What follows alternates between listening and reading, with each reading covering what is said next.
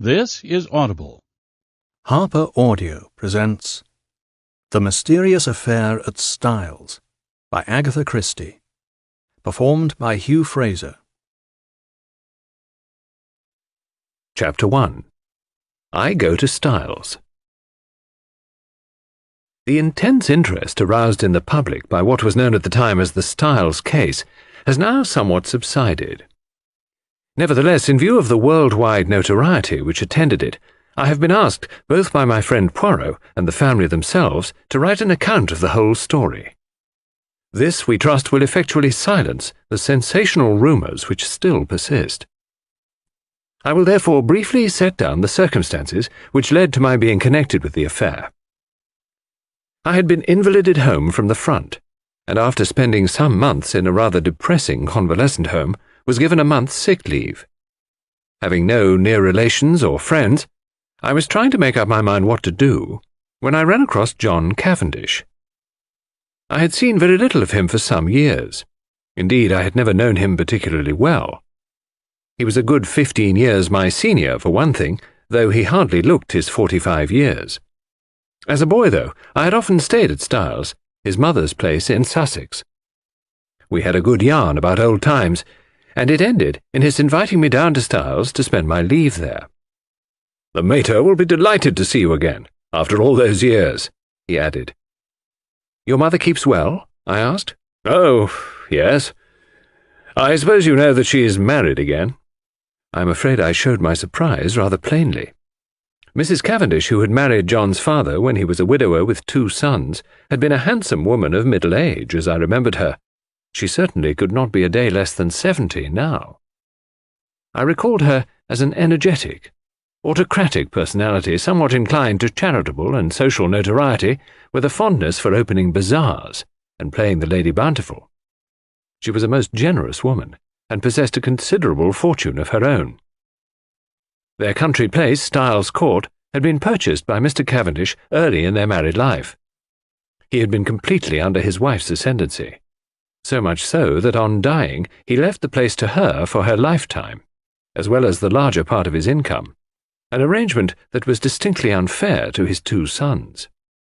Their stepmother, however, had always been most generous to them. Indeed, they were so young at the time of their father's remarriage that they always thought of her as their own mother.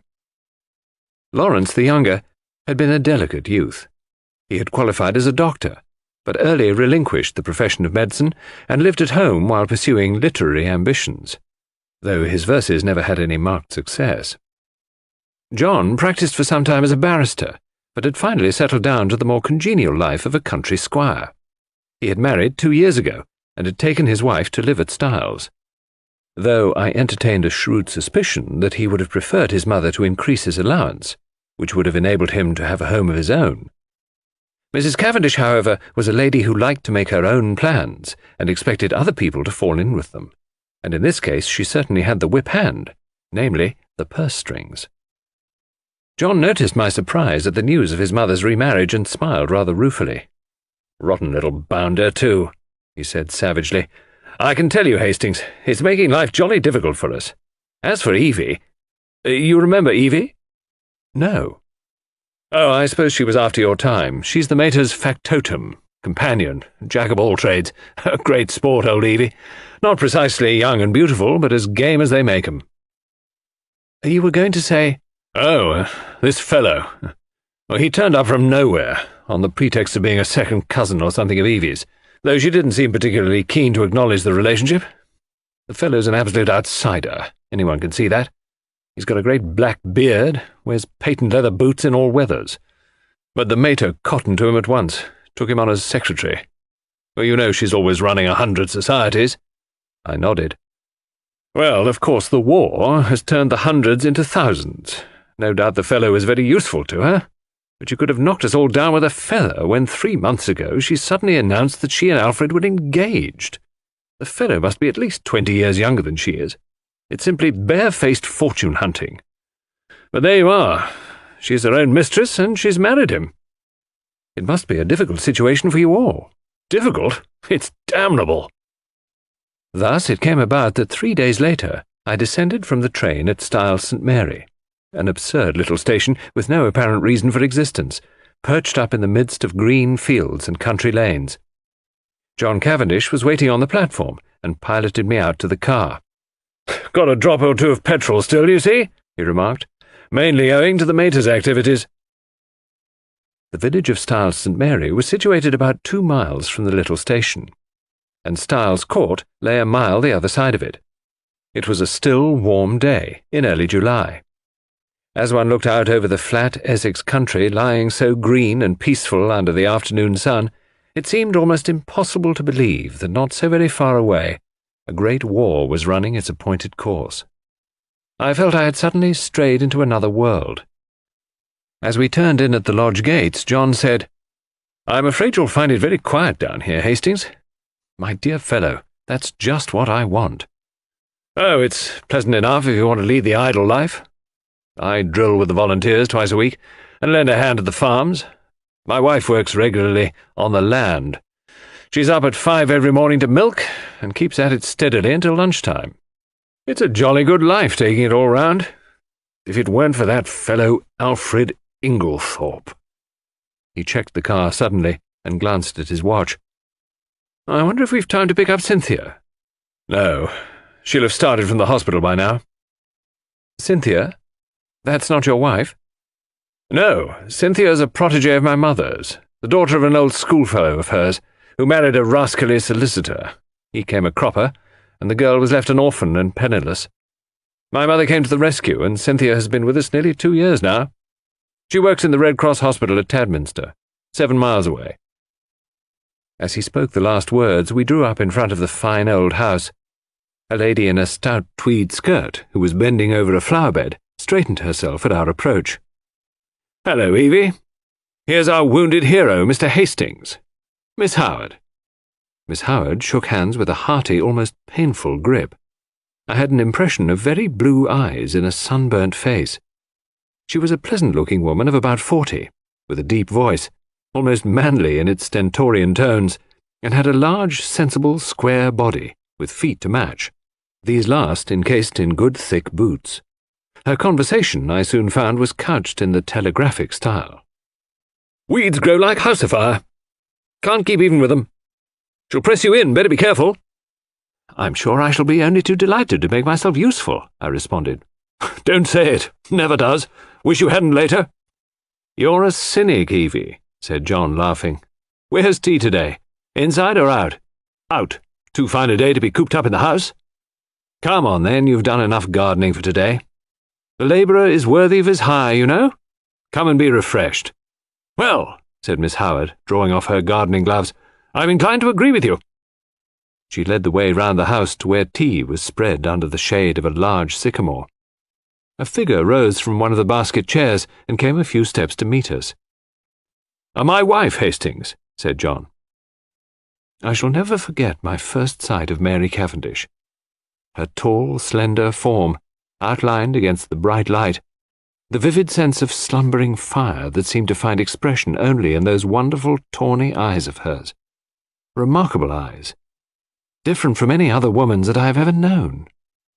The intense power of stillness she possessed, which nevertheless conveyed the impression of a wild, untamed spirit in an exquisitely civilized body. All these things are burnt into my memory. I shall never forget them. She greeted me with a few words of pleasant welcome in a low, clear voice, and I sank into a basket chair, feeling distinctly glad that I had accepted John's invitation. Mrs. Cavendish gave me some tea, and her few quiet remarks heightened my first impression of her as a thoroughly fascinating woman.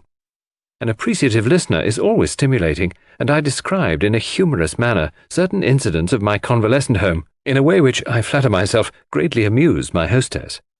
John, of course, good fellow though he is, could hardly be called a brilliant conversationalist. At that moment a well-remembered voice floated through the open French window, near at hand. "Then you'll write to the Princess after tea, Alfred? I'll write to Lady Tadminster for the second day myself. Or shall we wait until we hear from the Princess? In a case of refusal, Lady Tadminster might open it the first day, and Mrs. Crosby the second. Then there's the Duchess, about the school fete."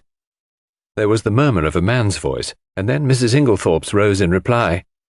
Yes, certainly. After tea will do quite well. You are so thoughtful, Alfred, dear.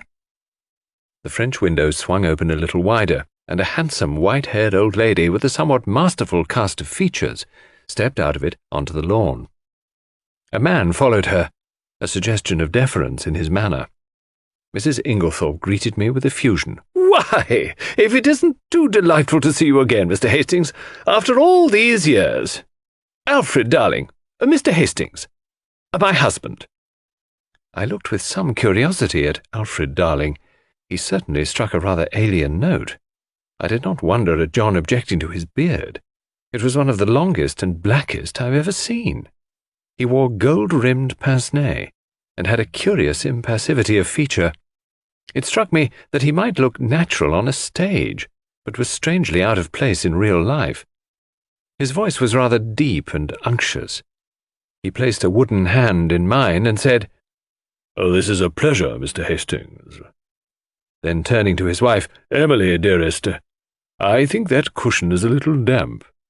She beamed fondly at him as he substituted another with every demonstration of the tenderest care. Strange infatuation of an otherwise sensible woman.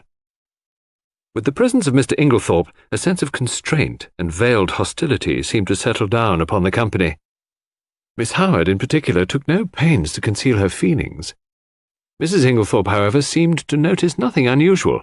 Her volubility, which I remembered of old, had lost nothing in the intervening years, and she poured out a steady flood of conversation, mainly on the subject of the forthcoming bazaar that she was organizing, and which was to take place shortly. Occasionally she referred to her husband over a question of days or dates. His watchful and attentive manner never varied. From the very first I took a firm and rooted dislike to him, and I flatter myself that my first judgments are usually fairly shrewd. Presently Mrs. Inglethorpe turned to give some instructions about letters to Evelyn Howard, and her husband addressed me in his painstaking voice. "Is soldiering your regular profession, Mr. Hastings?" "No, before the war I was in Lloyd's." "And you will return there after it's over?" "Perhaps. Either that or a fresh start altogether." Mary Cavendish leant forward. "What would you really choose as a profession, if you could just consult your inclination?" "Well, that depends." "No secret hobby?" she asked. "Tell me. You're drawn to something. Everyone is. Usually something absurd." "You'll laugh at me." She smiled. "Perhaps." "Well, I've always had a secret hankering to be a detective." "Oh, the real thing? Scotland Yard? Or Sherlock Holmes?" "Oh, Sherlock Holmes by all means. But really, seriously, I am awfully drawn to it. I came across a man in Belgium once, a very famous detective, and he quite inflamed me. He was a marvellous little fellow. He used to say that all good detective work was a mere matter of method. My system is based on his, though, of course, I have progressed rather further. He was a funny little man, a great dandy, but wonderfully clever." "Like a good detective story myself," remarked Miss Howard. "Lots of nonsense written, though. Criminal discovered in last chapter, everyone dumbfounded. Real crime, you'd know at once." "There have been a great number of undiscovered crimes," I argued. "Don't mean the police, but the people that are right in it, the family. You couldn't really hoodwink them. They'd know." "Then," I said, much amused, "you think that if you were mixed up in a crime, say a murder, you'd be able to spot the murderer right off?" "Well, of course I should. Mightn't be able to prove it to a pack of lawyers, but I'm certain I'd know. I'd feel it in my fingertips if he came near me." "It might be a she," I suggested. "Might. But murder's a violent crime, associated more with a man." "Not in a case of poisoning." Mrs. Cavendish's clear voice startled me. "Dr. Bauerstein was saying yesterday that owing to the general ignorance of the more uncommon poisons among the medical profession, there were probably countless cases of poisoning quite unsuspected." "Why, Mary, what a gruesome conversation!" cried Mrs. Inglethorpe. "It makes me feel as if a goose were walking over my grave. Oh, there's Cynthia." A young girl in VAD uniform ran lightly across the lawn. "Why, Cynthia, you're late today. This is Mr. Hastings. Miss Murdoch." Cynthia Murdoch was a fresh-looking young creature, full of life and vigour. She tossed off her little VAD cap, and I admired the great loose waves of her auburn hair, and the smallness and whiteness of the hand she held out to claim her tea. With dark eyes and eyelashes, she would have been a beauty. She flung herself down on the ground beside John, and as I handed her a plate of sandwiches, she smiled up at me. "Sit down here on the grass. Do, it's ever so much nicer." I dropped down obediently. "You work at Tadminster, don't you, Miss Murdoch?" She nodded. "For my sins?" "Do they bully you then?" I asked, smiling. "I should like to see them," cried Cynthia with dignity. "I've got a cousin who's nursing," I remarked, "and she's terrified of sisters. I don't wonder. Sisters are, you know, Mr. Hastings, they simply are. You've no idea. But I'm not a nurse, thank heaven. I work in the dispensary." "How many people do you poison?" I asked, smiling. Cynthia smiled too. "Oh, hundreds," she said. "Cynthia," called Mrs. Inglethorpe, "do you think you could write a few notes for me?" "Certainly, Aunt Emily." She jumped up promptly, and something in her manner reminded me that her position was a dependent one, and that Mrs. Inglethorpe, kind as she might be in the main, did not allow her to forget it. My hostess turned to me. "John will show you to your room. Supper is at 7:30. We've given up late dinner for some time now. Lady Tadminster, our member's wife, she was the late Lord Abbotsbury's daughter, does the same. She agrees with me that one must set an example of economy. We're quite a war household. Nothing is wasted here. Every scrap of waste paper, even, is saved and sent away in sacks." I expressed my appreciation, and John took me into the house and up the broad staircase, which forked right and left halfway to different wings of the building. My room was in the left wing, and looked out over the park. John left me, and a few minutes later I saw him from my window walking slowly across the grass, arm in arm with Cynthia Murdoch. I heard Mrs. Inglethorpe call, "Cynthia!" impatiently, and the girl started and ran back to the house. At the same moment, a man stepped out from the shadow of a tree and walked slowly in the same direction. He looked about 40, very dark, with a melancholy, clean-shaven face. Some violent emotion seemed to be mastering him. He looked up at my window as he passed. I recognized him, though he had changed much in the 15 years that had elapsed since we last met. It was John's younger brother, Lawrence Cavendish. I wondered what it was that had brought that singular expression to his face. Then I dismissed him from my mind and returned to the contemplation of my own affairs.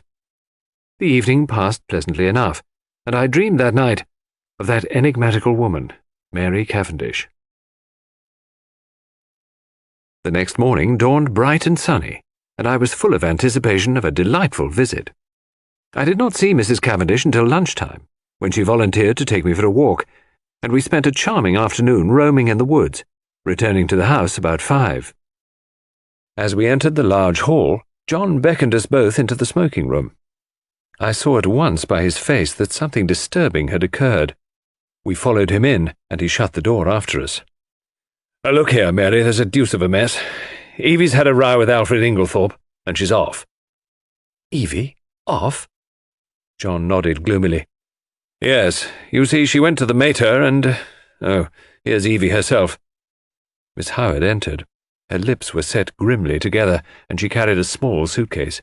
She looked excited and determined, and slightly on the defensive. "At any rate," she burst out, "I've spoken my mind." "My dear Evelyn," cried Mrs. Cavendish, "this can't be true." Miss Howard nodded grimly. "True enough. Afraid I said some things to Emily that she won't forgive or forget in a hurry. Don't mind if they've only sunk in a bit. Probably water off a duck's back, though. I said right out, 'You're an old woman, Emily, and there's no fool like an old fool. The man's 20 years younger than you, and don't you fool yourself as to what he married you for. Money. Well, don't let him have too much of it. Farmer Rakes has got a pretty young wife. Just ask your Alfred how much time he spends over there.' She was very angry. Natural. I went on, 'I'm going to warn you whether you like it or not. That man would as soon murder you in your bed as look at you. He's a bad lot. You can say what you like to me, but remember what I've told you. He's a bad lot.'" "What did she say?" Miss Howard made an extremely expressive grimace. "Darling Alfred, dearest Alfred, wicked calumnies, wicked lies, wicked woman, to accuse her dear husband. The sooner I left the house the better, so I'm off." "But not now." "This minute." For a moment we sat and stared at her. Finally, John Cavendish, finding his persuasions of no avail, went off to look up the trains. His wife followed him, murmuring something about persuading Mrs. Inglethorpe to think better of it. As she left the room, Miss Howard's face changed. She leant towards me eagerly. "Mr. Hastings, you're honest. Can I trust you?" I was a little startled. She laid her hand on my arm and sank her voice to a whisper. "Look after her, Mr. Hastings. My poor Emily. They're a lot of sharks, all of them. Oh, I know what I'm talking about. There isn't one of them that's not hard up and trying to get money out of her. I've protected her as much as I could. Now I'm out of the way, they'll impose upon her." "Of course, Miss Howard," I said. "I'll do everything I can, but I'm sure you're excited and overwrought." She interrupted me by slowly shaking her forefinger. "Young man, trust me. I've lived in the world rather longer than you have. All I ask you is to keep your eyes open. You'll see what I mean."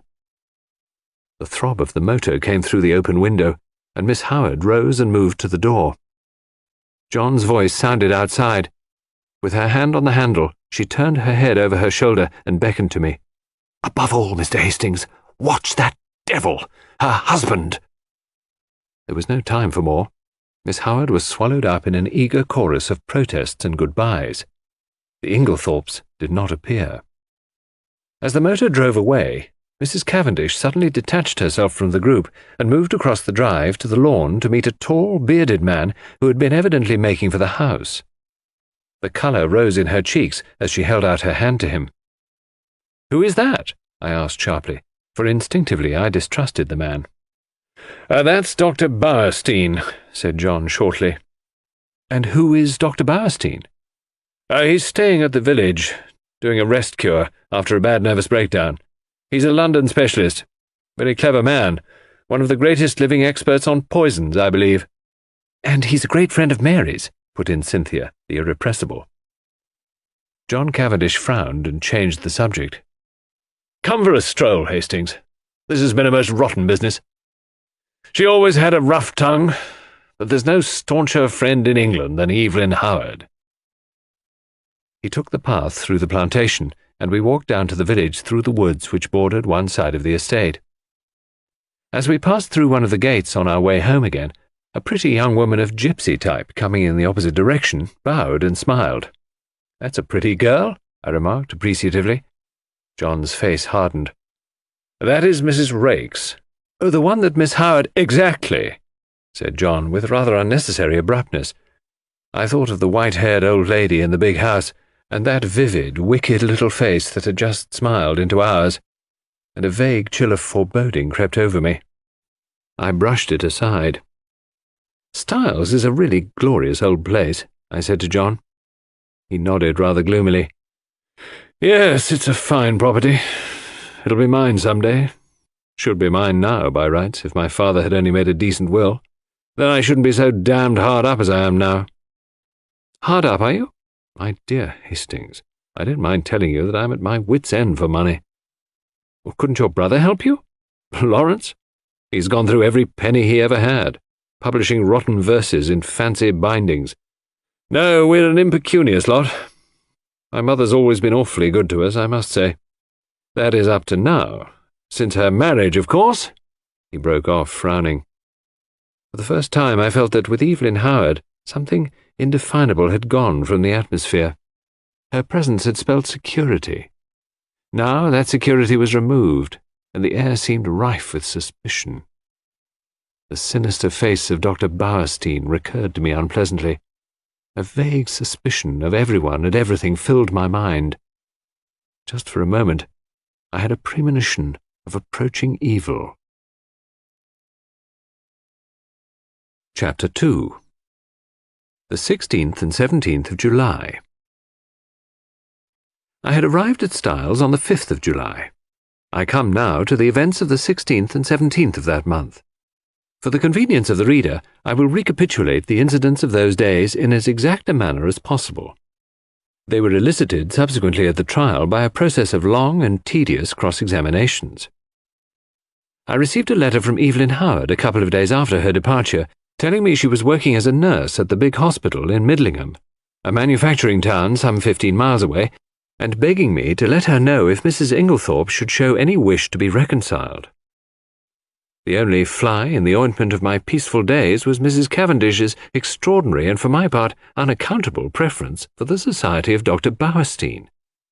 What she saw in the man I cannot imagine, but she was always asking him up to the house, and often went off for long expeditions with him. I confess that I was quite unable to see his attraction. The 16th of July fell on a Monday. It was a day of turmoil. The famous bazaar had taken place on Saturday, and an entertainment in connection with the same charity at which Mrs. Inglethorpe was to recite a war poem was to be held that night. We were all busy during the morning arranging and decorating the hall in the village, where it was to take place. We had a late luncheon and spent the afternoon resting in the garden. I noticed that John's manner was somewhat unusual. He seemed very excited and restless. After tea, Mrs. Inglethorpe went to lie down to rest before her efforts in the evening, and I challenged Mary Cavendish to a single at tennis. About 6:45, Mrs. Inglethorpe called to us that we should be late as supper was early that night. We had rather a scramble to get ready in time, and before the meal was over the motor was waiting at the door. The entertainment was a great success, Mrs. Inglethorpe's recitation receiving tremendous applause. There were also some tableaux in which Cynthia took part. She did not return with us, having been asked to a supper party, and to remain the night with some friends who had been acting with her in the tableau. The following morning, Mrs. Inglethorpe stayed in bed to breakfast, as she was rather overtired, but she appeared in her briskest mood about 12:30, and swept Lawrence and myself off to a luncheon party. Such a charming invitation from Mrs. Rolleston, Lady Tadminster's sister, you know. The Rollestons came over with the Conqueror, one of our oldest families. Mary had excused herself on the plea of an engagement with Dr. Bauerstein. We had a pleasant luncheon, and as we drove away, Lawrence suggested that we should return by Tadminster, which was barely a mile out of our way, and pay a visit to Cynthia in her dispensary. Mrs. Inglethorpe replied that this was an excellent idea, but as she had several letters to write, she would drop us there, and we could come back with Cynthia in the pony trap.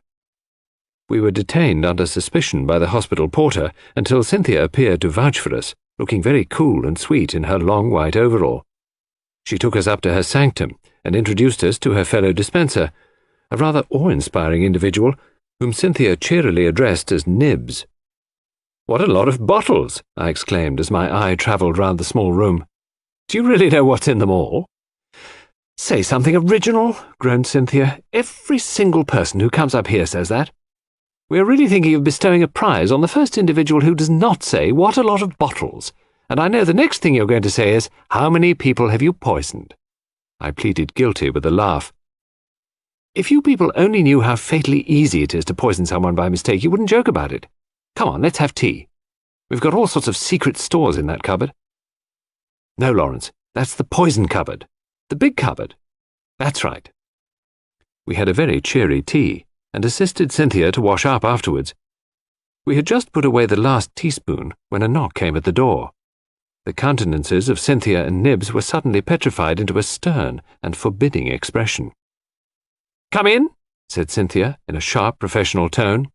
A young and rather scared-looking nurse appeared with a bottle which she proffered to Nibs, who waved her towards Cynthia with the somewhat enigmatical remark, "I'm not really here today." Cynthia took the bottle and examined it with the severity of a judge. "This should have been sent up this morning." "Sister's very sorry. She forgot. Sister should read the rules outside the door." I gathered from the little nurse's expression that there was not the least likelihood of her having the hardihood to retail this message to the dreaded sister. "So, now it can't be done until tomorrow," finished Cynthia. "Don't you think you could possibly let us have it tonight?" "Well," said Cynthia graciously, "we are very busy, but if we have time, it shall be done." The little nurse withdrew, and Cynthia promptly took a jar from the shelf, refilled the bottle, and placed it on the table outside the door. I laughed. "Discipline must be maintained." "Exactly. Come out on our little balcony. You can see all the outside wards there." I followed Cynthia and her friend, and they pointed out the different wards to me. Lawrence remained behind, but after a few moments Cynthia called to him over her shoulder to come and join us. Then she looked at her watch. "Nothing more to do, Nibs?" No. All right, then we can lock up and go. I had seen Lawrence in quite a different light that afternoon. Compared to John, he was an astoundingly difficult person to get to know. He was the opposite of his brother in almost every respect, being unusually shy and reserved. Yet he had a certain charm of manner, and I fancied that if one really knew him well, one could have a deep affection for him. I had always fancied that his manner to Cynthia was rather constrained, and that she on her side was inclined to be shy of him. But they were both gay enough this afternoon, and chatted together like a couple of children. As we drove through the village, I remembered that I wanted some stamps, so accordingly we pulled up at the post office. As I came out again, I cannoned into a little man who was just entering. I drew aside and apologized, when suddenly, with a loud exclamation, he clasped me in his arms and kissed me warmly. "Mon ami Hastings," he cried. "It is indeed. Mon ami Hastings." "Poirot!" I exclaimed. I turned to the pony trap. "This is a very pleasant meeting for me, Miss Cynthia. This is my old friend, Monsieur Poirot, whom I have not seen for years." "Oh, we know Monsieur Poirot," said Cynthia gaily, "but I had no idea he was a friend of yours." "Oh, yes, indeed," said Poirot seriously. "I know Mademoiselle Cynthia. It is by the charity of that good Mrs. Inglethorpe that I am here." Then, as I looked at him inquiringly, "Yes, my friend. She had kindly extended hospitality to 7 of my country people, who, alas, are refugees from their native land. We Belgians will always remember her with gratitude." Poirot was an extraordinary-looking little man. He was hardly more than 5 feet 4 inches, but carried himself with great dignity. His head was exactly the shape of an egg, and he always perched it a little on one side. His moustache was very stiff and military. The neatness of his attire was almost incredible. I believe a speck of dust would have caused him more pain than a bullet wound. Yet this quaint, dandified little man, who, I was sorry to see, now limped badly, had been in his time one of the most celebrated members of the Belgian police. As a detective, his flair had been extraordinary, and he had achieved triumphs by unravelling some of the most baffling cases of the day. He pointed out to me the little house inhabited by him and his fellow Belgians, and I promised to go and see him at an early date. Then he raised his hat with a flourish to Cynthia, and we drove away. "He's a dear little man," said Cynthia. "I'd no idea you knew him." "You've been entertaining a celebrity unawares," I replied. And for the rest of the way home I recited to them the various exploits and triumphs of Hercule Poirot. We arrived back in a very cheerful mood. As we entered the hall, Mrs. Inglethorpe came out of her boudoir. She looked flushed and upset. "Oh, it's you," she said. "Is there anything the matter, Aunt Emily?" asked Cynthia. "Certainly not," said Mrs. Inglethorpe sharply. "What should there be?" Then, catching sight of Dorcas, the parlour-maid, going into the dining-room, she called to her to bring some stamps into her boudoir. "Yes'm." The old servant hesitated, then added diffidently, "Don't you think, Mum, you'd better get to bed? You're looking very tired." "Perhaps you're right, Dorcas. Yes, no, not now. I've some letters I must finish by post-time. Have you lighted the fire in my room, as I told you?" "Yes'm." "Then I'll go to bed directly after supper." She went into her boudoir again, and Cynthia stared after her. "Goodness gracious! I wonder what's up," she said to Lawrence. He did not seem to have heard her, for without a word he turned on his heel and went out of the house. I suggested a quick game of tennis before supper, and Cynthia agreeing, I ran upstairs to fetch my racket. Mrs. Cavendish was coming down the stairs. It may have been my fancy, but she, too, was looking odd and disturbed. "Had a good walk with Dr. Bowerstein?" I asked, trying to appear as indifferent as I could. "I didn't go," she replied abruptly. "Where is Mrs. Inglethorpe?" "In the boudoir." Her hand clenched itself on the banisters. Then she seemed to nerve herself for some encounter, and went rapidly past me down the stairs across the hall to the boudoir, the door of which she shut behind her. As I ran out to the tennis court a few moments later, I had to pass the open boudoir window, and was unable to help overhearing the following scrap of dialogue. Mary Cavendish was saying in the voice of a woman desperately controlling herself, "Then you won't show it to me?" To which Mrs. Inglethorpe replied, "My dear Mary, it has nothing to do with that matter." "Then show it to me." "I tell you, it is not what you imagine. It does not concern you in the least." To which Mary Cavendish replied with rising bitterness, "Of course. I might have known you would shield him." Cynthia was waiting for me, and greeted me eagerly with, "I say, there's been the most awful row. I got it all out of Dorcas." "What kind of row?" "Between Aunt Emily and him. I do hope she's found him out at last." "Was Dorcas there, then?" "Of course not. She happened to be near the door. It was a real old bust-up. I do wish I knew what it was all about." I thought of Mrs. Rake's gypsy face and Evelyn Howard's warnings, but wisely decided to hold my peace, whilst Cynthia exhausted every possible hypothesis and cheerfully hoped, "Aunt Emily will send him away, and will never speak to him again." I was anxious to get hold of John, but he was nowhere to be seen. Evidently something very momentous had occurred that afternoon. I tried to forget the few words I had overheard, but do what I would, I could not dismiss them altogether from my mind. What was Mary Cavendish's concern in the matter? Mr. Inglethorpe was in the drawing-room when I came down to supper. His face was impassive as ever, and the strange unreality of the man struck me afresh. Mrs. Inglethorpe came down at last. She still looked agitated, and during the meal there was a somewhat constrained silence. Inglethorpe was unusually quiet. As a rule, he surrounded his wife with little attentions, placing a cushion at her back, and altogether playing the part of the devoted husband. Immediately after supper, Mrs. Inglethorpe retired to her boudoir again. "Send my coffee in here, Mary," she called. "I've just 5 minutes to catch the post." Cynthia and I went and sat by the open window in the drawing-room. Mary Cavendish brought our coffee to us. She seemed excited. "Do you young people want lights, or do you enjoy the twilight?" she asked.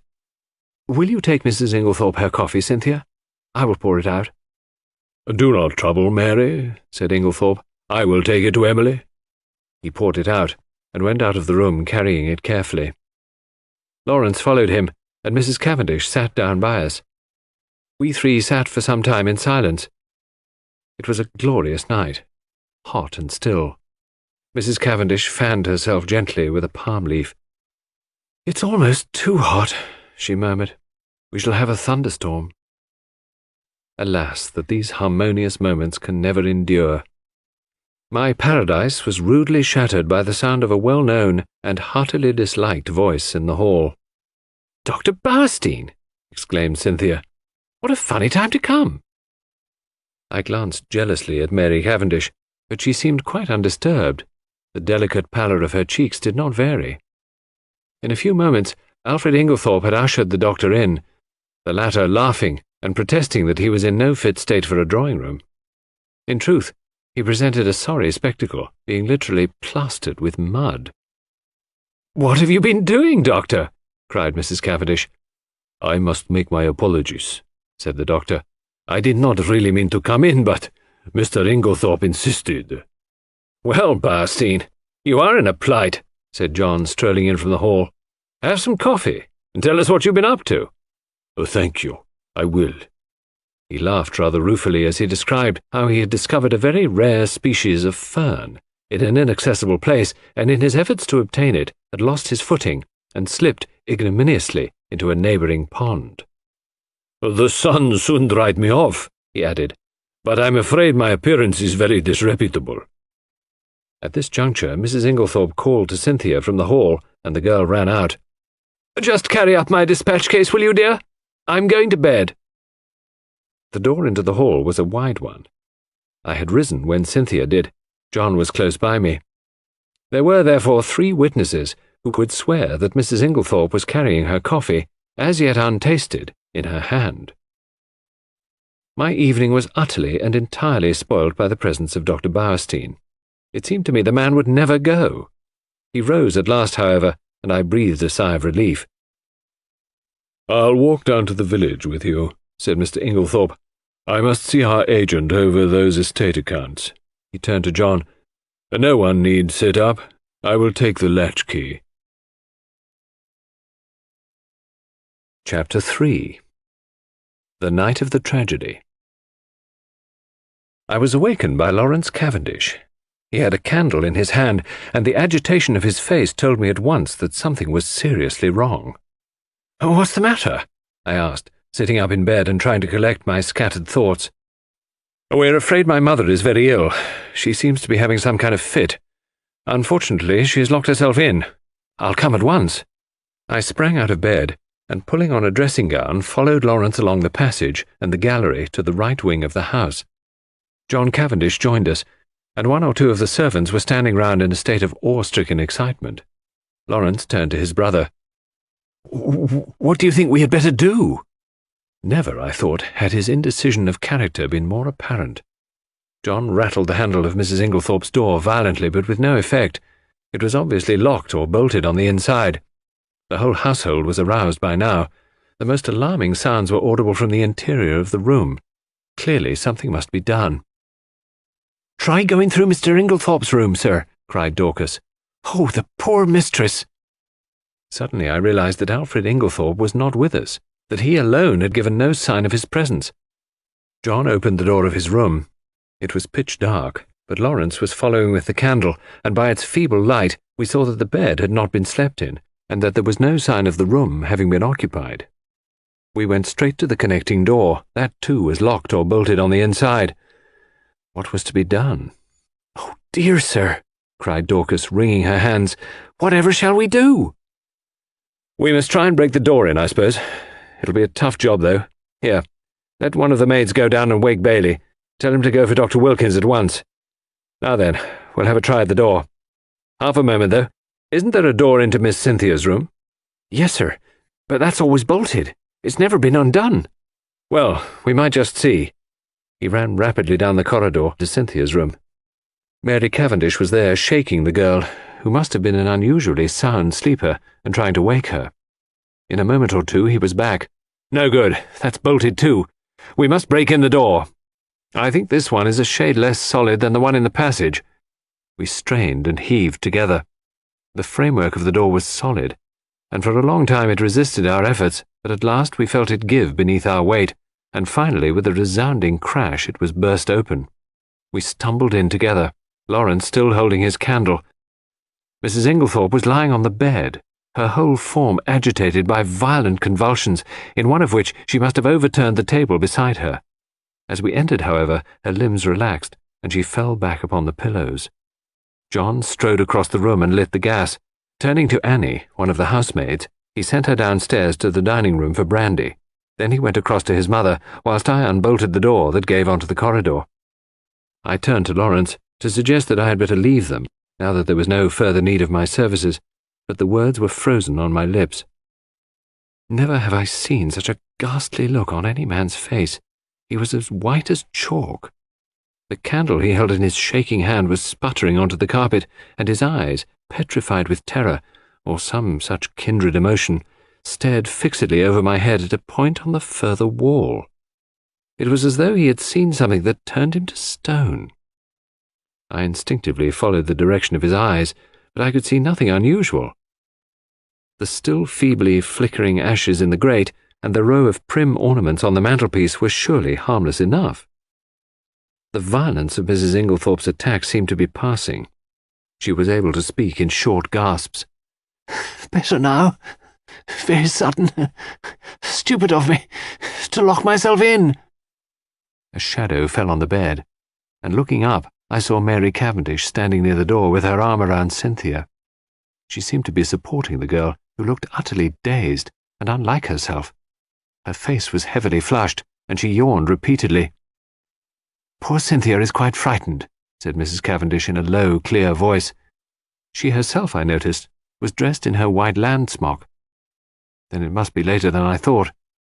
I saw that a faint streak of daylight was showing through the curtains of the windows, and that the clock on the mantelpiece pointed to close upon 5 o'clock. A strangled cry from the bed startled me. A fresh access of pain seized the unfortunate old lady. The convulsions were of a violence terrible to behold. Everything was confusion. We thronged round her, powerless to help or alleviate. A final convulsion lifted her from the bed until she appeared to rest upon her head and her heels with her body arched in an extraordinary manner. In vain, Mary and John tried to administer more brandy. The moments flew. Again the body arched itself in that peculiar fashion. At that moment, Dr. Bowerstein pushed his way authoritatively into the room. For one instant he stopped dead, staring at the figure on the bed, and at the same instant Mrs. Inglethorpe cried out in a strangled voice, her eyes fixed on the doctor, "Alfred! Alfred!" Then she fell back motionless on the pillows. With a stride, the doctor reached the bed and, seizing her arms, worked them energetically, applying what I knew to be artificial respiration. He issued a few short, sharp orders to the servants. An imperious wave of his hand drove us all to the door. We watched him, fascinated, though I think we all knew in our hearts that it was too late, and that nothing could be done now. I could see by the expression on his face that he himself had little hope. Finally, he abandoned his task, shaking his head gravely. At that moment we heard footsteps outside, and Dr. Wilkins, Mrs. Inglethorpe's own doctor, a portly, fussy little man, came bustling in. In a few words, Dr. Bowerstein explained how he had happened to be passing the lodge gates as the car came out, and had run up to the house as fast as he could, whilst the car went on to fetch Dr. Wilkins. With a faint gesture of the hand, he indicated the figure on the bed. "Very sad, very sad," murmured Dr. Wilkins. "Poor dear lady. Always did far too much, far too much. Against my advice, I warned her, take it easy. But no, her zeal for good works was too great. Nature rebelled. Nature rebelled." Dr. Bowerstein, I noticed, was watching the local doctor narrowly. He still kept his eyes fixed on him as he spoke. "The convulsions were of a peculiar violence, Dr. Wilkins. I am sorry you were not here in time to witness them. They were quite titanic in character." "Ah," said Dr. Wilkins wisely. "I should like to speak to you in private," said Dr. Bowerstein. He turned to John. "You do not object?" "Certainly not." We all trooped out into the corridor, leaving the two doctors alone, and I heard the key turning in the lock behind us. We went slowly down the stairs. I was violently excited. I have a certain talent for deduction, and Dr. Bowerstein's manner had started a flock of wild surmises in my mind. Mary Cavendish laid her hand upon my arm. "What is it? Why did Dr. Bowerstein seem so peculiar?" I looked at her. "Do you know what I think?" "What?" "Listen." I looked round. The others were out of earshot. I lowered my voice to a whisper. "I believe she has been poisoned. I'm certain Dr. Bowerstein suspected." "What?" She shrank against the wall, the pupils of her eyes dilating wildly. Then, with a sudden cry that startled me, she cried out, "No! No! Not that! Not that!" and breaking from me, fled up the stairs. I followed her, afraid that she was going to faint. I found her leaning against the banisters, deadly pale. She waved me away impatiently. "No, no, leave me. I'd rather be alone. Let me just be quiet for a minute or two. Go down to the others." I obeyed her reluctantly. John and Lawrence were in the dining room. I joined them. We were all silent.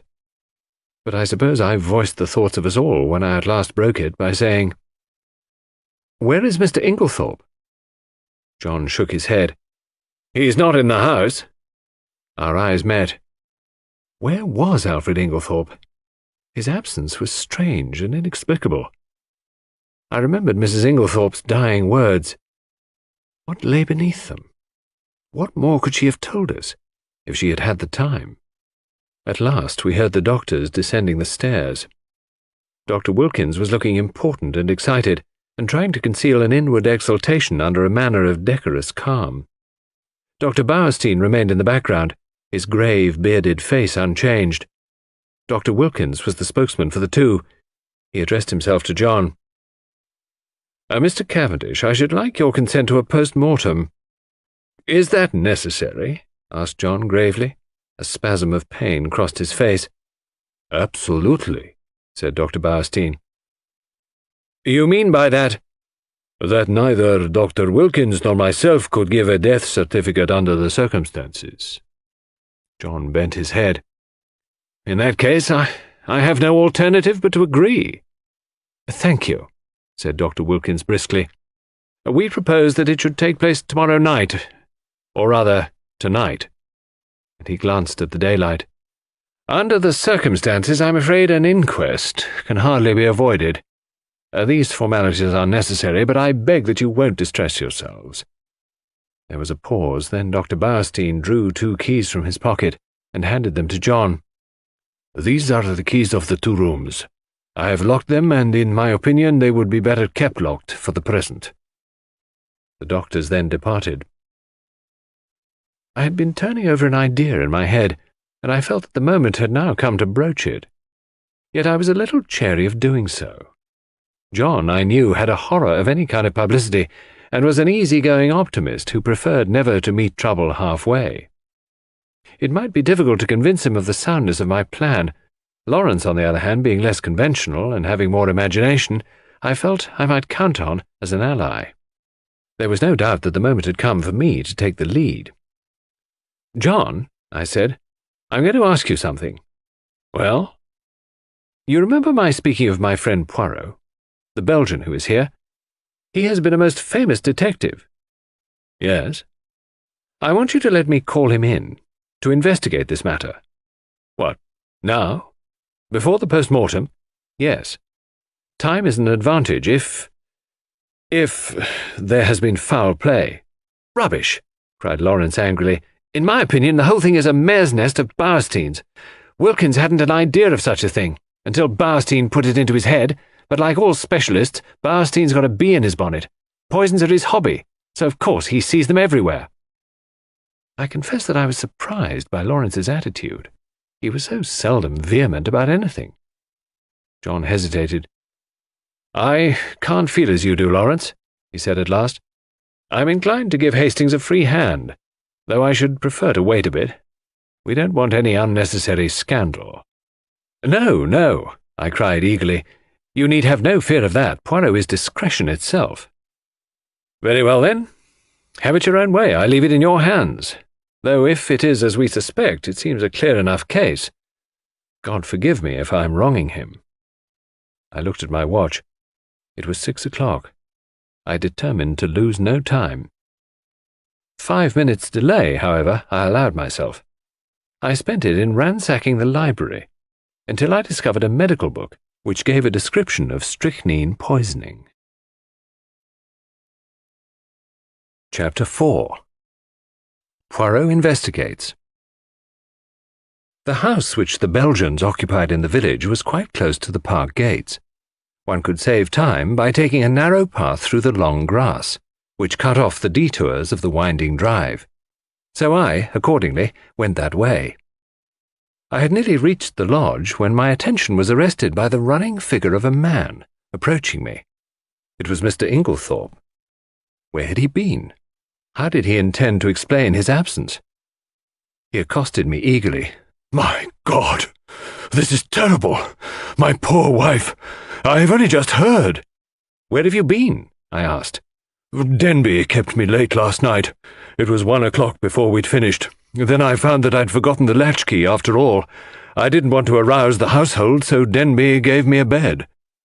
How did you hear the news? I asked. Wilkins knocked Denby up to tell him. My poor Emily.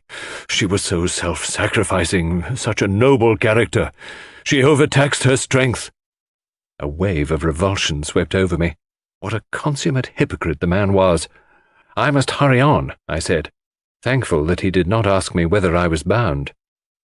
In a few minutes I was knocking at the door of Leastway's cottage. Getting no answer, I repeated my summons impatiently. A window above me was cautiously opened, and Poirot himself looked out. He gave an exclamation of surprise at seeing me. In a few brief words I explained the tragedy that had occurred, and that I wanted his help. Wait, my friend, I will let you in, and you shall recount to me the affairs whilst I dress. In a few moments he had unbarred the door, and I followed him up to his room. There he installed me in a chair, and I related the whole story, keeping back nothing. and omitting no circumstance, however insignificant, whilst he himself made a careful and deliberate toilet. I told him of my awakening, of Mrs. Inglethorpe's dying words, of her husband's absence, of the quarrel the day before, of the scrap of conversation between Mary and her mother-in-law that I had overheard, of the former quarrel between Mrs. Inglethorpe and Evelyn Howard, and of the latter's innuendos. I was hardly as clear as I could wish. I repeated myself several times and occasionally had to go back to some detail that I had forgotten. Poirot smiled kindly on me. "The mind is confused, is it not so? Take time, mon ami. You are agitated. You are excited. It is but natural. Presently, when we are calmer, we will arrange the facts neatly, each in his proper place. We will examine and reject. Those of importance we will put on one side. Those of no importance, poof!" He screwed up his cherub-like face and puffed comically enough. "Blow them away." "Well, that's all very well," I objected, "but how are you going to decide what is important and what isn't? That always seems the difficulty to me." Poirot shook his head energetically. He was now arranging his moustache with exquisite care. "Not so. Voyons. One fact leads to another. So we continue. Does the next fit in with that? À merveille, good. We can proceed. This next little fact? No. Ah, that is curious. There is something missing, a link in the chain that is not there. We examine, we search, and that little curious fact, that possibly paltry little detail that will not tally, we put it here." He made an extravagant gesture with his hand. "It is significant. It is tremendous." "Yes." "Ah!" Poirot shook his forefinger so fiercely at me that I quailed before it. "Beware! Peril to the detective who says, it is so small, it does not matter. It will not agree. I will forget it. That way lies confusion. Everything matters." "I know. You always told me that. That's why I have gone into all the details of this thing, whether they seemed to me relevant or not. And I am pleased with you. You have a good memory, and you have given me the facts faithfully. Of the order in which you present them, I say nothing. Truly, it is deplorable, but I make allowances. You are upset. To that I attribute the circumstance that you have omitted one fact of paramount importance." "What is that?" I asked. "You have not told me if Mrs. Inglethorpe ate well last night." I stared at him. Surely the war had affected the little man's brain. He was carefully engaged in brushing his coat before putting it on, and seemed wholly engrossed in the task. "I don't remember," I said, "and anyway, I don't see—" "You do not see? But it is of the first importance." "I can't see why," I said, rather nettled. "As far as I can remember, she didn't eat much. She was obviously upset, and it had taken her appetite away. That was only natural." "Yes," said Poirot thoughtfully, "it was only natural." He opened a drawer and took out a small dispatch case, then turned to me. "Now, I am ready. We will proceed to the chateau and study matters on the spot. Excuse me, mon ami, you're dressed in haste, and your tie is on one side. Permit me." With a deft gesture, he rearranged it. "Ça y est. Now, shall we start?" We hurried up the village and turned in at the lodge gates. Poirot stopped for a moment and gazed sorrowfully over the beautiful expanse of park, still glittering with morning dew. So beautiful, so beautiful. And yet, the poor family, plunged in sorrow, prostrated with grief. He looked at me keenly as he spoke, and I was aware that I reddened under his prolonged gaze. Was the family prostrated by grief? Was the sorrow at Mrs. Inglethorpe's death so great? I realized that there was an emotional lack in the atmosphere. The dead woman had not the gift of commanding love. Her death was a shock and a distress, but she would not be passionately regretted. Poirot seemed to follow my thoughts. He nodded his head gravely. "No, you are right," he said. "It is not as though there was a blood tie. She has been kind and generous to these Cavendishes, but she was not their own mother. Blood tells. Always remember that. Blood tells." "Poirot, I said. "I wish you would tell me why you wanted to know if Mrs. Inglethorpe ate well last night. I've been turning it over in my mind, but I can't see how it has anything to do with the matter." He was silent for a minute or two as we walked along, but finally he said, "I do not mind telling you, though, as you know, it is not my habit to explain until the end is reached. The present contention is that Mrs. Inglethorpe died of strychnine poisoning, presumably administered in her coffee."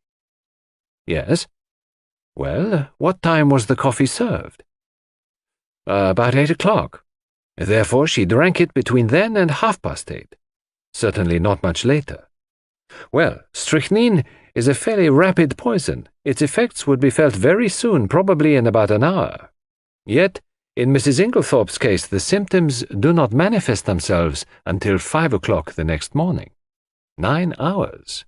But a heavy meal, taken at about the same time as the poison, might retard its effects, though hardly to that extent.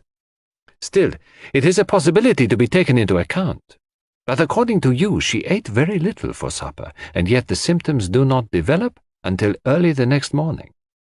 Now that is a curious circumstance, my friend. Something may arise at the autopsy to explain it.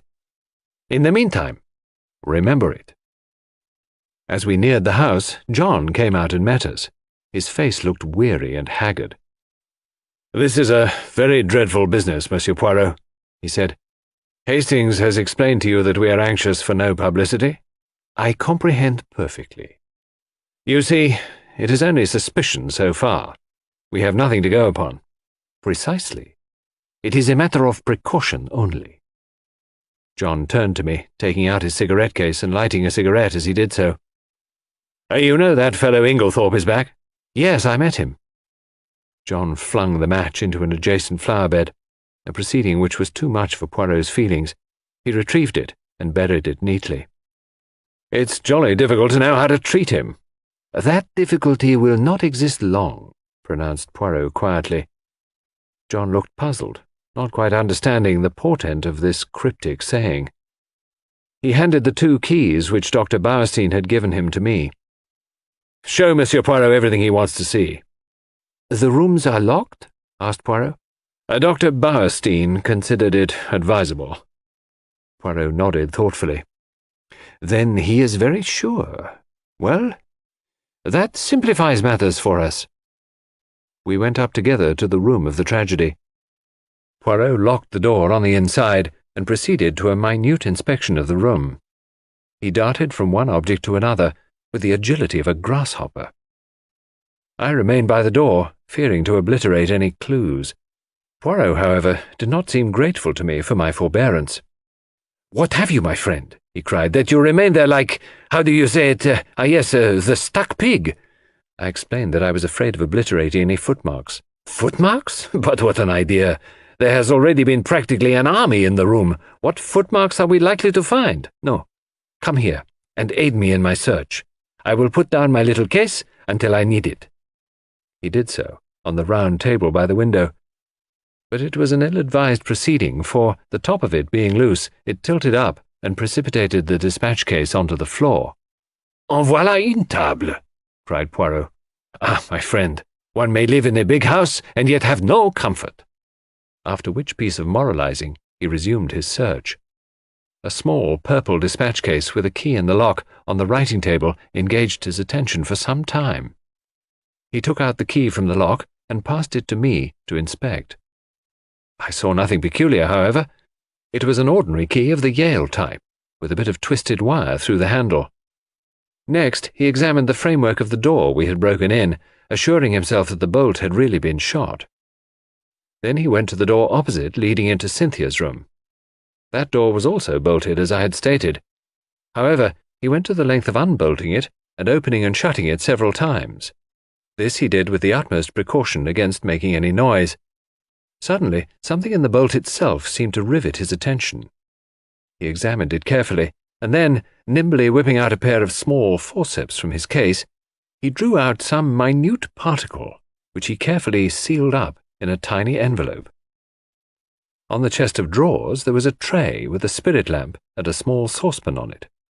A small quantity of a dark fluid remained in the saucepan, and an empty cup and saucer, that had been drunk out of stood near it. I wondered how I could have been so unobservant as to overlook this. Here was a clue worth having. Poirot delicately dipped his finger into the liquid and tasted it gingerly. He made a grimace. Cocoa, with, I think, rum in it. He passed on to the debris on the floor, where the table by the bed had been overturned. A reading lamp, some books, matches, a bunch of keys, and the crushed fragments of a coffee cup lay scattered about. Ah, this is curious, said Poirot. I must confess that I see nothing particularly curious about it. You do not? Observe the lamp. The chimney is broken in 2 places. They lie there as they fell, but see, the coffee cup is absolutely smashed to powder. Well, I said wearily, I suppose someone must have stepped on it. Exactly, said Poirot in an odd voice. Someone stepped on it.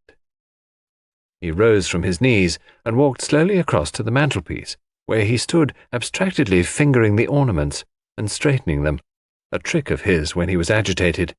Mon ami, he said, turning to me, somebody stepped on that cup, grinding it to powder, and the reason they did so was either because it contained strychnine or, which is far more serious, because it did not contain strychnine. I made no reply. I was bewildered, but I knew that it was no good asking him to explain. In a moment or two he roused himself and went on with his investigations. He picked up the bunch of keys from the floor and, twirling them round in his fingers, finally selected one, very bright and shining, which he tried in the lock of the purple dispatch case. It fitted, and he opened the box, but after a moment's hesitation closed and relocked it, and slipped the bunch of keys, as well as the key that had originally stood in the lock, into his own pocket. I have no authority to go through these papers, but it should be done, at once. He then made a very careful examination of the drawers of the washstand. Crossing the room to the left-hand window, a round stain, hardly visible on the dark brown carpet, seemed to interest him particularly. He went down on his knees, examining it minutely, even going so far as to smell it. Finally, he poured a few drops of the cocoa into a test tube, sealing it up carefully. His next proceeding was to take out a little notebook. We have found in this room, he said, writing busily, 6 points of interest. Shall I enumerate them, or will you? Oh, you, I replied hastily. Very well, then. 1. A coffee cup that has been ground into powder. 2. A dispatch case with a key in the lock. 3. A stain on the floor. Well, that may have been done some time ago, I interrupted. No, for it is still perceptibly damp and smells of coffee. 4. A fragment of some dark green fabric. Only a thread or two, but recognizable. Ah, I cried. That was what you sealed up in the envelope. Yes. It may turn out to be a piece of one of Mrs. Inglethorpe's own dresses, quite unimportant. We shall see. 5. This. With a dramatic gesture, he pointed to a large splash of candle grease on the floor by the writing table. It must have been done since yesterday. Otherwise a good housemaid would have at once removed it with blotting paper and a hot iron. One of my best hats once, but that is not to the point. It was very likely done last night. We were very agitated, or perhaps Mrs. Inglethorpe herself dropped her candle. You brought only 1 candle into the room? Yes. Lawrence Cavendish was carrying it, but he was very upset. He seemed to see something over here, I indicated the mantelpiece, that absolutely paralyzed him. That is interesting, said Poirot quickly. Yes, it is suggestive, his eye sweeping the whole length of the wall, but it was not his candle that made this great patch, for you perceive that this is white grease, whereas Monsieur Lawrence's candle, which is still on the dressing-table, is pink. On the other hand, Mrs. Inglethorpe had no candlestick in the room, only a reading lamp. Then, I said, what do you deduce?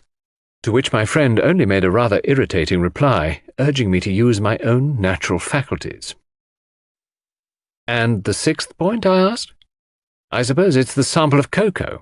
No, said Poirot thoughtfully. I might have included that in the sixth, but I did not. No, the sixth point I will keep to myself for the present." He looked quickly round the room. "There is nothing more to be done here, I think, unless—" He stared earnestly and long at the dead ashes in the grate. "The fire burns, and it destroys, but by chance there might be— let us see." Deftly, on hands and knees, he began to sort the ashes from the grate into the fender, handling them with the greatest caution. Suddenly he gave a faint exclamation. "The forceps, Hastings!" I quickly handed them to him, and with skill he extracted a small piece of half-charred paper. "There, mon ami!" he cried. "What do you think of that?" I scrutinized the fragment. I could just make out, in sloping handwriting, double L followed by and. I was puzzled. The paper was unusually thick, quite unlike ordinary notepaper. Suddenly, an idea struck me. "Poirot," I cried, "this is a fragment of a will." "Exactly." I looked at him sharply. "You're not surprised?" "No," he said gravely. "I expected it." I relinquished the piece of paper and watched him put it away in his case with the same methodical care that he bestowed on everything. My brain was in a whirl. What was this complication of a will? Who had destroyed it? The person who had left the candle grease on the floor? Obviously. But how had anyone gained admission? All the doors had been bolted on the inside. "Now, my friend," said Poirot briskly, "we will go. I should like to ask a few questions of the parlour-maid. Dorcas, her name is it not?" We passed through Alfred Inglethorpe's room, and Poirot delayed long enough to make a brief but fairly comprehensive examination of it. We went out through that door, locking both it and that of Mrs. Inglethorpe's room as before. I took him down to the boudoir, which he had expressed a wish to see, and went myself in search of Dorcas. When I returned with her, however, the boudoir was empty. "Poirot," I cried. "Where are you?" "I am here, my friend." He had stepped outside the French window and was standing, apparently lost in admiration, before the various-shaped flower beds. "Admirable," he murmured. "Admirable. What symmetry! Observe that crescent, and those diamonds. Their neatness rejoices the eye. The spacing of the plants also is perfect. It has been recently done, is it not so?" "Yes, I believe they were at it yesterday afternoon. But come in, Dorcas is here. Eh bien, eh bien. Do not grudge me a moment's satisfaction of the eye." "Yes, but this affair is more important." "And how do you know that these fine begonias are not of equal importance?" I shrugged my shoulders. There was really no arguing with him if he chose to take that line. "You do not agree? But such things have been. Well, we will come in and interview the brave Dorcas." Dorcas was standing in the boudoir, her hands folded in front of her, and her grey hair rose in stiff waves under her white cap. She was the very model and picture of a good old-fashioned servant. In her attitude towards Poirot she was inclined to be suspicious, but he soon broke down her defences. He drew forward a chair. "Pray be seated, mademoiselle." "Thank you, sir." "You have been with your mistress many years, is it not so?" 10 years, sir." "That is a long time, and very faithful service. You were much attached to her, were you not?" "She was a very good mistress to me, sir." "Then you will not object to answering a few questions?" "I put them to you with Mr. Cavendish's full approval." "Oh, certainly, sir." "Then I will begin by asking you about the events of yesterday afternoon. Your mistress had a quarrel." "Yes, sir." "But I don't know that I ought—" Dorcas hesitated. Poirot looked at her keenly.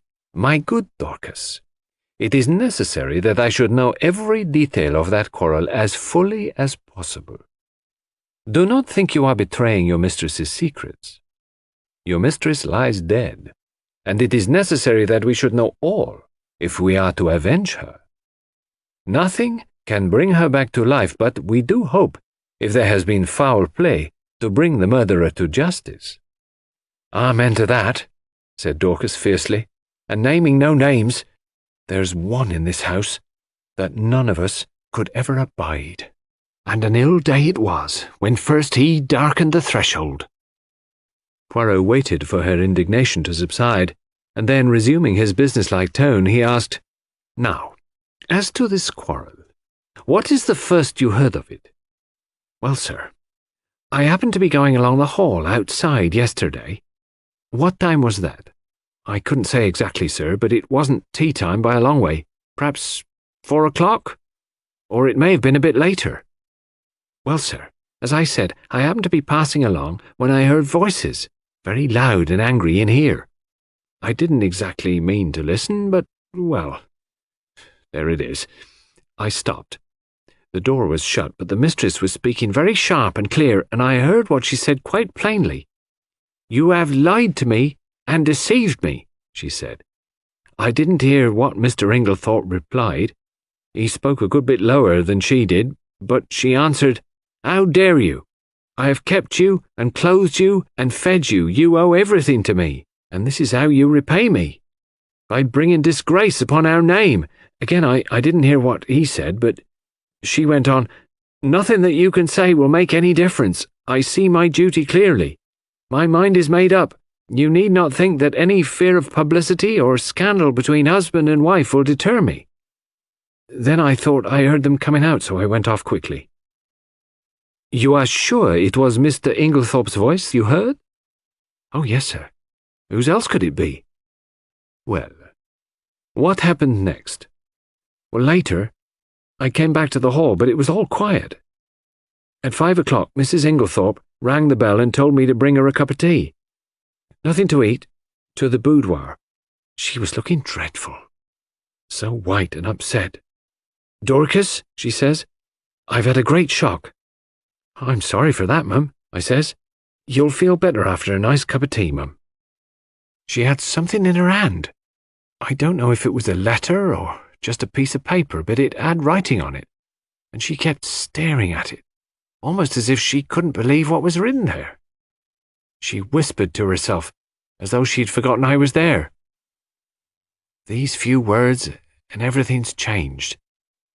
Then she says to me, 'Never trust a man, Dorcas. They're not worth it.'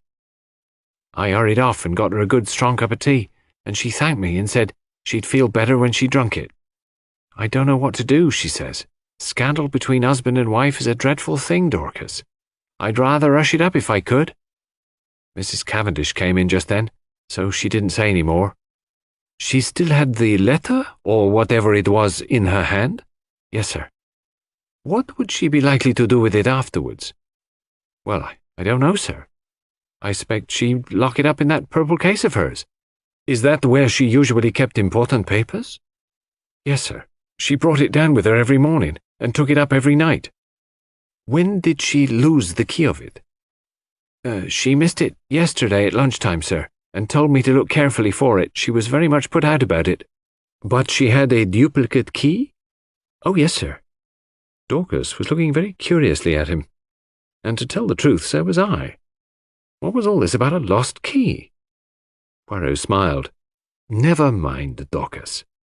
It is my business to know things. Is this the key that was lost?" He drew from his pocket the key that he had found in the lock of the dispatch case upstairs. Dorcas's eyes looked as though they would pop out of her head. "That's it, sir. Right enough. But where did you find it?" "I looked everywhere for it." "Ah, but you see, it was not in the same place yesterday as it was today. Now, to pass to another subject, had your mistress a dark green dress in her wardrobe?" Dorcas was rather startled by the unexpected question. "No, sir." "Are you quite sure?" "Oh, yes, sir." "Has anyone else in the house got a green dress?" Dorcas reflected. "Miss Cynthia has a green evening dress." "Light or dark green?" A light green, sir. Sort of chiffon, they call it." "Ah, that is not what I want. And nobody else has anything green?" "No, sir. Not that I know of." Poirot's face did not betray a trace of whether he was disappointed or otherwise. He merely remarked, "Good. We will leave that and pass on. Have you any reason to believe that your mistress was likely to take a sleeping powder last night? Well, not last night, sir. I know she didn't. Why do you know so positively? Because the box was empty. She took the last one 2 days ago, and she didn't have any more made up. You are quite sure of that? Positive, sir. Then, that is cleared up. By the way, your mistress didn't ask you to sign any paper yesterday? To sign a paper? No, sir. When Mr. Hastings and Mr. Lawrence came in yesterday evening, they found your mistress busy writing letters. I suppose you can give me no idea to whom these letters were addressed. I'm afraid I couldn't, sir. I was out in the evening. Perhaps Annie could tell you, though she's a careless girl. Never cleared the coffee cups away last night. That's what happens when I'm not here to look after things. Poirot lifted his hand. Since they have been left, Dorcas, leave them a little longer, I pray you. I should like to examine them. Very well, sir. What time did you go out last evening? About 6 o'clock, sir. Thank you, Dorcas. That is all I have to ask you. He rose and strolled to the window. I have been admiring these flower beds. How many gardeners are employed here, by the way? Only 3 now, sir. 5 we had before the war, when it was kept as a gentleman's place should be. I wish you could have seen it then, sir. A fair sight it was. But now there's only old Manning and young William, and a new-fashioned woman gardener, in breeches and such like. These are dreadful times. The good times will come again, Dorcas. At least we hope so. Now, will you send Annie to me here? Yes, sir. Thank you, sir. How did you know that Mrs. Inglethorpe took sleeping powders? I asked, in lively curiosity, as Dorcas left the room. And about the lost key and the duplicate? One thing at a time. As to the sleeping powders, I knew by this. He suddenly produced a small cardboard box, such as chemists use for powders. Where did you find it? In the washstand drawer in Mrs. Inglethorpe's bedroom. It was number 6 of my catalogue. But I suppose as the last powder was taken 2 days ago, it's not of much importance. Probably not, but do you notice anything that strikes you as peculiar about this box? I examined it closely. No, I can't say that I do. Look at the label. I read the label carefully. 1 powder to be taken at bedtime if required, Mrs. Inglethorpe. No, I see nothing unusual. Not the fact that there is no chemist's name? Ah, I exclaimed. To be sure, that is odd. Have you ever known a chemist to send out a box like that without his printed name? No, I can't say that I have. I was becoming quite excited, but Poirot damped my ardour by remarking, Yet the explanation is quite simple, so do not intrigue yourself, my friend. An audible creak proclaimed the approach of Annie, so I had no time to reply. Annie was a fine, strapping girl, and was evidently labouring under intense excitement, mingled with a certain ghoulish enjoyment of the tragedy. Poirot came to the point at once with a businesslike briskness. I sent for you, Annie, because I thought you might be able to tell me something about the letters Mrs. Inglethorpe wrote last night. How many were there? And can you tell me any of the names and addresses? Annie considered. There were 4 letters, sir. 1 was to Miss Howard, and 1 was to Mr. Wells, the lawyer, and the other 2, I don't think I remember, sir. Oh, yes, 1 was to Ross's, the caterers in Tadminster. The other one, I don't remember. Think, urged Poirot. Annie racked her brains in vain. I'm sorry, sir, but it's clean gone. I don't think I can have noticed it. It does not matter, said Poirot, not betraying any sign of disappointment. Now, I want to ask you about something else. There is a saucepan in Mrs. Inglethorpe's room with some cocoa in it. Did she have that every night? Yes, sir. It was put in her room every evening, and she warmed it up in the night, whenever she fancied it. What was it? Plain cocoa? Yes, sir. Made with milk, with a teaspoonful of sugar, and 2 teaspoonfuls of rum in it. Who took it to her room? I did, sir. Always? Yes, sir. At what time? When I went to draw the curtains, as a rule, sir. Did you bring it straight up from the kitchen, then? No, sir. You see, there's not much room on the gas stove, so cook used to make it early before putting the vegetables on for supper. Then I used to bring it up and put it on the table by the swing door and take it into her room later. The swing door is in the left wing, is it not? Yes, sir. And the table, it is on this side of the door or on the farther, the servant's side? It's this side, sir. What time did you bring it up last night? About 7:15, I should say, sir. And when did you take it to Mrs. Inglethorpe's room? When I went to shut up, sir. About 8 o'clock. Mrs. Inglethorpe came up to bed before I'd finished. Then between 7:15 and 8 o'clock, the cocoa was standing on the table in the left wing. Yes, sir. Annie had been growing redder and redder in the face, and now she blurted out unexpectedly, "And if there was salt in it, sir, it wasn't me. I never took the salt near it." "What makes you think there was salt in it?" asked Poirot. "Seen it on the tray, sir." "You saw some salt on the tray?" "Yes. Coarse kitchen salt it looked. I never noticed it when I took the tray up, but when I came to take it into the mistress's room I saw it at once, and I suppose I ought to have taken it down again and asked cook to make some fresh, but I was in a hurry, because Dorcas was out, and I thought maybe the cocoa itself was all right and the salt had only gone on the tray, so I dusted it off in my apron and took it in." I had the utmost difficulty in controlling my excitement. Unknown to herself, Annie had provided us with an important piece of evidence. How she would have gaped if she had realized that her coarse kitchen salt was strychnine, one of the most deadly poisons known to mankind. I marvelled at Poirot's calm. His self-control was astonishing. I waited his next question with impatience, but it disappointed me. "When you went into Mrs. Inglethorpe's room, was the door leading into Miss Cynthia's room bolted?" "Oh, yes, sir, it always was. It had never been opened." "And the door into Mr. Inglethorpe's room, did you notice if that was bolted too?" Annie hesitated. "I couldn't rightly say, sir. It was shut, but I couldn't say whether it was bolted or not." "When you finally left the room, did Mrs. Inglethorpe bolt the door after you?" "No, sir. Not then, but I expect she did later. She usually did lock it at night. The door into the passage, that is." "Did you notice any candle grease on the floor when you did the room yesterday?" "Candle grease? Oh, no, sir. Mrs. Inglethorpe didn't have a candle, only a reading lamp." "Then if there had been a large patch of candle grease on the floor, you think you would have been sure to have seen it?" "Yes, sir, and I would have taken it out with a piece of blotting paper and a hot iron." Then Poirot repeated the question he had put to Dorcas. "Did your mistress ever have a green dress?" "No, sir."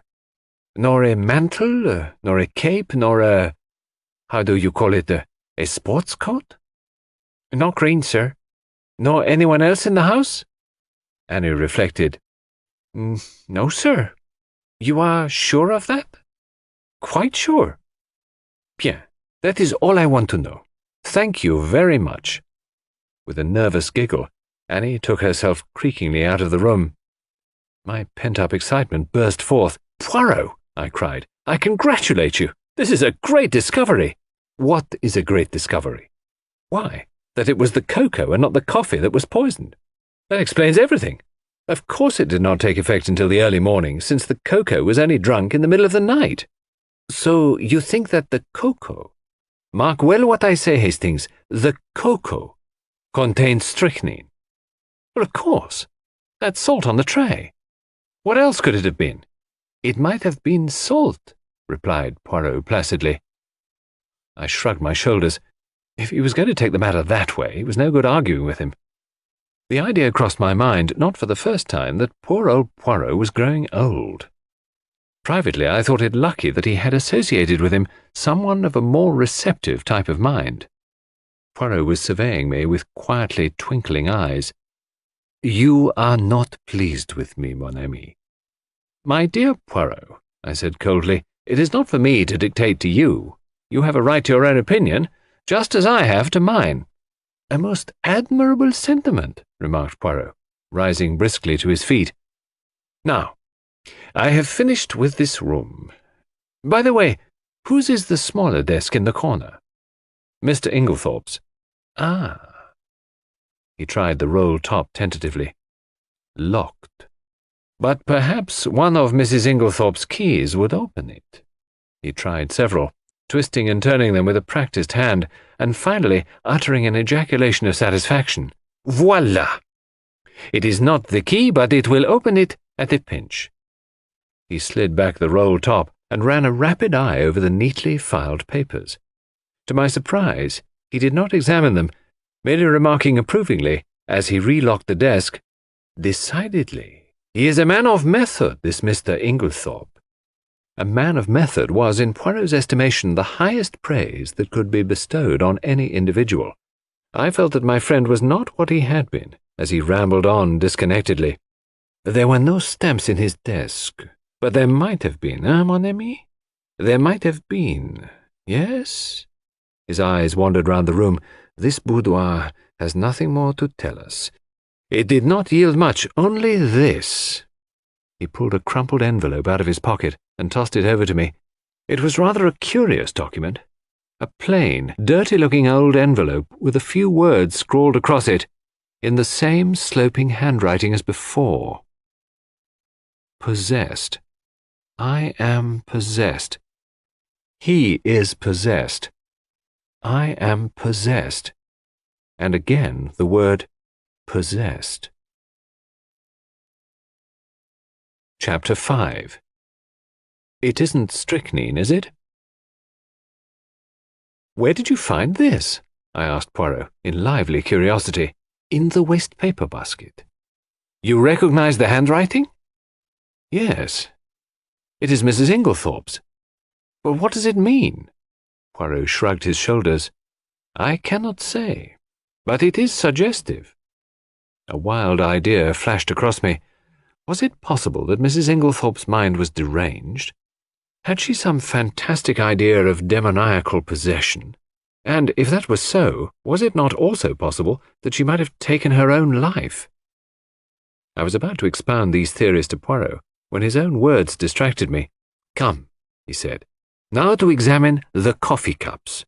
My dear Poirot, what on earth is the good of that, now that we know about the cocoa? Oh la la, that miserable cocoa, cried Poirot flippantly. He laughed with apparent enjoyment, raising his arms to heaven in mock despair in what I could not but consider the worst possible taste. And anyway, I said with increasing coldness, as Mrs. Inglethorpe took her coffee upstairs with her, I do not see what you expect to find, unless you consider it likely that we shall discover a packet of strychnine on the coffee tray. Poirot was sobered at once. Come, come, my friend, he said, slipping his arm through mine. Ne vous fâchez pas. Allow me to interest myself in my coffee cups, and I will respect your cocoa. There. Is it a bargain? He was so quaintly humorous that I was forced to laugh, and we went together to the drawing-room where the coffee cups and tray remained undisturbed, as we had left them. Poirot made me recapitulate the scene of the night before, listening very carefully and verifying the position of the various cups. So, Mrs. Cavendish stood by the tray and poured out, yes? Then she came across to the window where you sat with Mademoiselle Cynthia. Yes, here are the 3 cups, and the cup on the mantelpiece, half drunk, that would be Mr. Lawrence Cavendish's. And the one on the tray? John Cavendish's. I saw him put it down there. Good. 1, 2, 3, 4, 5. But where, then, is the cup of Mr. Inglethorpe? He does not take coffee. Then, all are accounted for. 1 moment, my friend. With infinite care, he took a drop or two from the grounds in each cup, sealing them up in separate test tubes, tasting each in turn as he did so. His physiognomy underwent a curious change, an expression gathered there that I could only describe as half puzzled and half relieved. Bien, he said at last. It is evident. I had an idea, but clearly I was mistaken. Yes, altogether I was mistaken. Yet it is strange. But no matter. And with a characteristic shrug, he dismissed whatever it was that was worrying him from his mind.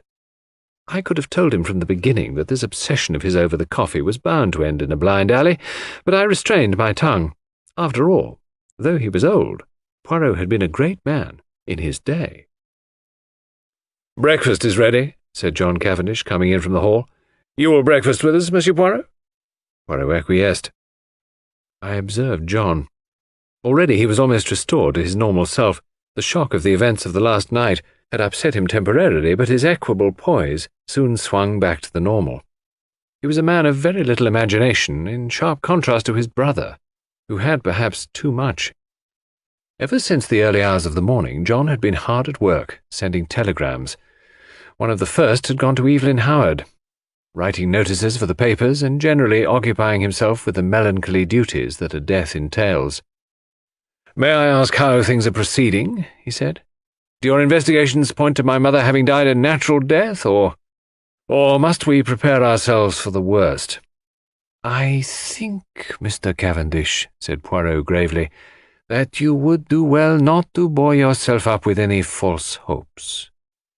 Can you tell me the views of the other members of the family?" "My brother Lawrence is convinced that we are making a fuss over nothing. He says that everything points to its being a simple case of heart failure." "He does he?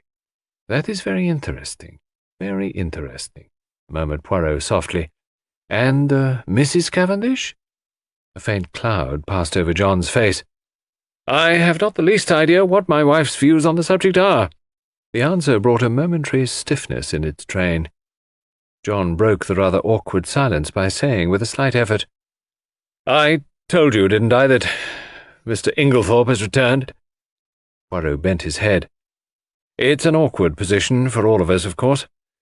One has to treat him as usual, but hang it all, one's gorge does rise at sitting down to eat with a possible murderer." Poirot nodded sympathetically. "I quite understand. It is a very difficult situation for you, Mr. Cavendish. I would like to ask you one question. Mr. Inglethorpe's reason for not returning last night was, I believe, that he had forgotten the latchkey. Is that not so?" "Yes." "I suppose you are quite sure that the latchkey was forgotten, that he did not take it after all?" "I've no idea. I never thought of looking. We always keep it in the hall drawer. I'll go and see if it's there now." Poirot held up his hand with a faint smile. No, Mr. Cavendish, it is too late now. I am certain that you will find it. If Mr. Inglethorpe did take it, he has had ample time to replace it by now. But do you think—" "I think nothing. If anyone had chanced to look this morning before his return and seen it there, it would have been a valuable point in his favour. That is all." John looked perplexed. "Do not worry," said Poirot smoothly. "I assure you that you need not let it trouble you. Since you are so kind, let us go and have some breakfast." Everyone was assembled in the dining room. Under the circumstances, we were naturally not a cheerful party. The reaction after a shock is always trying, and I think we were suffering from it. Decorum and good breeding naturally enjoined that our demeanour should be much as usual, yet I could not help wondering if this self-control were really a matter of great difficulty. There were no red eyes, no signs of secretly indulged grief. I felt that I was right in my opinion that Dorcas was the person most affected by the personal side of the tragedy. I pass over Alfred Inglethorpe, who acted the bereaved widower in a manner that I felt to be disgusting in its hypocrisy. Did he know that we suspected him, I wondered? Surely he could not be unaware of the fact, conceal it as we would. Did he feel some secret stirring of fear, or was he confident that his crime would go unpunished?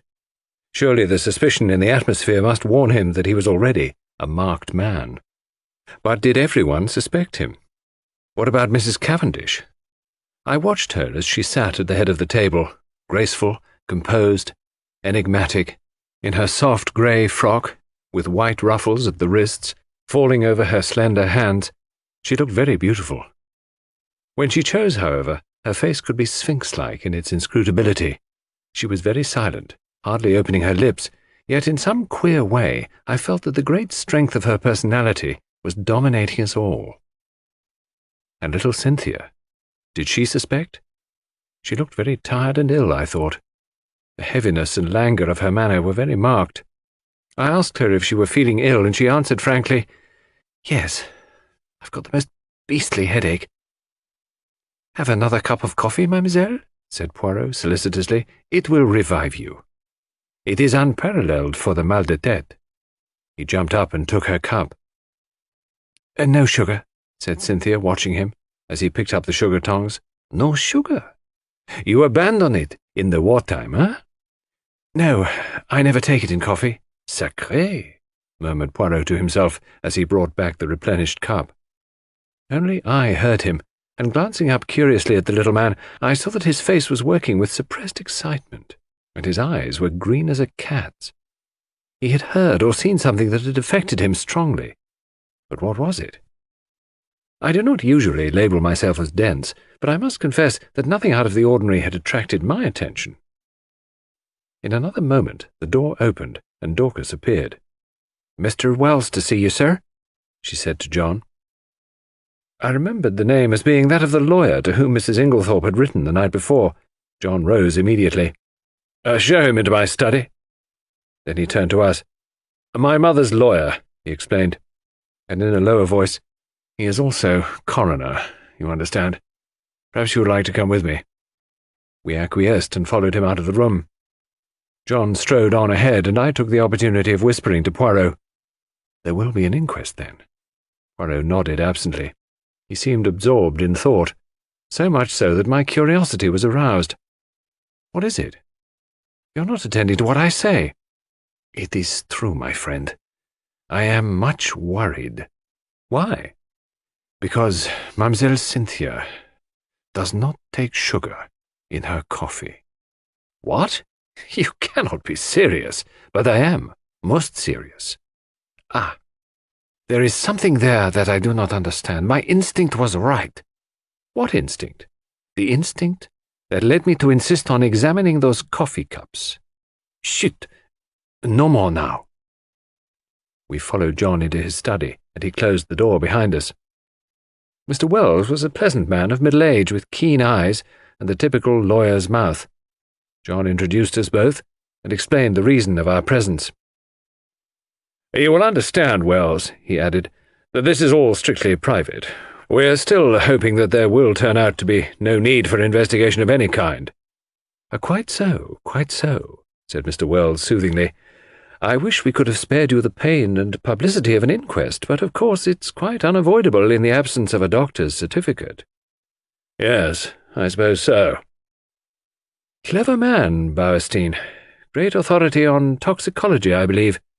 "Indeed," said John, with a certain stiffness in his manner. Then he added rather hesitatingly, "Shall we have to appear as witnesses? All of us, I mean?" "You, of course, and, Mr. Inglethorpe." A slight pause ensued before the lawyer went on in his soothing manner. "Any other evidence will be simply confirmatory, a mere matter of form." "I see." A faint expression of relief swept over John's face. It puzzled me, for I saw no occasion for it. "If you know of nothing to the contrary," pursued Mr. Wells, "I had thought of Friday. That will give us plenty of time for the doctor's report. The post-mortem is to take place tonight, I believe." "Yes." "Then the arrangement will suit you?" "Perfectly." "I need not tell you, my dear Cavendish, how distressed I am at this most tragic affair."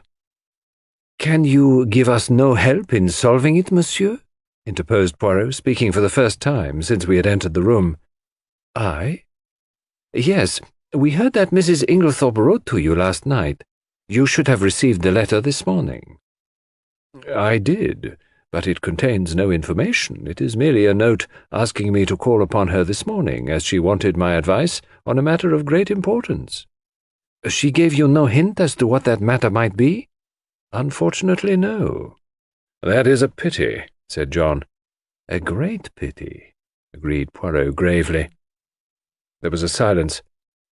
Poirot remained lost in thought for a few minutes. Finally, he turned to the lawyer again. "Mr. Wells, there is one thing I should like to ask you. That is, if it is not against professional etiquette. In the event of Mrs. Inglethorpe's death, who would inherit her money?" The lawyer hesitated a moment and then replied, "The knowledge will be public property very soon, so, if Mr. Cavendish does not object—" "Not at all," interpolated John. "I do not see any reason why I should not answer your question. By her last will, dated August of last year, after various unimportant legacies to servants, etc., she gave her entire fortune to her stepson, Mr. John Cavendish. Was not that, pardon the question, Mr. Cavendish, rather unfair to her other stepson, Mr. Lawrence Cavendish?" "No, I do not think so. You see, under the terms of their father's will, while John inherited the property, Lawrence, at his stepmother's death, would come into a considerable sum of money. Mrs. Inglethorpe left her money to her elder stepson, knowing that he would have to keep up Styles. It was, to my mind, a very fair and equitable distribution." Poirot nodded thoughtfully. "I see. But I am right in saying, am I not, that by your English law that will was automatically revoked when Mrs. Inglethorpe remarried?" Mr. Wells bowed his head. "As I was about to proceed, Monsieur Poirot, that document is now null and void." "Huh," said Poirot. He reflected for a moment, and then asked, "Was Mrs. Inglethorpe herself aware of that fact?" "I do not know. She may have been." "She was," said John unexpectedly. "We were discussing the matter of wills being revoked by marriage only yesterday." "Ah. One more question, Mr. Wells. You say her last will. Had Mrs. Inglethorpe then made several former wills?" "On an average, she made a new will at least once a year," said Mr. Wells imperturbably. "She was given to changing her mind as to her testamentary dispositions, now benefiting one, now another member of her family." "Suppose," suggested Poirot, "that, unknown to you, she had made a new will in favour of someone who was not, in any sense of the word, a member of the family. We will say, Miss Howard, for instance. Would you be surprised?" "Not in the least." "Ah." Poirot seemed to have exhausted his questions. I drew close to him, while John and the lawyer were debating the question of going through Mrs. Inglethorpe's papers. "Do you think Mrs. Inglethorpe made a will leaving all her money to Miss Howard?" I asked in a low voice with some curiosity. Poirot smiled. "No." "Then why did you ask?" "Hush." John Cavendish had turned to Poirot.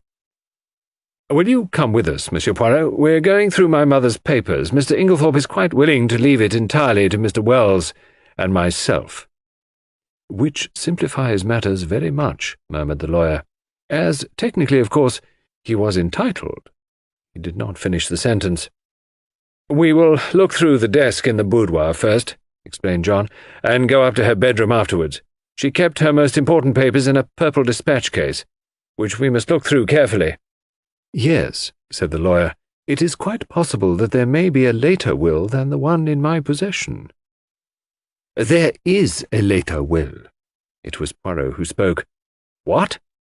John and the lawyer looked at him startled. "Or rather," pursued my friend imperturbably, "there was one." "What do you mean, there was one? Where is it now?" "Burnt." "Burnt?" "Yes. See here." He took out the charred fragment we had found in the grate in Mrs. Inglethorpe's room and handed it to the lawyer, with a brief explanation of when and where he had found it. "But possibly this is an old will." "I do not think so. In fact, I am almost certain that it was made no earlier than yesterday afternoon." "What? Impossible!" broke simultaneously from both men. Poirot turned to John. "If you will allow me to send for your gardener, I will prove it to you." "Oh, of course, but I don't see—" Poirot raised his hand. "Do as I ask you. Afterwards you shall question as much as you please." "Very well." He rang the bell. Dorcas answered it in due course. "Dorcas, will you tell Manning to come round and speak to me here?" "Yes, sir." Dorcas withdrew. We waited in a tense silence. Poirot alone seemed perfectly at his ease, and dusted a forgotten corner of the bookcase. The clumping of hobnailed boots on the gravel outside proclaimed the approach of Manning. John looked questioningly at Poirot. The latter nodded. "Come inside, Manning," said John. "I want to speak to you." Manning came slowly and hesitatingly through the French window, and stood as near it as he could. He held his cap in his hands, twisting it very carefully round and round. His back was much bent, though he was probably not as old as he looked, but his eyes were sharp and intelligent, and belied his slow and rather cautious speech. "Manning," said John, "this gentleman will put some questions to you which I want you to answer." "Yes, sir," mumbled Manning. Poirot stepped forward briskly. Manning's eye swept over him with a faint contempt. "You were planting a bed of begonias round by the south side of the house yesterday afternoon, were you not, Manning?" "Yes, sir. Me and Willem." "And Mrs. Inglethorpe came to the window and called you, did she not?" "Yes, sir.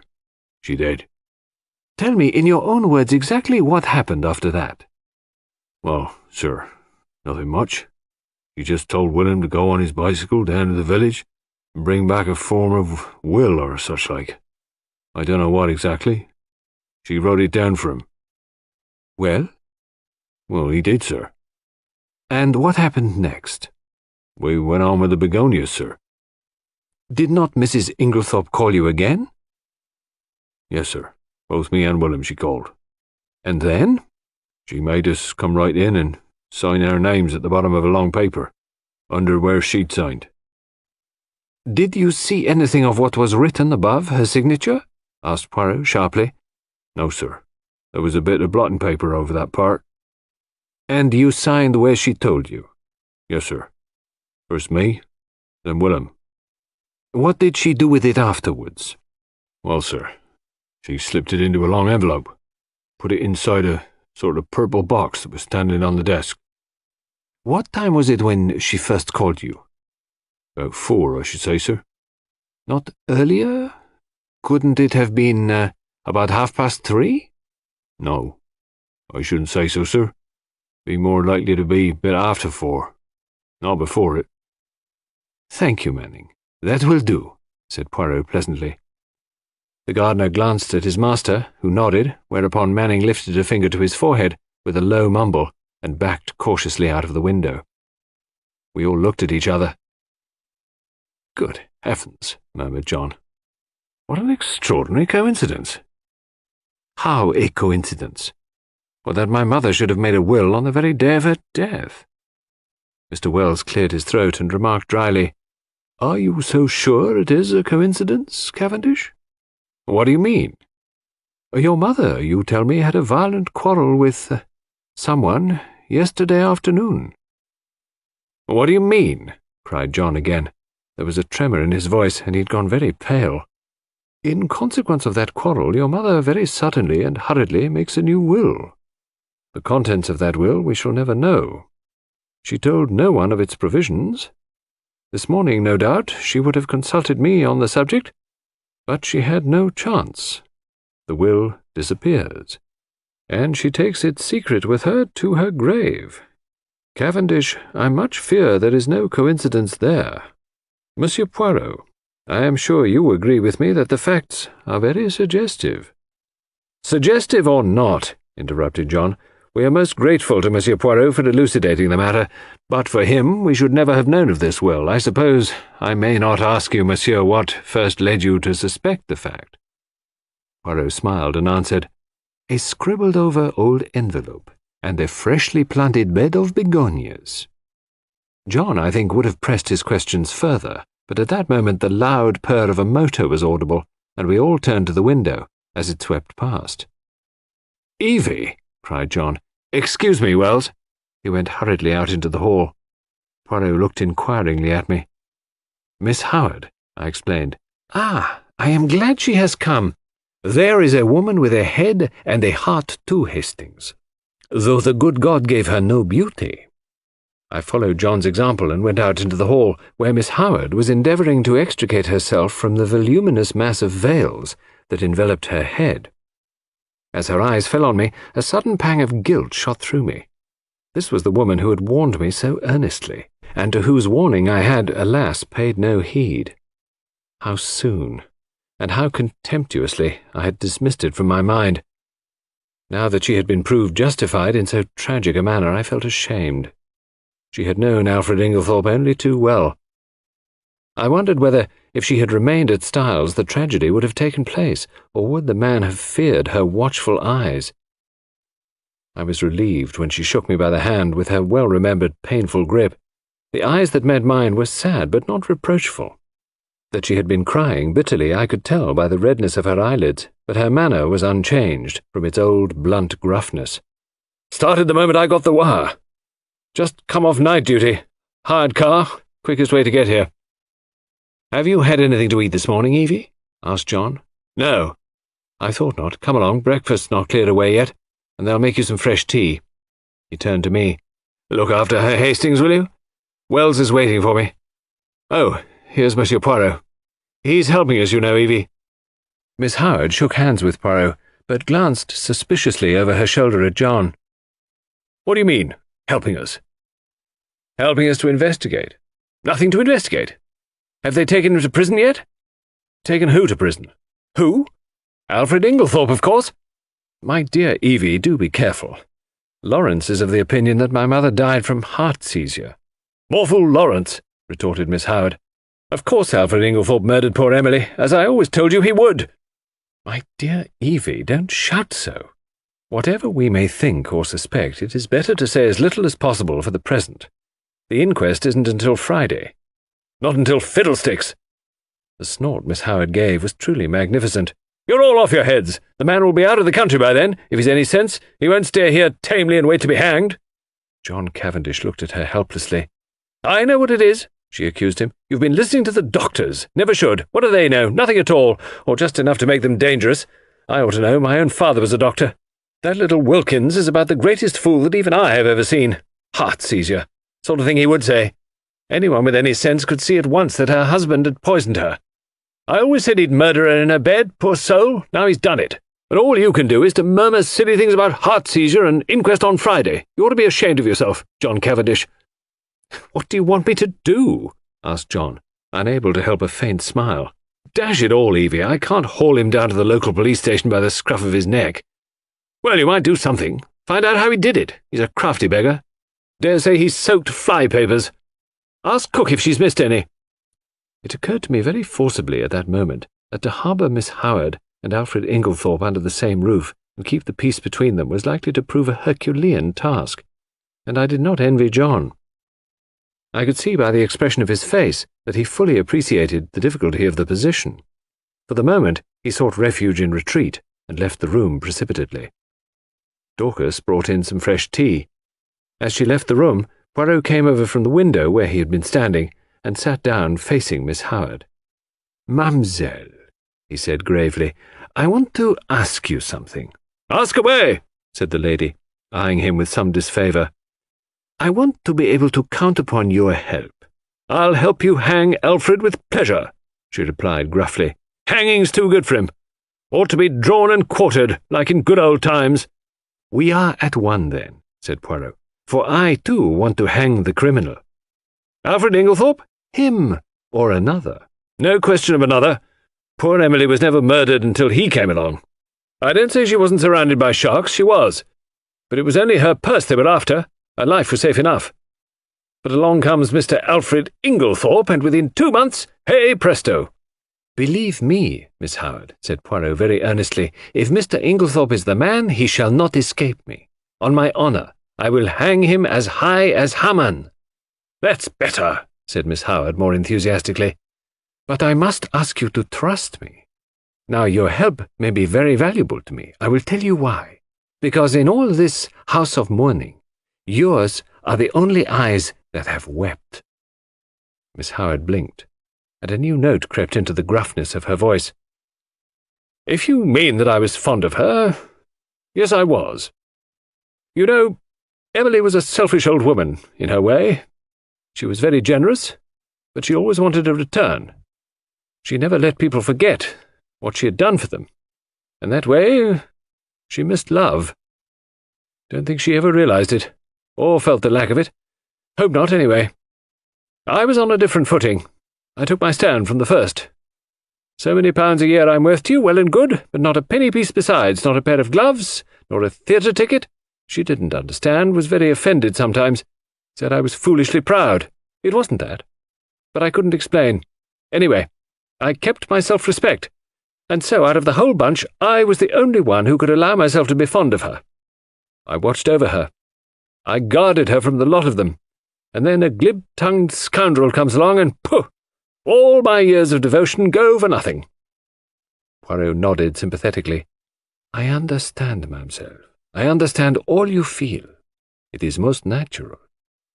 You think that we are lukewarm, that we lack fire and energy, but trust me, it is not so. John stuck his head in at this juncture and invited us both to come up to Mrs. Inglethorpe's room, as he and Mr. Wells had finished looking through the desk in the boudoir. As we went up the stairs, John looked back to the dining room and lowered his voice confidentially.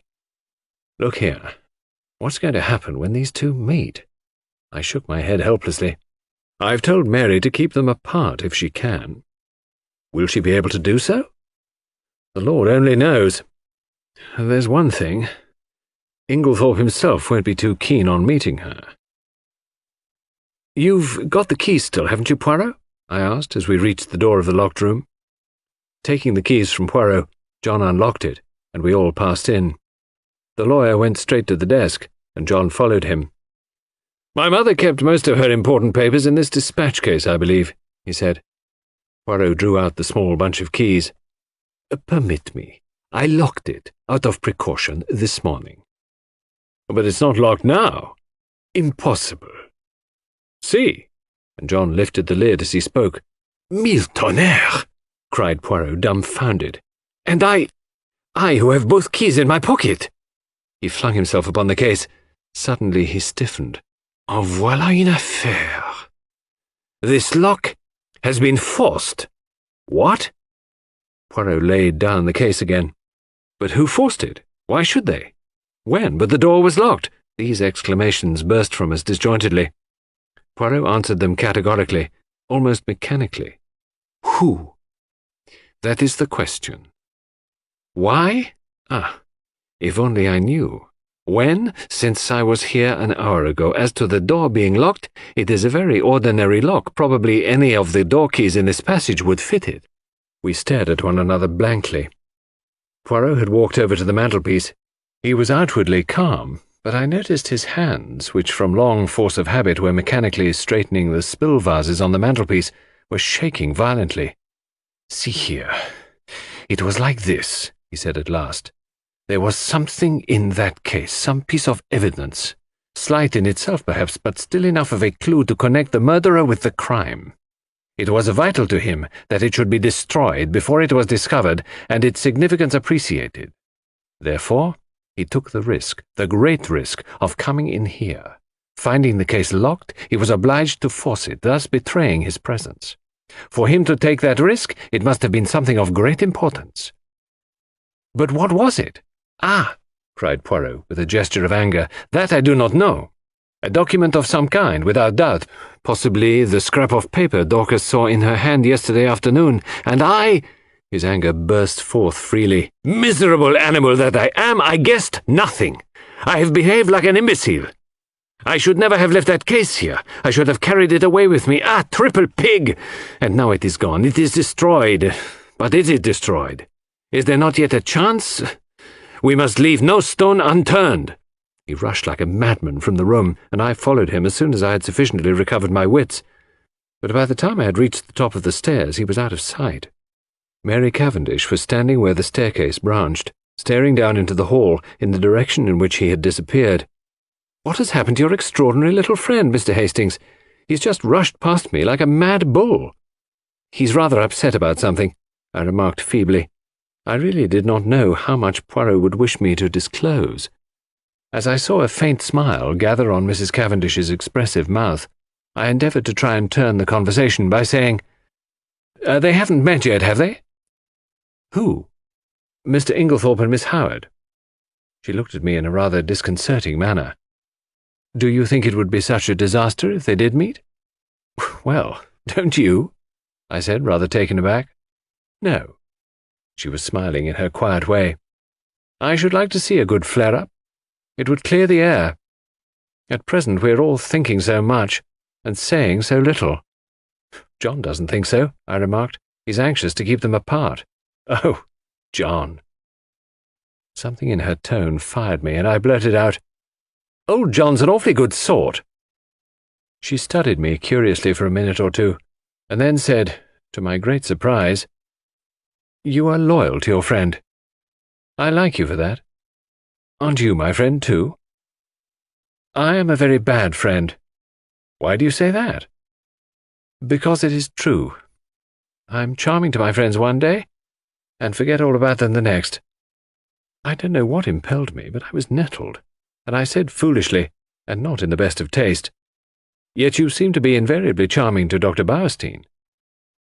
Instantly I regretted my words. Her face stiffened. I had the impression of a steel curtain coming down and blotting out the real woman. Without a word she turned and went swiftly up the stairs, whilst I stood like an idiot, gaping after her. I was recalled to other matters by a frightful row going on below. I could hear Poirot shouting and expounding. I was vexed to think that my diplomacy had been in vain. The little man appeared to be taking the whole house into his confidence, a proceeding of which I, for one, doubted the wisdom. Once again I could not help regretting that my friend was so prone to lose his head in moments of excitement. I stepped briskly down the stairs. The sight of me calmed Poirot almost immediately. I drew him aside. "My dear fellow," I said, "is this wise? Surely you don't want the whole house to know of this occurrence?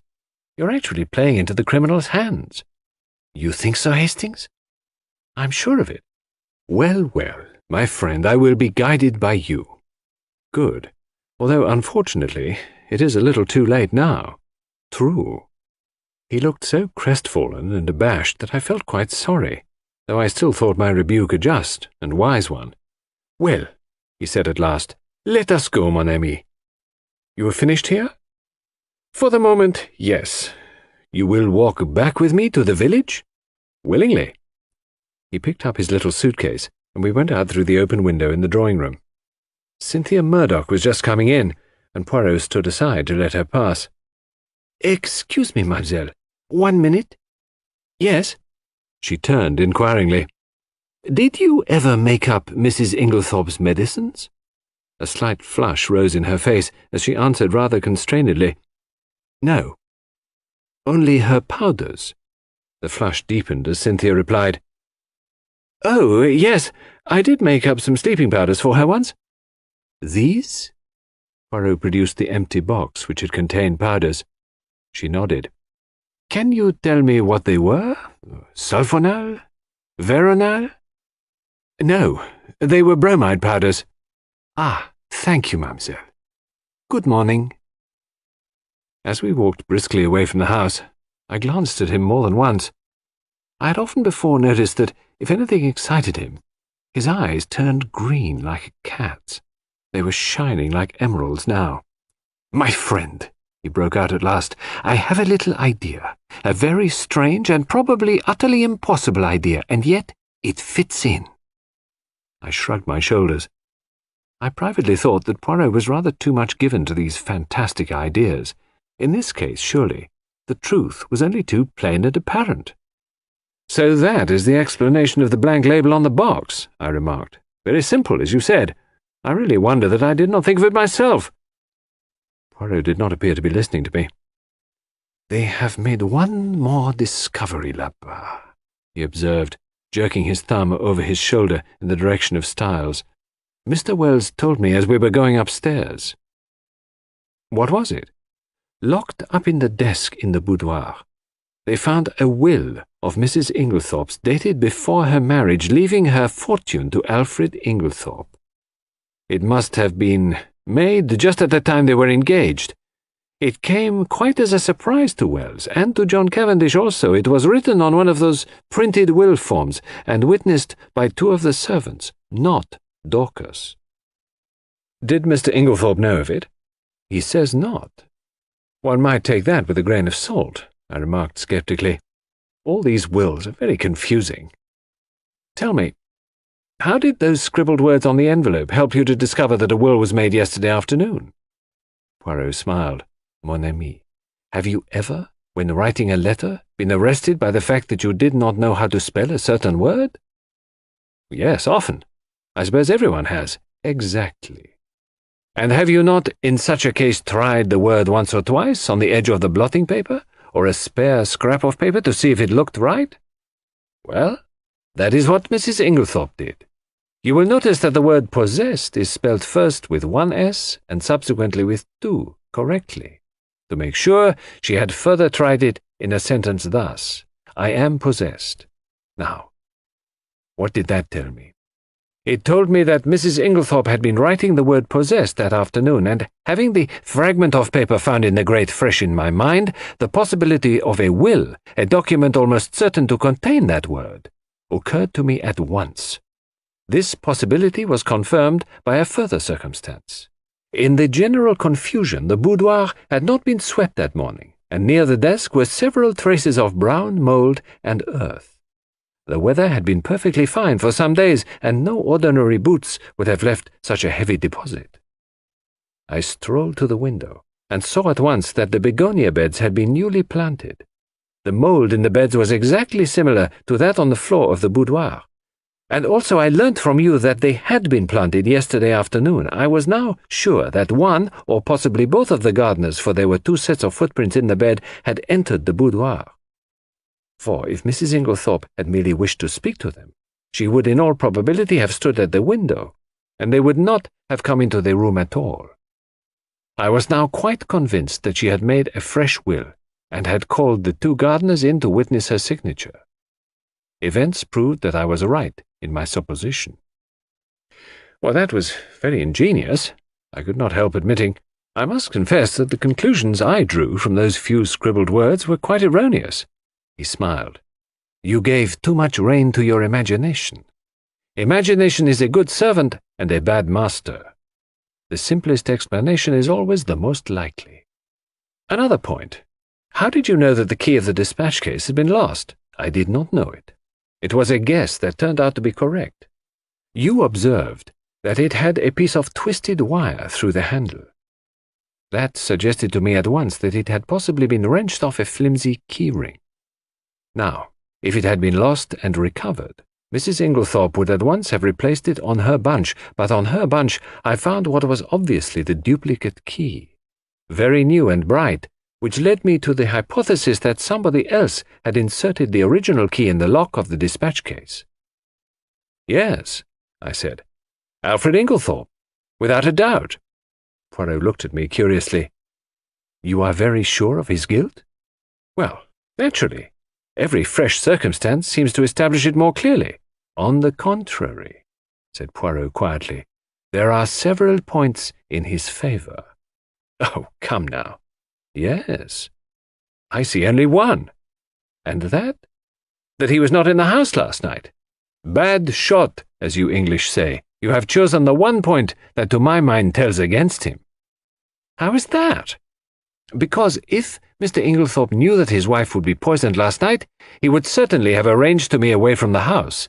His excuse was an obviously trumped-up one. That leaves us two possibilities. Either he knew what was going to happen, or he had a reason of his own for his absence. And that reason?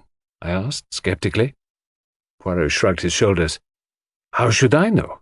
Discreditable, without doubt. This Mr. Inglethorpe, I should say, is somewhat of a scoundrel. But that does not of necessity make him a murderer. I shook my head, unconvinced. We do not agree, eh? Said Poirot. Well, let us leave it. Time will show which of us is right. Now, let us turn to other aspects of the case. What do you make of the fact that all the doors of the bedroom were bolted on the inside?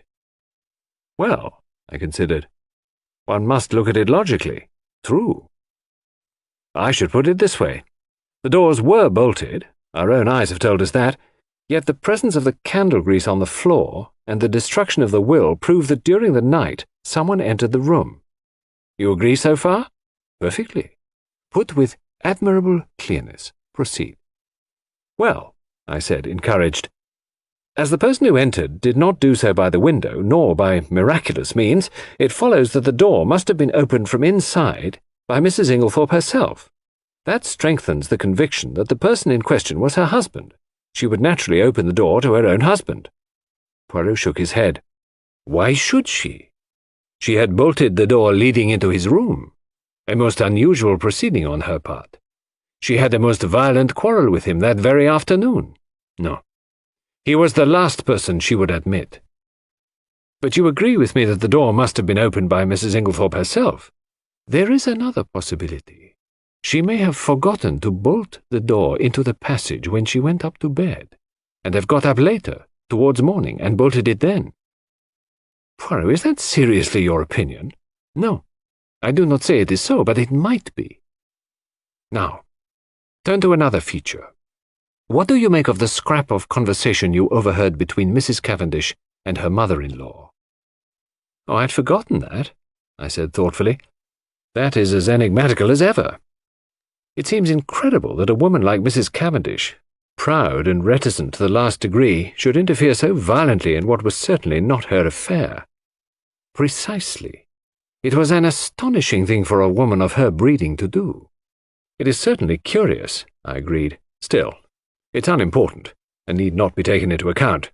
A groan burst from Poirot. "What have I always told you? Everything must be taken into account. If the fact will not fit the theory, let the theory go." "Well, we shall see," I said, nettled. "Yes, we shall see." We had reached Leastway's cottage, and Poirot ushered me upstairs to his own room. He offered me one of the tiny Russian cigarettes he himself occasionally smoked. I was amused to notice that he stowed away the used matches most carefully in a little china pot. My momentary annoyance vanished. Poirot had placed our 2 chairs in front of the open window, which commanded a view of the village street. The fresh air blew in warm and pleasant. It was going to be a hot day. Suddenly my attention was arrested by a weedy-looking young man rushing down the street at a great pace. It was the expression on his face that was extraordinary, a curious mingling of terror and agitation. "Look, Poirot," I said. He leant forward. "Tiens," he said, "it is Mr. Mace from the chemist's shop. He is coming here." The young man came to a halt before Leastway's cottage, and after hesitating a moment, pounded vigorously at the door. "A little minute," cried Poirot from the window. "I come." Motioning me to follow him, he ran swiftly down the stairs and opened the door. Mr. Mace began at once. "Oh, Mr. Poirot, I'm sorry for the inconvenience, but I heard that you'd just come back from the hall." "Yes, we have." The young man moistened his dry lips. His face was working curiously. "It's all over the village about old Mrs. Inglethorpe dying so suddenly. They do say," he lowered his voice cautiously, "that it's poison." Poirot's face remained quite impassive. "Only the doctors can tell us that, Mr. Mace." "Yes, exactly, of course." The young man hesitated, and then his agitation was too much for him. He clutched Poirot by the arm and sank his voice to a whisper. "Just tell me this, Mr. Poirot. It isn't strychnine, is it?" I hardly heard what Poirot replied. Something evidently of a non-committal nature. The young man departed, and as he closed the door, Poirot's eyes met mine. "Yes," he said, nodding gravely. "He will have evidence to give at the inquest." We went slowly upstairs again. I was opening my lips when Poirot stopped me with a gesture of his hand. "Not now. Not now, mon ami. I have need of reflection. My mind is in some disorder, which is not well." For about 10 minutes he sat in dead silence, perfectly still, except for several expressive motions of his eyebrows, and all the time his eyes grew steadily greener. At last he heaved a deep sigh. "It is well. The bad moment has passed. Now all is arranged and classified. One must never permit confusion. The case is not clear yet, no. For it is of the most complicated. It puzzles me, Hercule Poirot. There are 2 facts of significance. And what are they? The first is the state of the weather yesterday. That is very important." "But it was a glorious day," I interrupted. "Poirot, you're pulling my leg." "Not at all. The thermometer registered 80 degrees in the shade. Do not forget that, my friend. It is the key to the whole riddle." "And the second point?" I asked. "The important fact that Monsieur Inglethorpe wears very peculiar clothes, has a black beard, and uses glasses." "Poirot, I cannot believe you're serious." "I am absolutely serious, my friend. But this is childish." "No, it is very momentous." "And supposing the coroner's jury returns a verdict of wilful murder against Alfred Inglethorpe, what becomes of your theories then?" "They would not be shaken because 12 stupid men had happened to make a mistake. But that will not occur. For one thing, a country jury is not anxious to take responsibility upon itself, and Mr. Inglethorpe stands practically in the position of local squire. Also," he added placidly, "I should not allow it." "You would not allow it?" "No." I looked at the extraordinary little man, divided between annoyance and amusement. He was so tremendously sure of himself. As though he read my thoughts, he nodded gently. "Oh yes, mon ami. I would do what I say." He got up and laid his hands upon my shoulder. His physiognomy underwent a complete change. Tears came into his eyes. "In all this, you see, I think of the poor Mrs. Inglethorpe who is dead. She was not extravagantly loved, no, but she was very good to us Belgians. I owe her a debt." I endeavoured to interrupt, but Poirot swept on. "Let me tell you this, Hastings. She would never forgive me if I let Alfred Inglethorpe, her husband, be arrested now, when a word from me could save him." Chapter 6.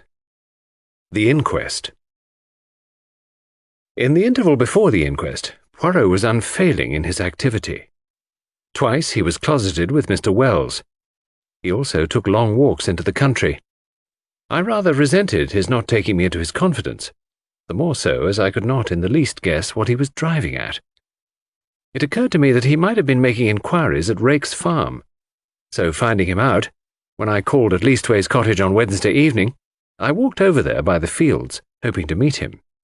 But there was no sign of him, and I hesitated to go right up to the farm itself. As I walked away, I met an aged rustic, who leered at me cunningly. "You'm from the Hall, bain't you?" he asked. "Yes, I'm looking for a friend of mine, and I thought he might have walked this way." "A little chap, as waves his hands when he talks? One of them Belgies from the village?" "Yes," I said eagerly. "Has he been here, then?" "Oh, aye, he's been here right enough. More'n once, too. Friend of yours, is he? Ah, you gentlemen from the Hall, you're a pretty lot." And he leered more jocosely than ever. "Why, do the gentlemen from the Hall come here often?" I asked, as carelessly as I could. He winked at me knowingly. "One does, mister. Naming no names, mind. And a very liberal gentleman, too. Oh, thank you, sir, I'm sure." I walked on sharply.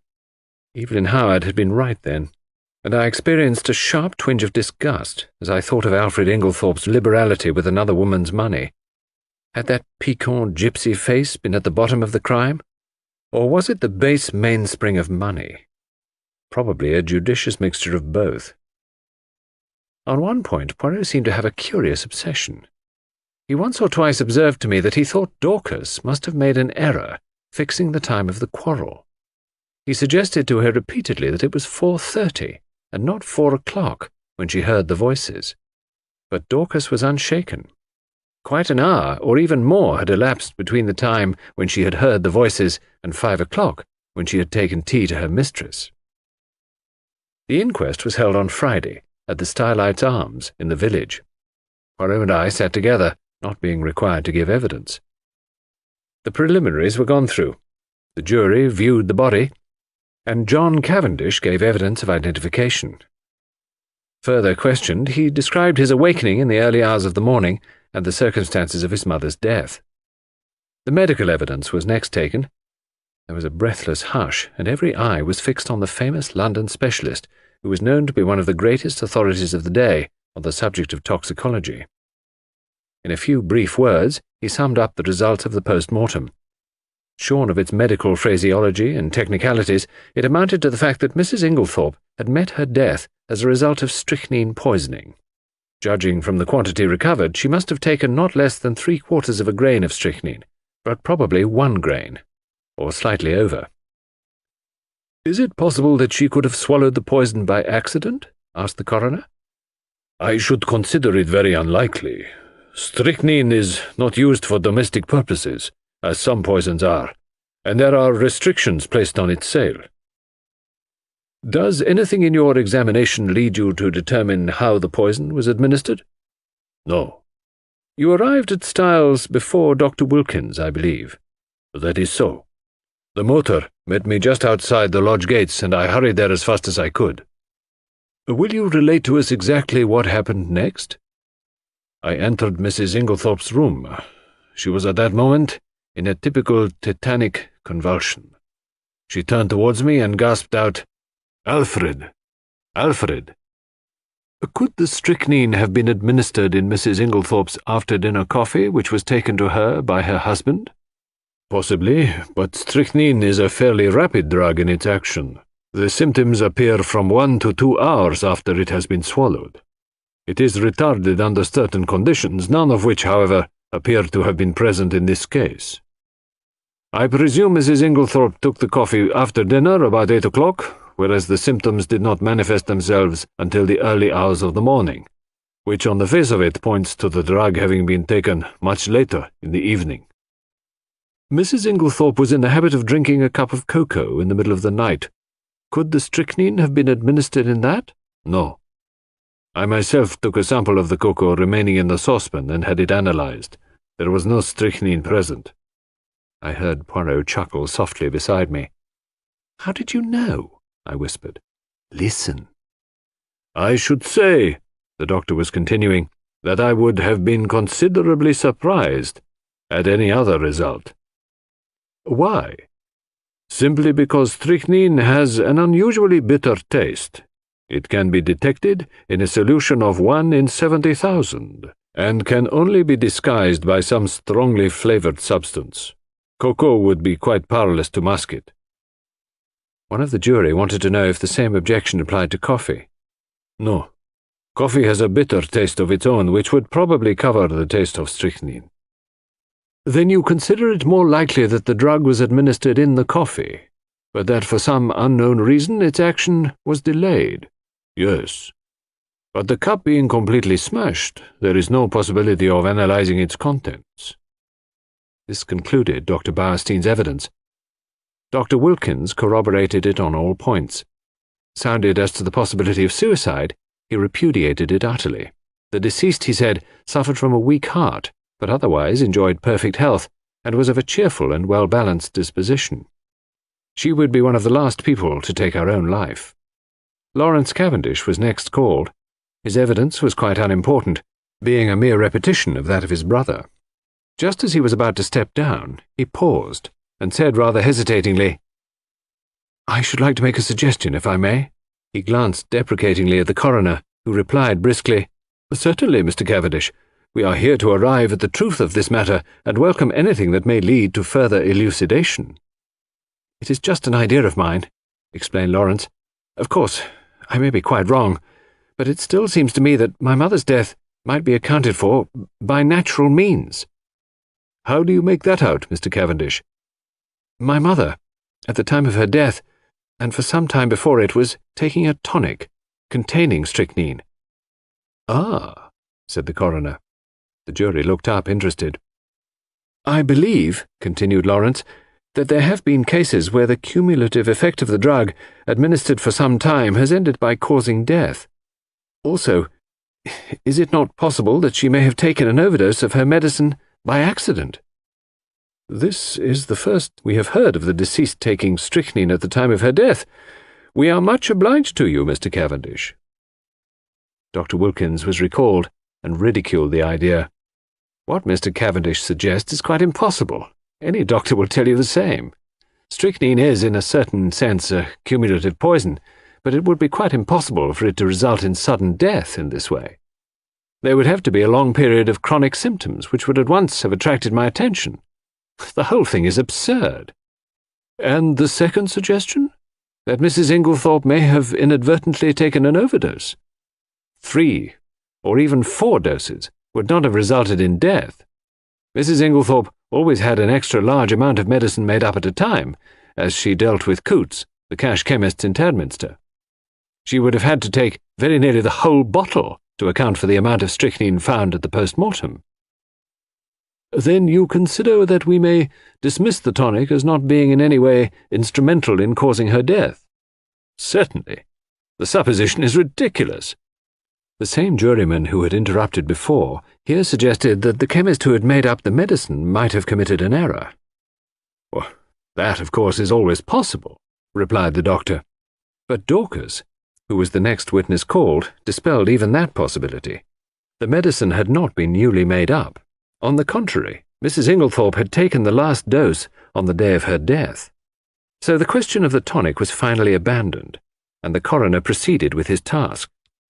Having elicited from Dorcas how she had been awakened by the violent ringing of her mistress's bell and had subsequently roused the household, he passed to the subject of the quarrel on the preceding afternoon. Dorcas's evidence on this point was substantially what Poirot and I had already heard, so I will not repeat it here. The next witness was Mary Cavendish. She stood very upright and spoke in a low, clear, and perfectly composed voice.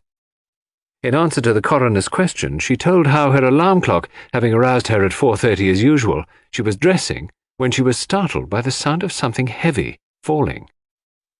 "That would have been the table by the bed," commented the coroner. "I opened my door," continued Mary, "and listened. In a few minutes, a bell rang violently. Dorcas came running down and woke my husband, and we all went to my mother-in-law's room, but it was locked." The coroner interrupted her. "I really do not think we need trouble you further on that point. We know all that can be known of the subsequent happenings, but I should be obliged if you would tell us all you overheard of the quarrel the day before." "I?" There was a faint insolence in her voice. She raised her hand and adjusted the ruffle of lace at her neck, turning her head a little as she did so, and quite spontaneously the thought flashed across my mind, "She is gaining time."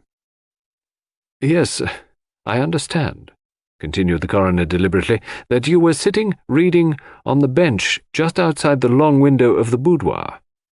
That is so, is it not?" This was news to me, and glancing sideways at Poirot, I fancied that it was news to him as well. There was a faint pause, the mere hesitation of a moment before she answered, "Yes, that is so." "And the boudoir window was open, was it not?" Surely her face grew a little paler as she answered, "Yes." "Then you cannot have failed to hear the voices inside, especially as they were raised in anger. In fact, they would be more audible where you were than in the hall." "Possibly." "Will you repeat to us what you overheard of the quarrel?" "I really do not remember hearing anything." "Do you mean to say you did not hear voices?" "Oh, yes, I heard the voices, but I did not hear what they said." A faint spot of colour came into her cheek. "I am not in the habit of listening to private conversations." The coroner persisted. "And you remember nothing at all?" "Nothing, Mrs. Cavendish? Not one stray word or phrase to make you realize that it was a private conversation?" She paused, and seemed to reflect, still outwardly as calm as ever. "Yes, I remember. Mrs. Inglethorpe said something, I do not remember exactly what, about causing scandal between husband and wife." "Ah." The coroner leant back satisfied. "That corresponds with what Dorcas heard. But excuse me, Mrs. Cavendish, although you realized it was a private conversation, you did not move away. You remained where you were." I caught the momentary gleam of her tawny eyes as she raised them. I felt certain that at that moment she would willingly have torn the little lawyer with his insinuations into pieces. But she replied quietly enough, "No, I was very comfortable where I was. I fixed my mind on my book." "And that is all you can tell us?" That is all." The examination was over, though I doubted if the coroner was entirely satisfied with it.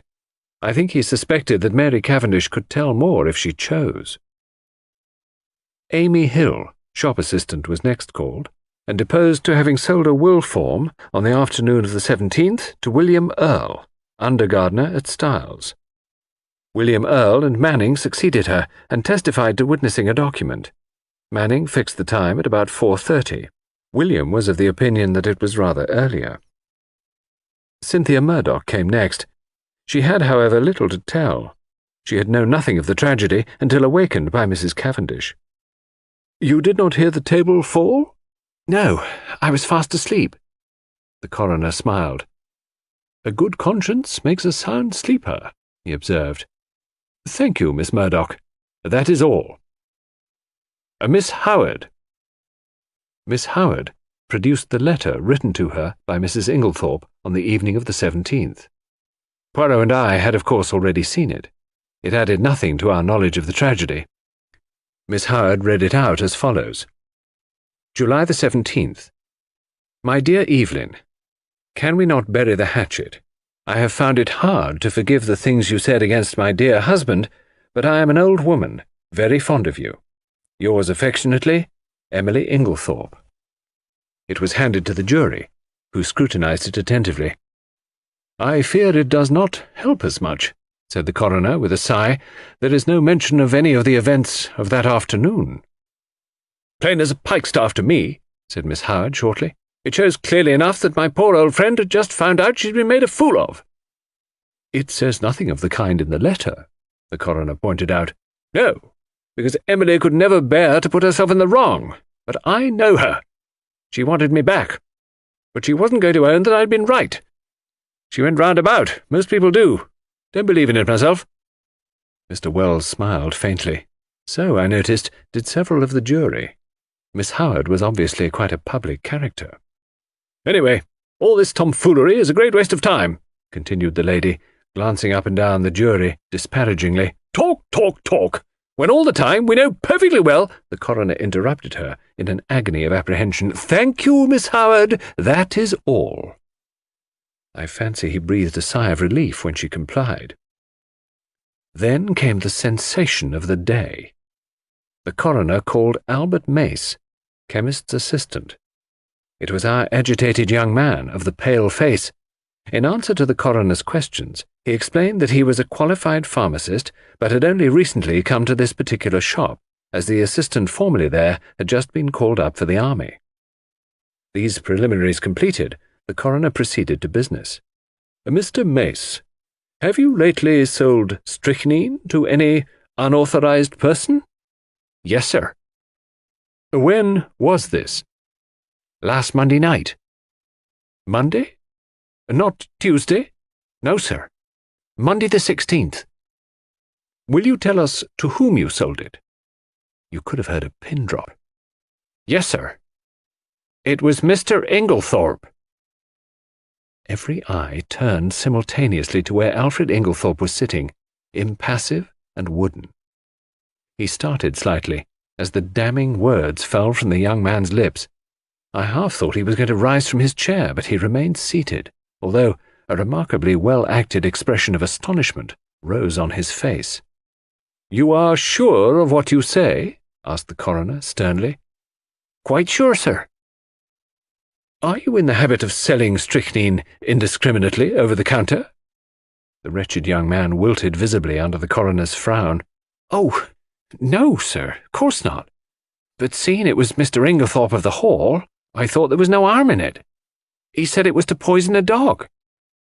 Inwardly I sympathized. It was only human nature to endeavour to please the Hall, especially when it might result in custom being transferred from Coots to the local establishment. "Is it not customary for anyone purchasing poison to sign a book?" "Yes, sir. Mr. Inglethorpe did so." "Have you got the book here?" "Yes, sir." It was produced, and with a few words of stern censure, the coroner dismissed the wretched Mr. Mace. Then, amidst a breathless silence, Alfred Inglethorpe was called. Did he realize, I wonder, how closely the halter was being drawn around his neck. The coroner went straight to the point. "On Monday evening last, did you purchase strychnine for the purpose of poisoning a dog?" Inglethorpe replied with perfect calmness. "No, I did not.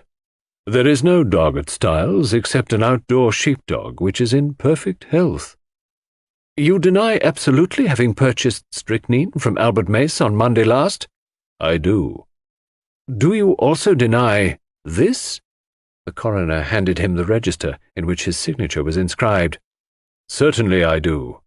The handwriting is quite different from mine. I will show you." He took an old envelope out of his pocket and wrote his name on it, handing it to the jury. It was certainly utterly dissimilar. "Then what is your explanation of Mr. Mace's statement?" Alfred Inglethorpe replied imperturbably, "Mr. Mace must have been mistaken." The coroner hesitated for a moment, and then said, "Mr. Inglethorpe, as a mere matter of form, would you mind telling us where you were on the evening of Monday, July the 16th? "Really, I cannot remember." "That is absurd, Mr. Inglethorpe," said the coroner sharply. "Think again." Inglethorpe shook his head. "I cannot tell you. I have an idea that I was out walking." "In what direction?" "I really can't remember." The coroner's face grew graver. "Were you in company with anyone?" "No." "Did you meet anyone on your walk?" "No." "That is a pity," said the coroner dryly. "Am I to take it then that you declined to say where you were at the time that Mr. Mace positively recognized you as entering the shop to purchase strychnine?" "If you like to take it that way, yes." "Be careful, Mr. Inglethorpe." Poirot was fidgeting nervously. "Sacré," he murmured. "Does this imbecile of a man want to be arrested?" Inglethorpe was indeed creating a bad impression. His futile denials would not have convinced a child. The coroner, however, passed briskly to the next point, and Poirot drew a deep breath of relief. "You had a discussion with your wife on Tuesday afternoon." "Pardon me," interrupted Alfred Inglethorpe. "You have been misinformed.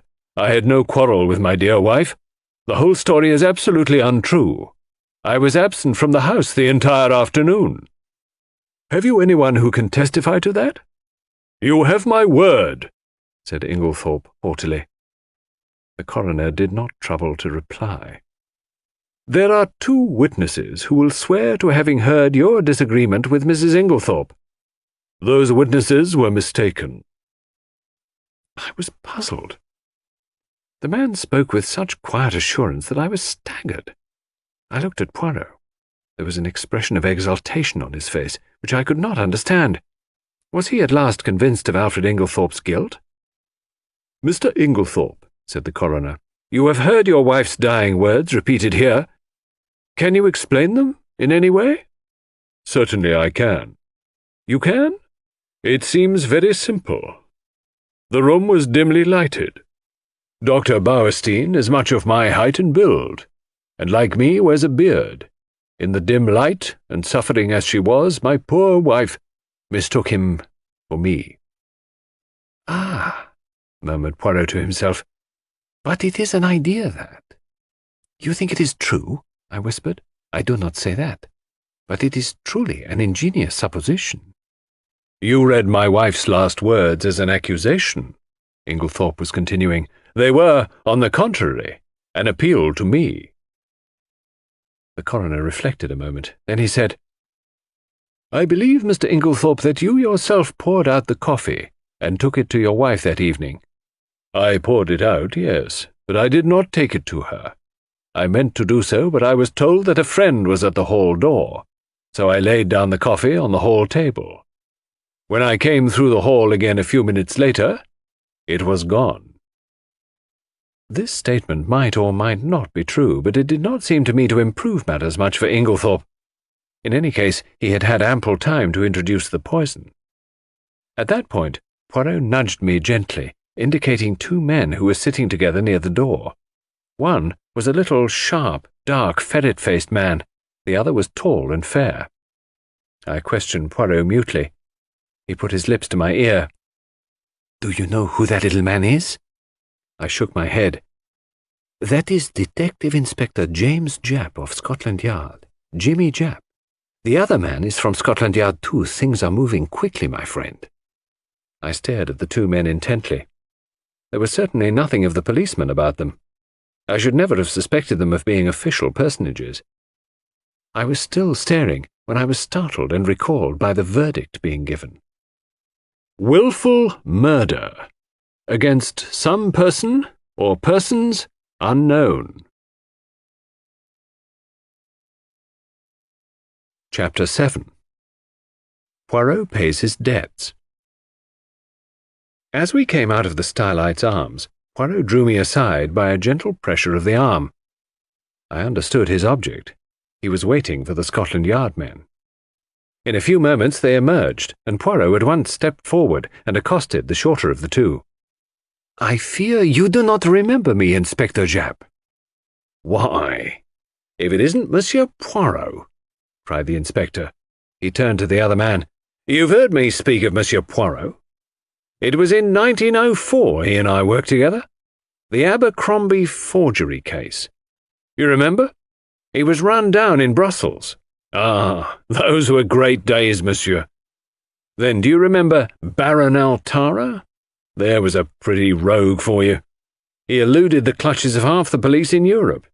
But we nailed him in Antwerp, thanks to Monsieur Poirot here." As these friendly reminiscences were being indulged in, I drew nearer and was introduced to Detective Inspector Japp, who in his turn introduced us both to his companion, Superintendent Summerhay. "I need hardly ask what you are doing here, gentlemen," remarked Poirot. Japp closed one eye knowingly. "No, indeed. Pretty clear case, I should say." But Poirot answered him gravely. "There I differ from you."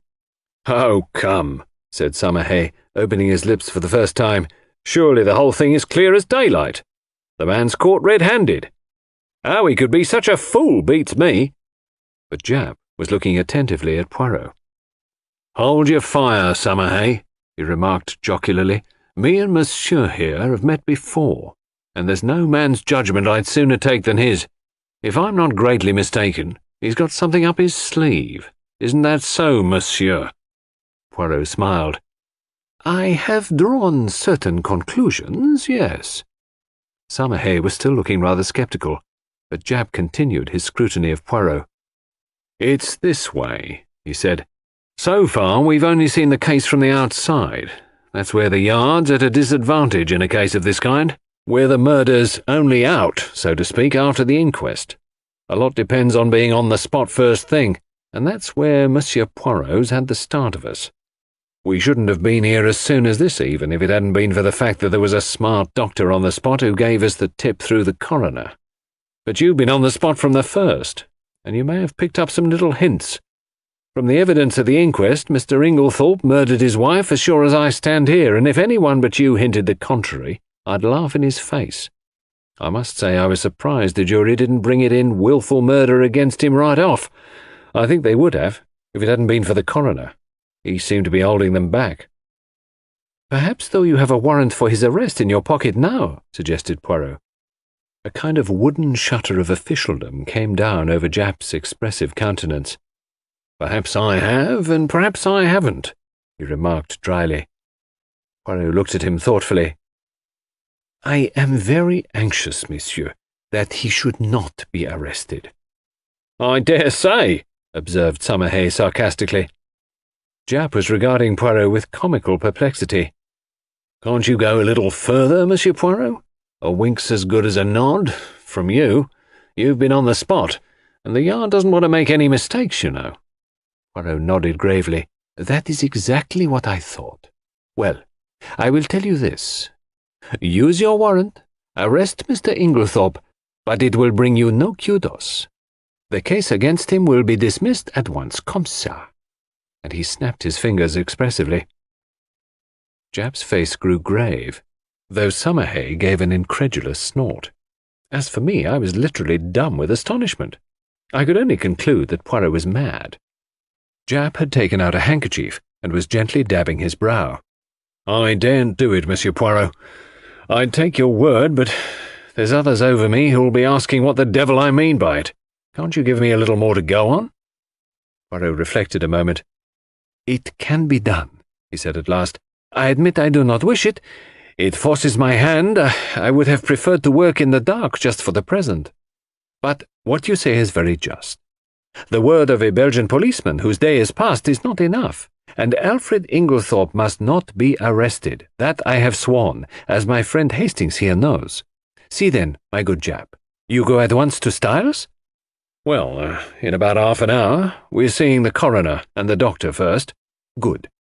Call for me in passing. The last house in the village. I will go with you.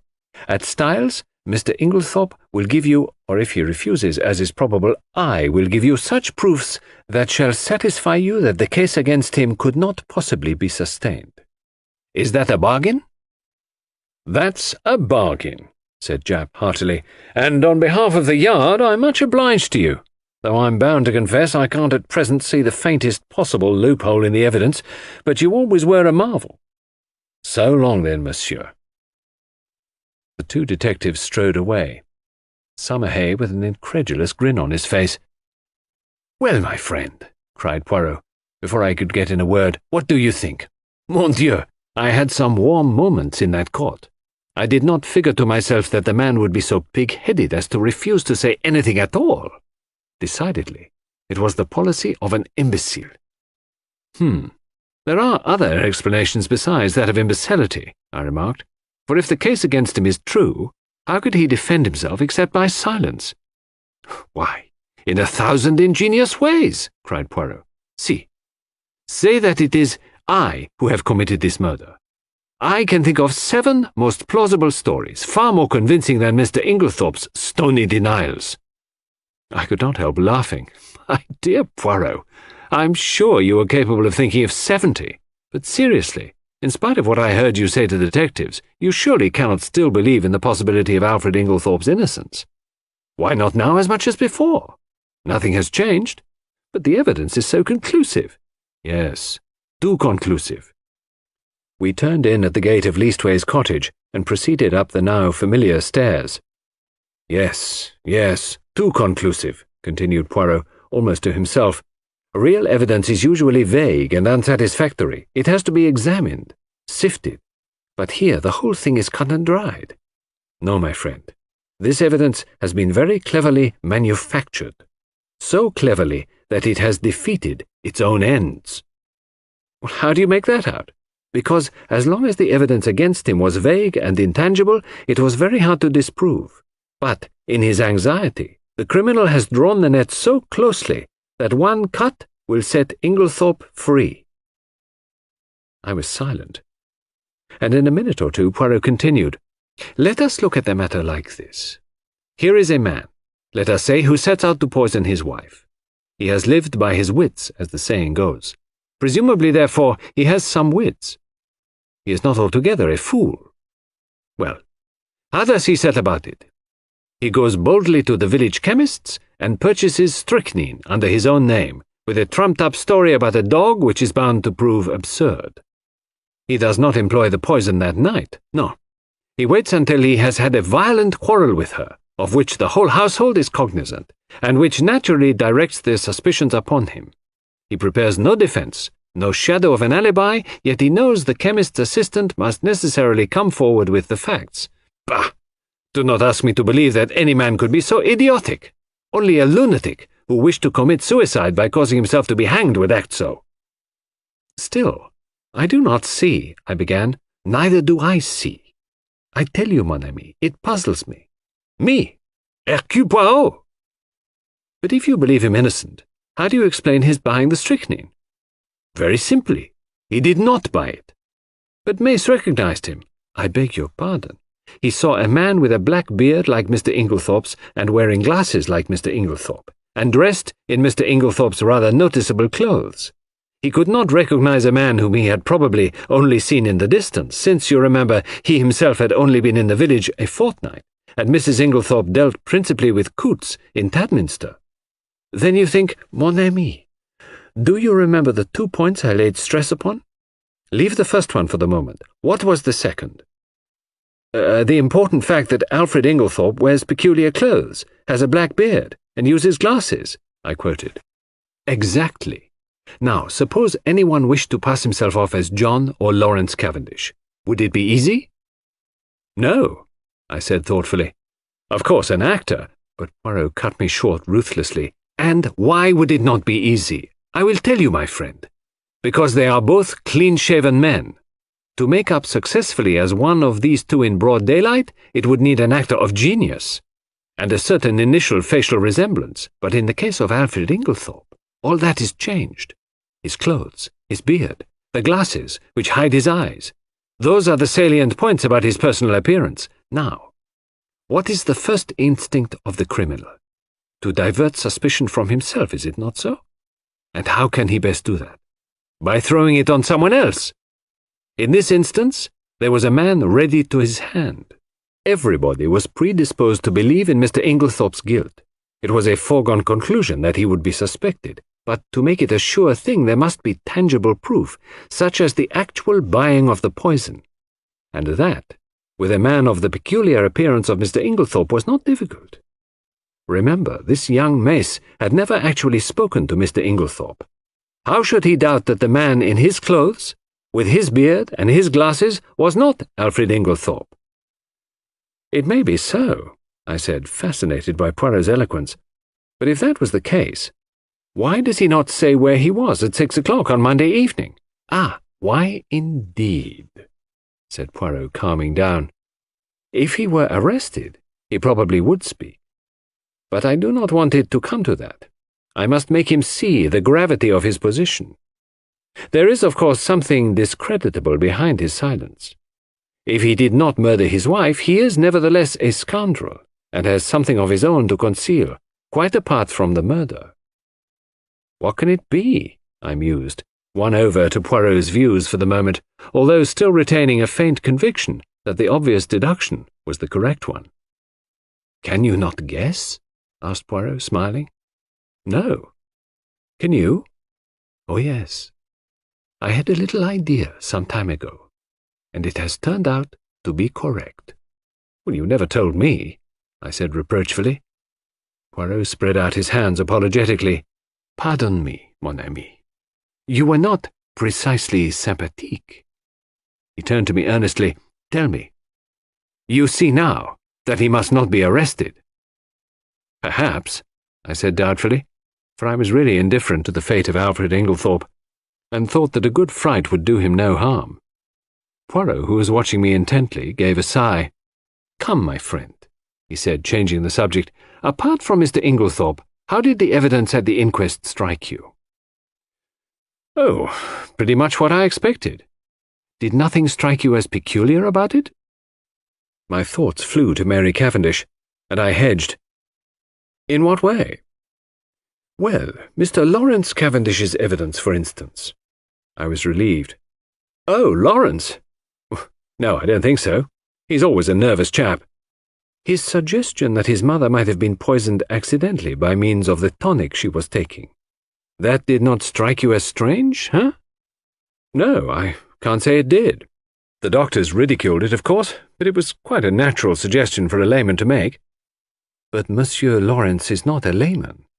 You told me yourself that he had started by studying medicine, and that he had taken his degree. Well, yes, that's true. I never thought of that. I was rather startled. It is odd. Poirot nodded. From the first, his behavior has been peculiar.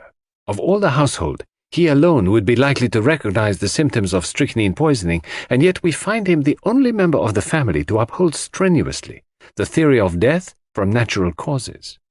If it had been Monsieur John, I could have understood it. He has no technical knowledge, and is by nature unimaginative. But Monsieur Lawrence, no. And now, today, he puts forward a suggestion that he himself must have known was ridiculous. There is food for thought in this, mon ami. It's very confusing, I agreed.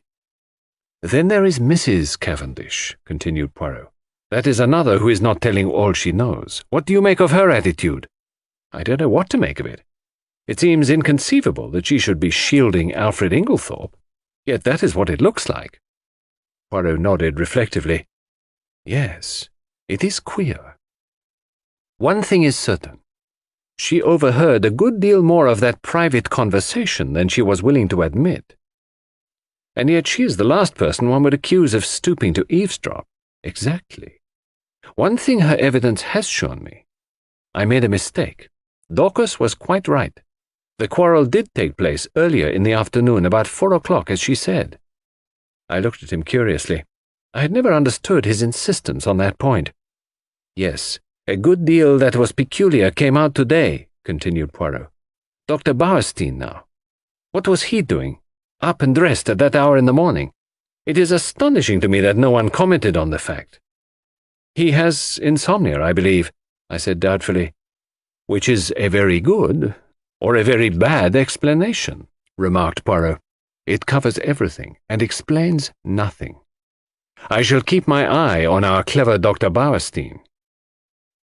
Any more faults to find with the evidence? I inquired satirically. Mon ami, replied Poirot gravely. When you find that people are not telling you the truth, look out. Now, unless I am much mistaken, at this inquest today only one, at most 2 persons were speaking the truth without reservation or subterfuge. Oh, come now, Poirot. I won't cite Lawrence or Mrs. Cavendish, but there's John and Miss Howard. Surely they were speaking the truth. Both of them, my friend? One, I grant you, but both? His words gave me an unpleasant shock. Miss Howard's evidence, unimportant as it was, had been given in such a downright straightforward manner that it had never occurred to me to doubt her sincerity. Still, I had a great respect for Poirot's sagacity, except on the occasions when he was what I described to myself as foolishly pig-headed. Do you really think so? I asked. Miss Howard had always seemed to me so essentially honest, almost uncomfortably so. Poirot gave me a curious look, which I could not quite fathom. He seemed about to speak, and then checked himself. Miss Murdoch, too, I continued. There's nothing untruthful about her. No, but it was strange that she never heard a sound, sleeping next door, whereas Mrs. Cavendish in the other wing of the building distinctly heard the table fall. Well, she's young, and she sleeps soundly. Ah, yes, indeed. She must be a famous sleeper, that one. I did not quite like the tone of his voice, but at that moment a smart knock reached our ears, and looking out of the window we perceived the 2 detectives waiting for us below. Poirot seized his hat, gave a ferocious twist to his moustache, and carefully brushing an imaginary speck of dust from his sleeve, motioned me to precede him down the stairs. There we joined the detectives, and set out for Styles. I think the appearance of the 2 Scotland Yard men was rather a shock, especially to John, though of course after the verdict he had realized that it was only a matter of time. Still, the presence of the detectives brought the truth home to him more than anything else could have done. Poirot had conferred with Japp in a low tone on the way up, and it was the latter functionary who requested that the household, with the exception of the servants, should be assembled together in the drawing-room. I realized the significance of this. It was up to Poirot to make his boast good. Personally, I was not sanguine. Poirot might have excellent reasons for his belief in Inglethorpe's innocence, but a man of the type of Summerhay would require tangible proofs, and these I doubted if Poirot could supply. Before very long we had all trooped into the drawing-room, the door of which Japp closed. Poirot politely set chairs for everyone. The Scotland Yard men were the cynosure of all eyes. I think that for the first time we realized that the thing was not a bad dream, but a tangible reality. We had read of such things. Now we ourselves were actors in the drama. Tomorrow the daily papers all over England would blazon out the news in staring headlines. Mysterious tragedy in Sussex. Wealthy lady poisoned. There would be pictures of Styles, snapshots of the family leaving the inquest. The village photographer had not been idle. All the things that one had read 100 times, things that happened to other people, not to oneself. And now, in this house, a murder had been committed. In front of us were the detectives in charge of the case. The well-known glib phraseology passed rapidly through my mind in the interval before Poirot opened the proceedings. I think everyone was a little surprised that it should be he, and not one of the official detectives who took the initiative. "Mesdames et messieurs," said Poirot, bowing as though he were a celebrity about to deliver a lecture, "I have asked you to come here all together for a certain object.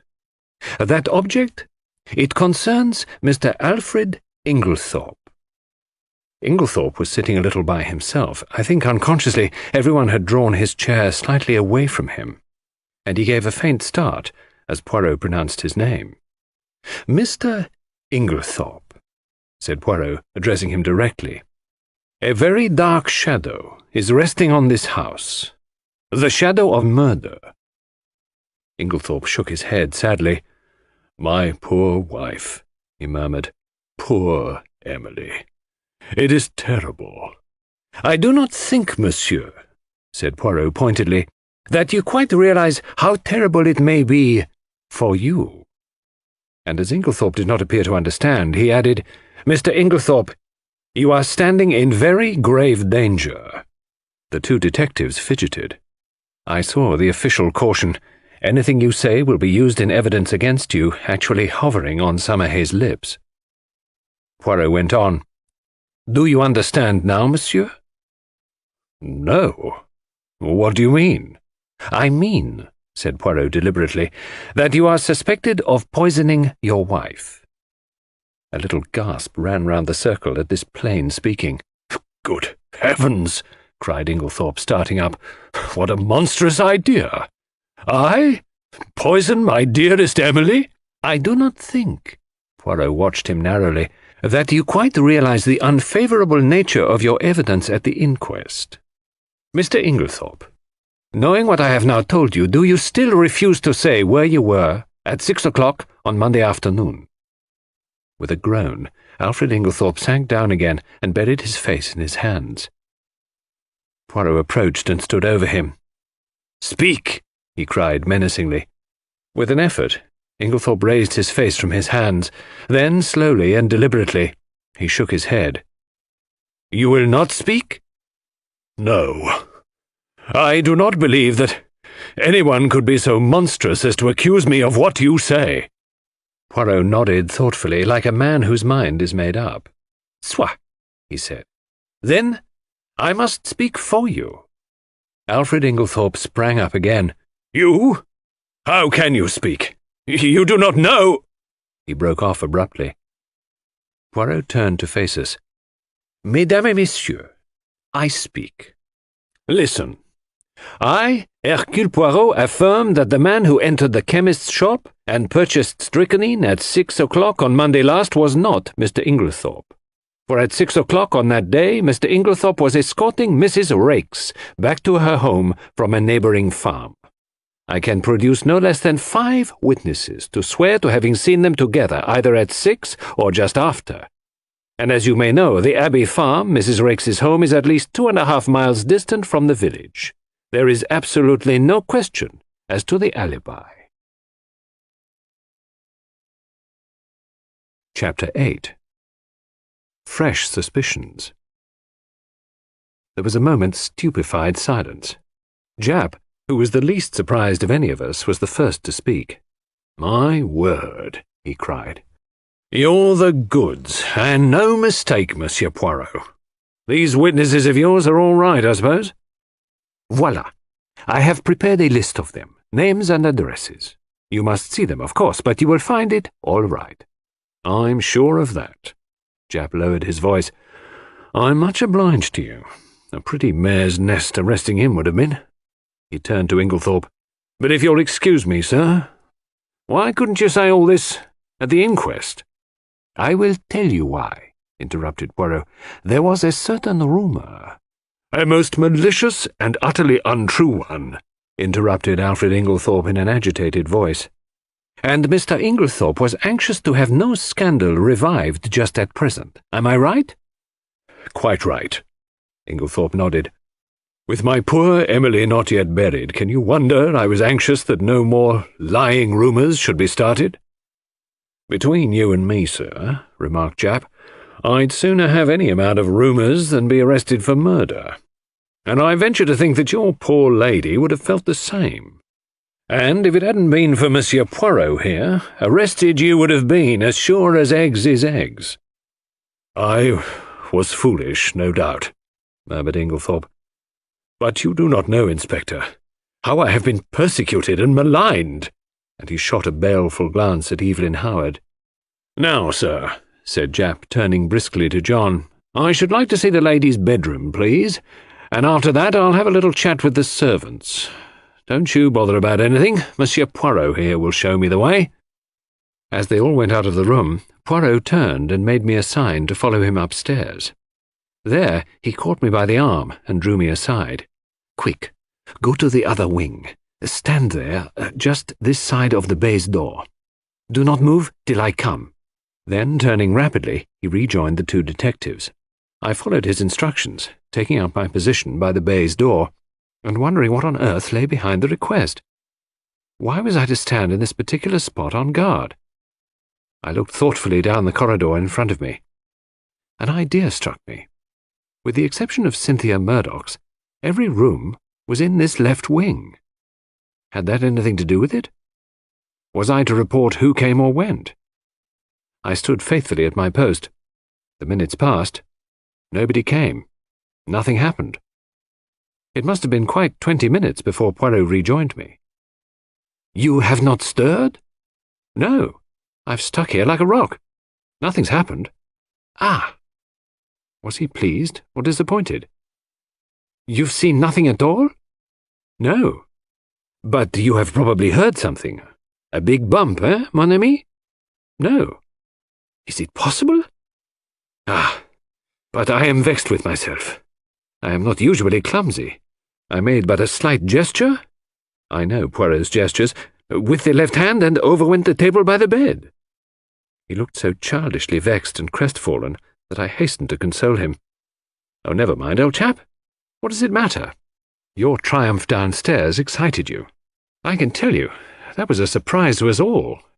There must be more in this affair of Inglethorpe's with Mrs. Raikes than we thought, to make him hold his tongue so persistently. What are you going to do now? Where are the Scotland Yard fellows?" "Gone down to interview the servants. I showed them all our exhibits. I am disappointed in Japp. He has no method." "Hello," I said, looking out of the window. "Here's Dr. Bowerstein." "I believe you're right about that man, Poirot. I don't like him." "He is clever," observed Poirot meditatively. "Oh, clever as the devil. I must say I was overjoyed to see him in the plight he was in on Tuesday. You never saw such a spectacle." And I described the doctor's adventure. "He looked a regular scarecrow, plastered with mud from head to foot." "You saw him then?" "Yes, of course. He didn't want to come in. It was just after dinner, but Mr. Inglethorpe insisted." "What?" Poirot caught me violently by the shoulders. "Was Dr. Bowerstein here on Tuesday evening?" "Here? And you never told me? Why did you not tell me? Why? He appeared to be in an absolute frenzy. "My dear Poirot," I expostulated, "I never thought it would interest you." "I didn't know it was of any importance." "Importance? It is of the first importance. So, Dr. Bowerstein was here on Tuesday night, the night of the murder. Hastings, do you not see? That alters everything, everything." I'd never seen him so upset. Loosening his hold of me, he mechanically straightened a pair of candlesticks, still murmuring to himself, "Yes, that alters everything, everything." Suddenly, he seemed to come to a decision. "Allons," he said. "We must act at once. Where is Mr. Cavendish?" John was in the smoking room. Poirot went straight to him. "Mr. Cavendish, I have some important business in Tadminster. A new clue. May I take your motor?" "Oh, why, of course. Do you mean at once?" "If you please." John rang the bell and ordered round the car. In another 10 minutes we were racing down the park and along the high road to Tadminster. "Now, Poirot," I remarked resignedly, "perhaps you will tell me what this is all about." "Well, mon ami, a good deal you can guess for yourself. Of course, you realize that now Mr. Inglethorpe is out of it, the whole position is greatly changed. We are face to face with an entirely new problem. We know now that there is one person who did not buy the poison. We have cleared away the manufactured clues. Now for the real ones. I have ascertained that anyone in the household, with the exception of Mrs. Cavendish, who was playing tennis with you, could have personated Mr. Inglethorpe on Monday evening. In the same way, we have his statement that he put the coffee down in the hall. No one took much notice of that at the inquest, but now it has a very different significance. We must find out who did take that coffee to Mrs. Inglethorpe eventually, or who passed through the hall whilst it was standing there. From your account, there are only two people whom we can positively say did not go near the coffee, Mrs. Cavendish and Mademoiselle Cynthia. Yes, that is so. I felt an inexpressible lightening of the heart. Mary Cavendish could certainly not rest under suspicion. In clearing Alfred Inglethorpe, continued Poirot, I have been obliged to show my hand sooner than I intended. As long as I might be thought to be pursuing him, the criminal would be off his guard. Now he will be doubly careful. Yes, doubly careful. He turned to me abruptly. Tell me, Hastings, you yourself, have you no suspicions of anybody? I hesitated. To tell the truth, an idea, wild and extravagant in itself, had once or twice that morning flashed through my brain. I had rejected it as absurd. Nevertheless, it persisted. Well, you couldn't call it a suspicion, I murmured. It's so utterly foolish. Come now, urged Poirot encouragingly. Do not fear. Speak your mind. You should always pay attention to your instincts. Well, then, I blurted out, it's absurd, but I suspect Miss Howard of not telling all she knows. Miss Howard? Yes, you'll laugh at me. Not at all. Why should I? I can't help feeling, I continued blunderingly, that we've rather left her out of the possible suspects, simply on the strength of her having been away from the place. But after all, she was only 15 miles away. A car would do it in half an hour. Can we say positively that she was away from Styles on the night of the murder? Yes, my friend, said Poirot unexpectedly, we can. One of my first actions was to ring up the hospital where she was working. Well, I learned that Miss Howard had been on afternoon duty on Tuesday, and that a convoy coming in unexpectedly, she had kindly offered to remain on night duty, which offer was gratefully accepted. That disposes of that. Oh, I said, rather nonplussed. Really, I continued, it's her extraordinary vehemence against Inglethorpe that started me off suspecting her. I can't help feeling that she'd do anything against him. And I had an idea she might know something about the destroying of the will. She might have burnt the new one, mistaking it for the earlier one in his favour. She's so terribly bitter against him. You consider her vehemence unnatural? Yes. She is so very violent. I wonder, really, whether she is quite sane on that point. Poirot shook his head energetically. No, you are on a wrong track there. There is nothing weak-minded or degenerate about Miss Howard. She is an excellent specimen of well-balanced English beef and brawn. She is sanity itself. Yet her hatred of Inglethorpe seems almost a mania. My idea was, a very ridiculous one no doubt, that she had intended to poison him, and that, in some way, Mrs. Inglethorpe got hold of it by mistake. But I don't at all see how it could have been done. The whole thing is absurd and ridiculous to the last degree. Still, you are right in one thing. It is always wise to suspect everybody until you can prove logically and to your own satisfaction that they are innocent. Now, what reasons are there against Miss Howard's having deliberately poisoned Mrs. Inglethorpe? Why, she was devoted to her, I exclaimed. Ta, cried Poirot irritably. You argue like a child. If Miss Howard were capable of poisoning the old lady, she would be quite equally capable of simulating devotion. No. We must look elsewhere. You are perfectly correct in your assumption that her vehemence against Alfred Inglethorpe is too violent to be natural, but you are quite wrong in the deduction you draw from it. I have drawn my own deductions, which I believe to be correct, but I will not speak of them at present.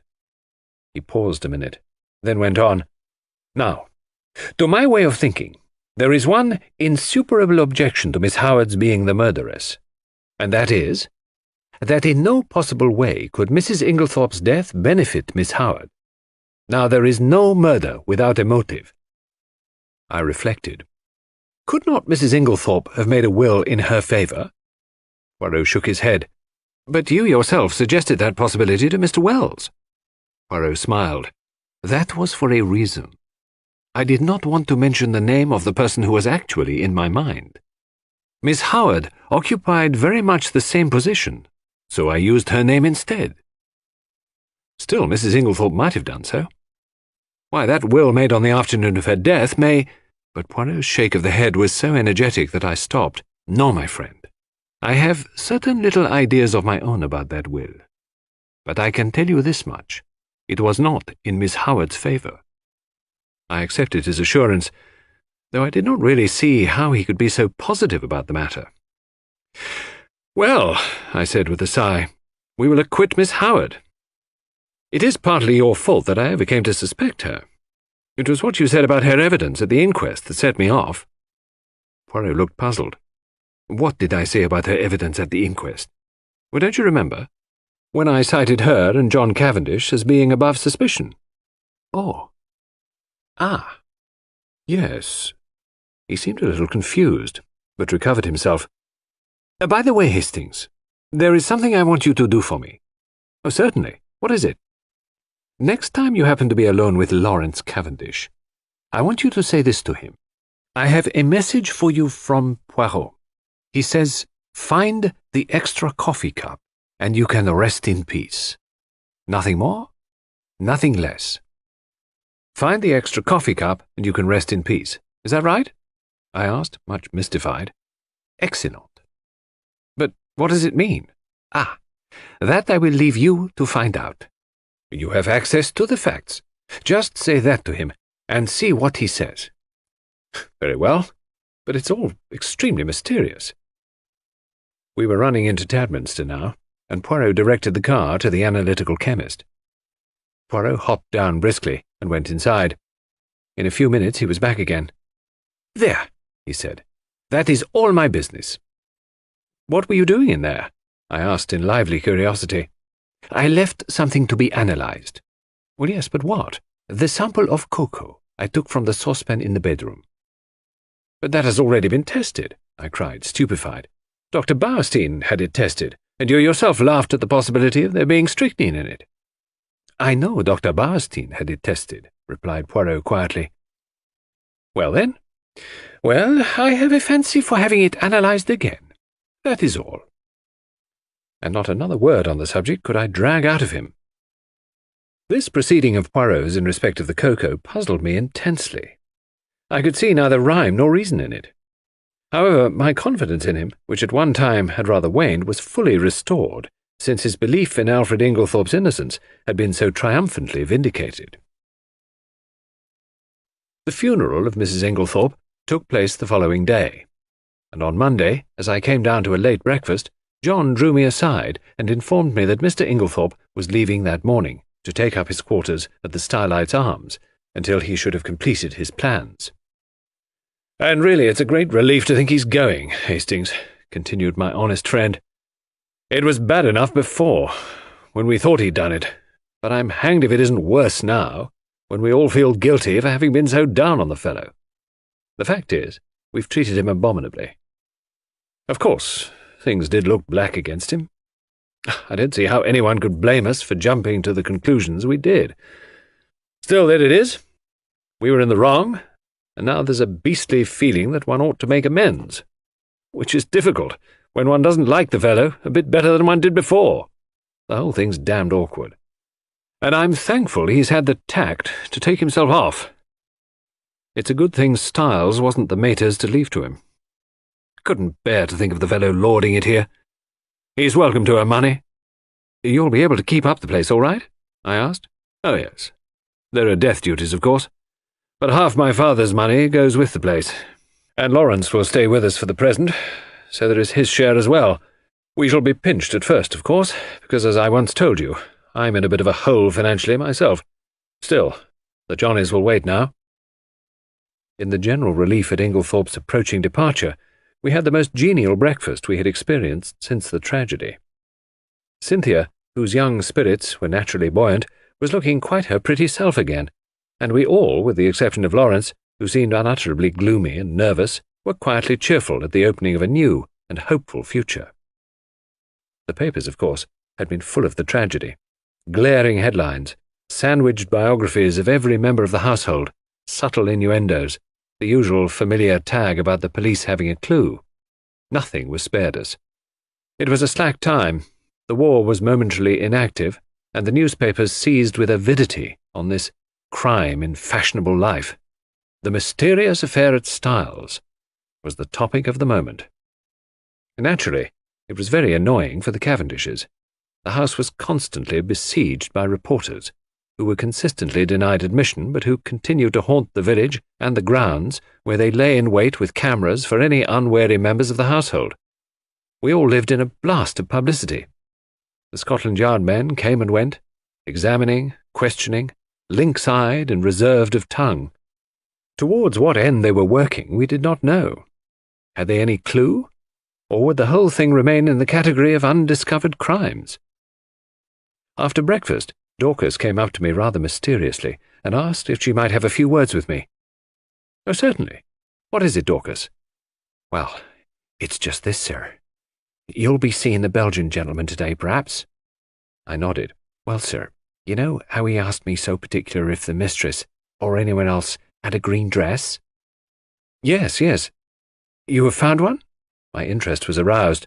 "No, not that, sir. But since then I've remembered what the young gentleman," John and Lawrence were still the young gentleman to Dorcas, "call the dressing-up box. It's up in the front attic, sir. A great chest full of old clothes and fancy dresses and what-not. And it came to me sudden-like that there might be a green dress amongst them. So, if you'd tell the Belgian gentleman—" "I will tell him, Dorcas," I promised. "Thank you very much, sir. Very nice gentleman he is, sir, and quite a different class from them two detectives from London, what goes prying about and asking questions. I don't hold with foreigners as a rule, but from what the newspaper says, I make out as how these brave Belgies isn't the ordinary run of foreigners, and certainly he's a most polite-spoken gentleman." Dear old Dorcas.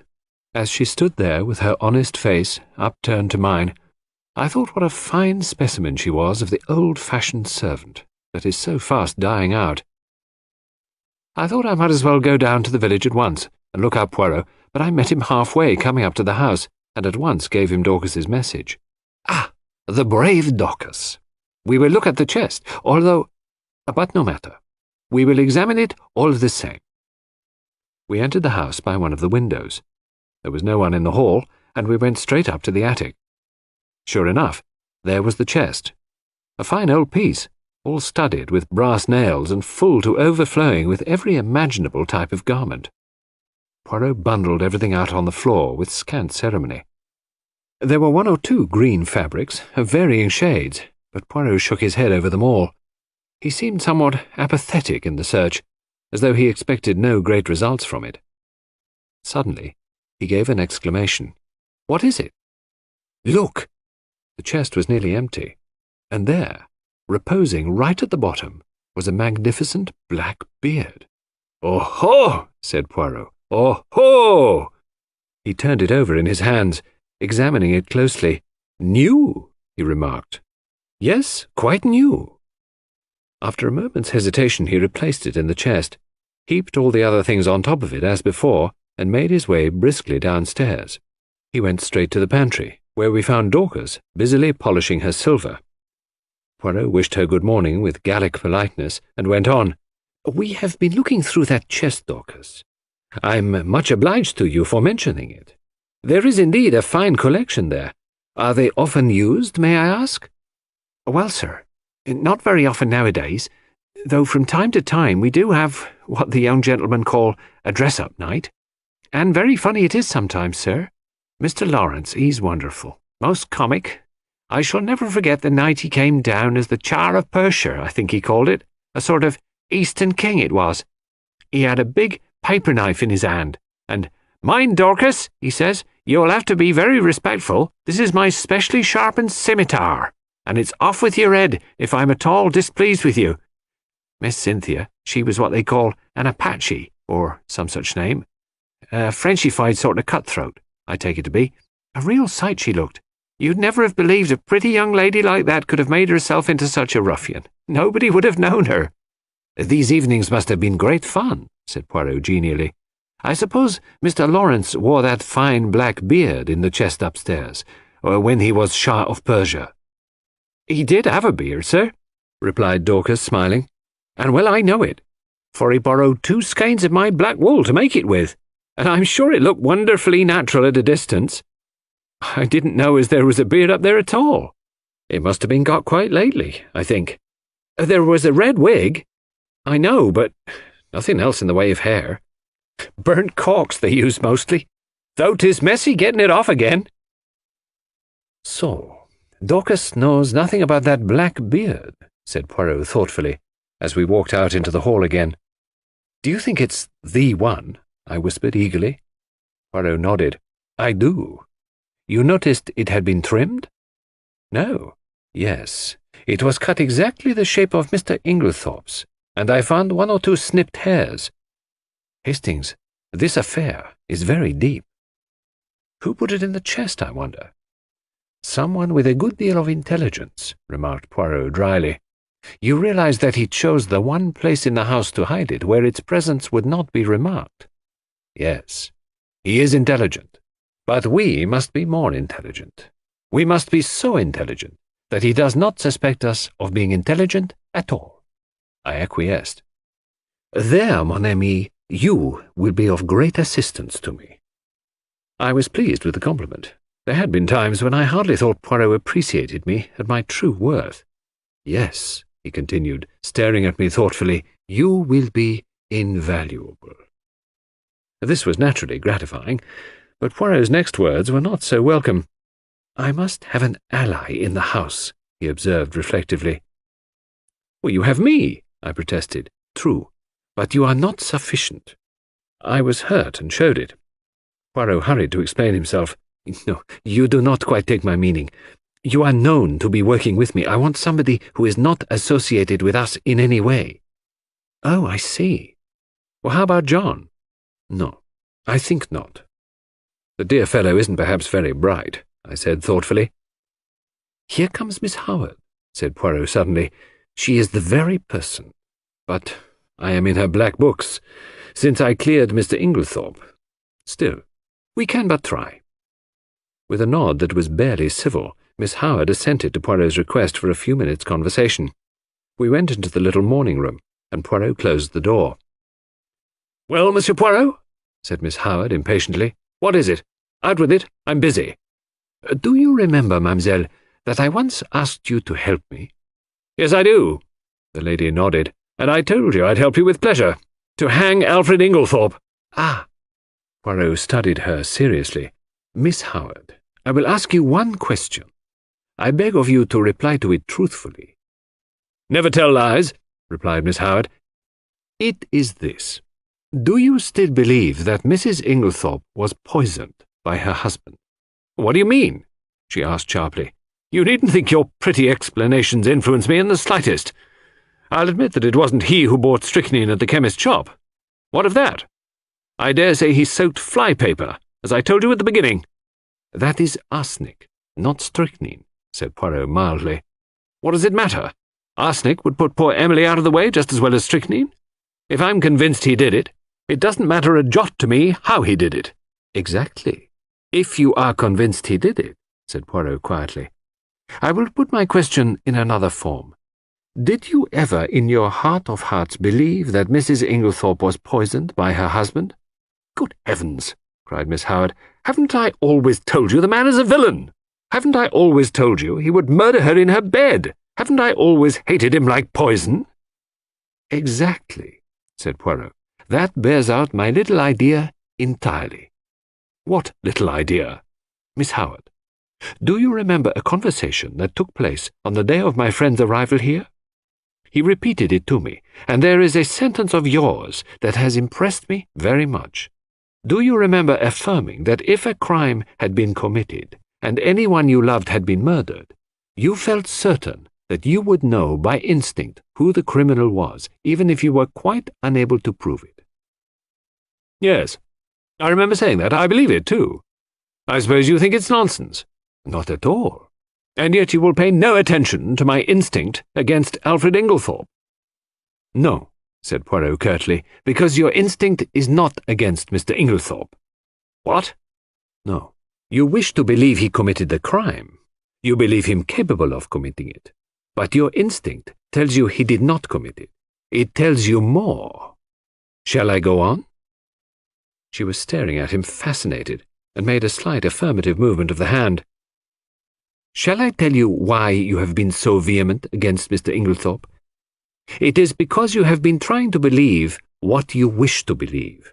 It is because you are trying to drown and stifle your instinct, which tells you another name. No, no, no, cried Miss Howard, wildly flinging up her hands. Don't say it. Oh, don't say it. It isn't true. It can't be true. I don't know what put such a wild, such a dreadful idea into my head. I am right, am I not? Asked Poirot. Yes, yes. You must be a wizard to have guessed. But it can't be so. It's so monstrous, too impossible. It must be Alfred Inglethorpe. Poirot shook his head gravely. Don't ask me about it, continued Miss Howard, because I shan't tell you. I won't admit it, even to myself. I must be mad to think of such a thing. Poirot nodded, as if satisfied. I will ask you nothing. It is enough for me that it is as I thought. And I too have an instinct. We are working together towards a common end. Don't ask me to help you, because I won't. I wouldn't lift a finger to... She faltered. You will help me, in spite of yourself. I ask you nothing, but you will be my ally. You will not be able to help yourself. You will do the only thing that I want of you. And that is, you will watch. Evelyn Howard bowed her head. Yes, I can't help doing that. I'm always watching, always hoping I shall be proved wrong. If we are wrong, well and good, said Poirot. No one will be more pleased than I shall.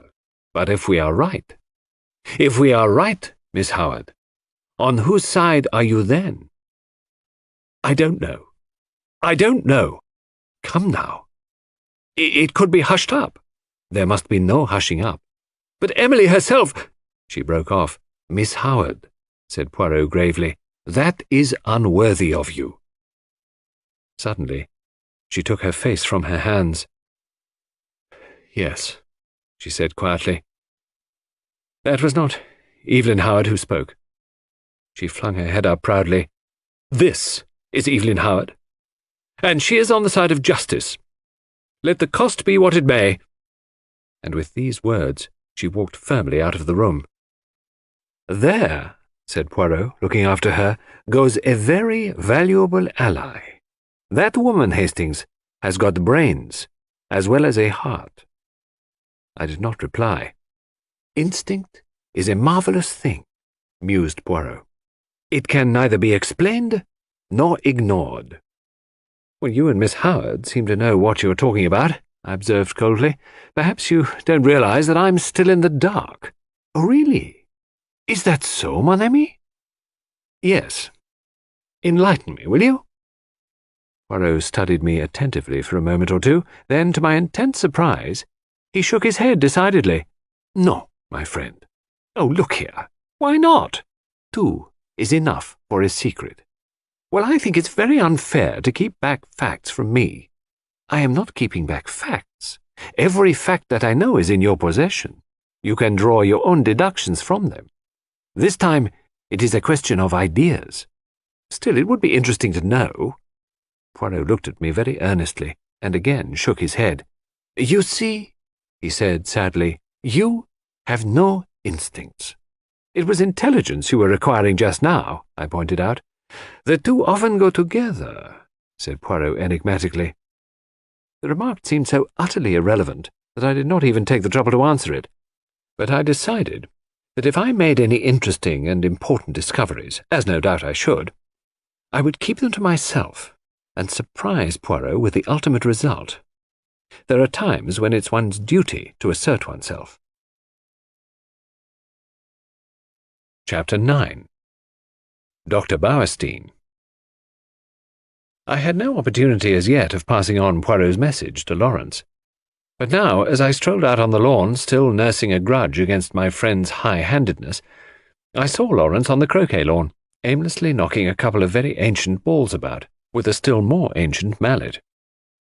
It struck me that it would be a good opportunity to deliver my message. Otherwise, Poirot himself might relieve me of it.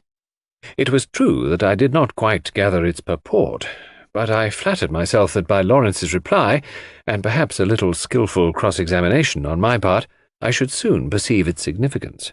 Accordingly, I accosted him. "I've been looking for you," I remarked untruthfully. "Have you?" "Yes. The truth is, I've got a message for you. From Poirot." "Yes." "He told me to wait until I was alone with you," I said, dropping my voice significantly and watching him intently out of the corner of my eye. I've always been rather good at what is called, I believe, creating an atmosphere. "Well?" There was no change of expression in the dark, melancholic face. Had he any idea what I was about to say? "This is the message." I dropped my voice still lower. "Find the extra coffee cup, and you can rest in peace." "What on earth does he mean?" Lawrence stared at me in quite unaffected astonishment. "Don't you know?" "Not in the least.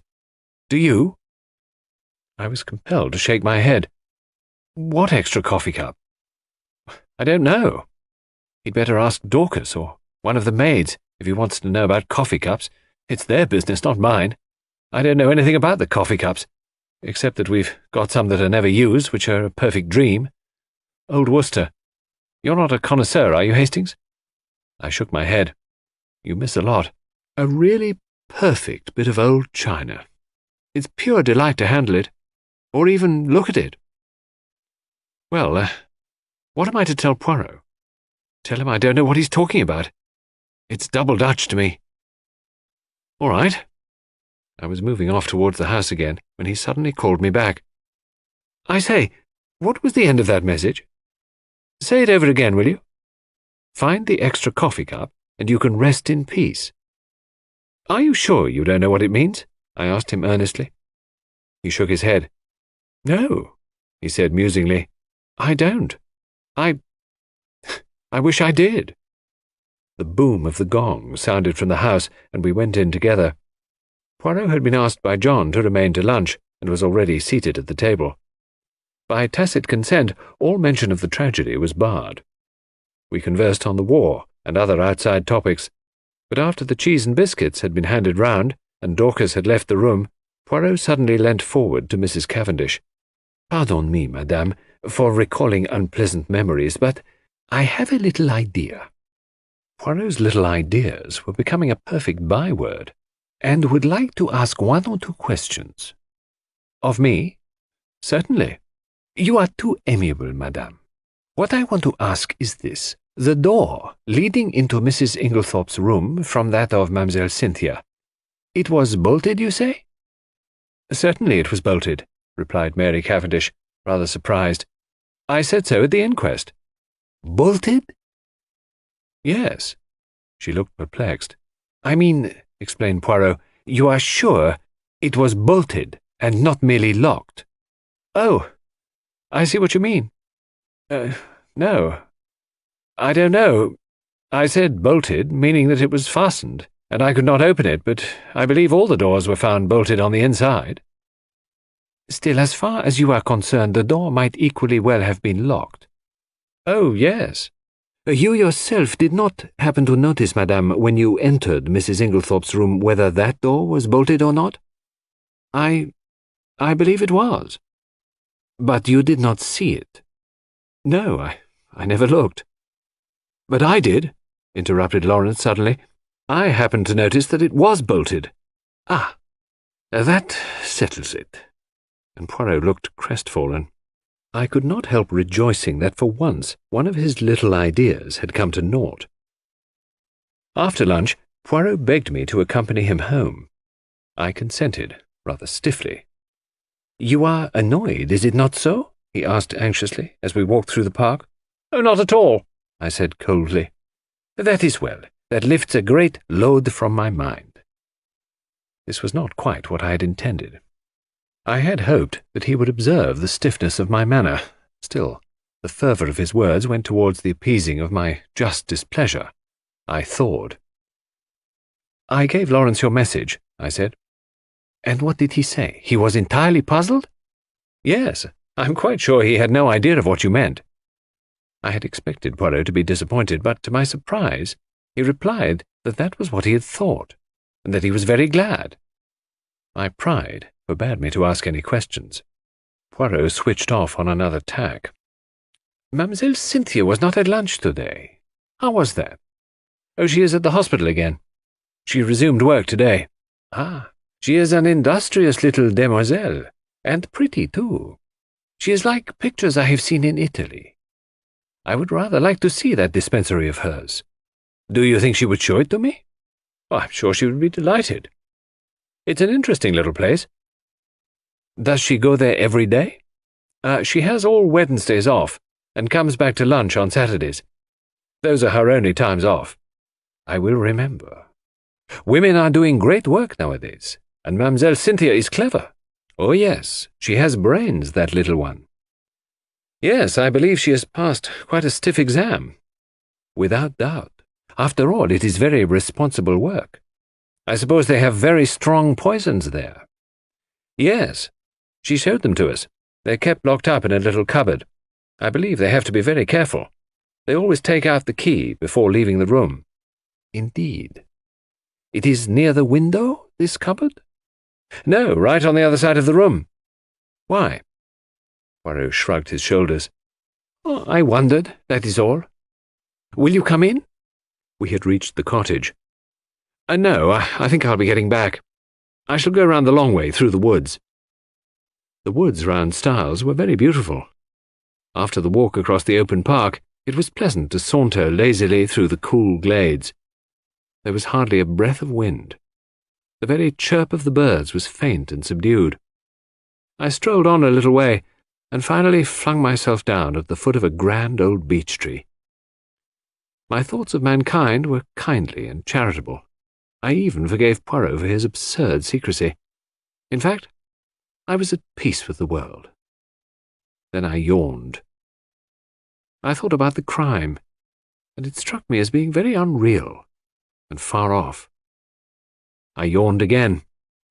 Probably, I thought, it really never happened. Of course, it was all a bad dream. The truth of the matter was that it was Lawrence who had murdered Alfred Inglethorpe with a croquet mallet.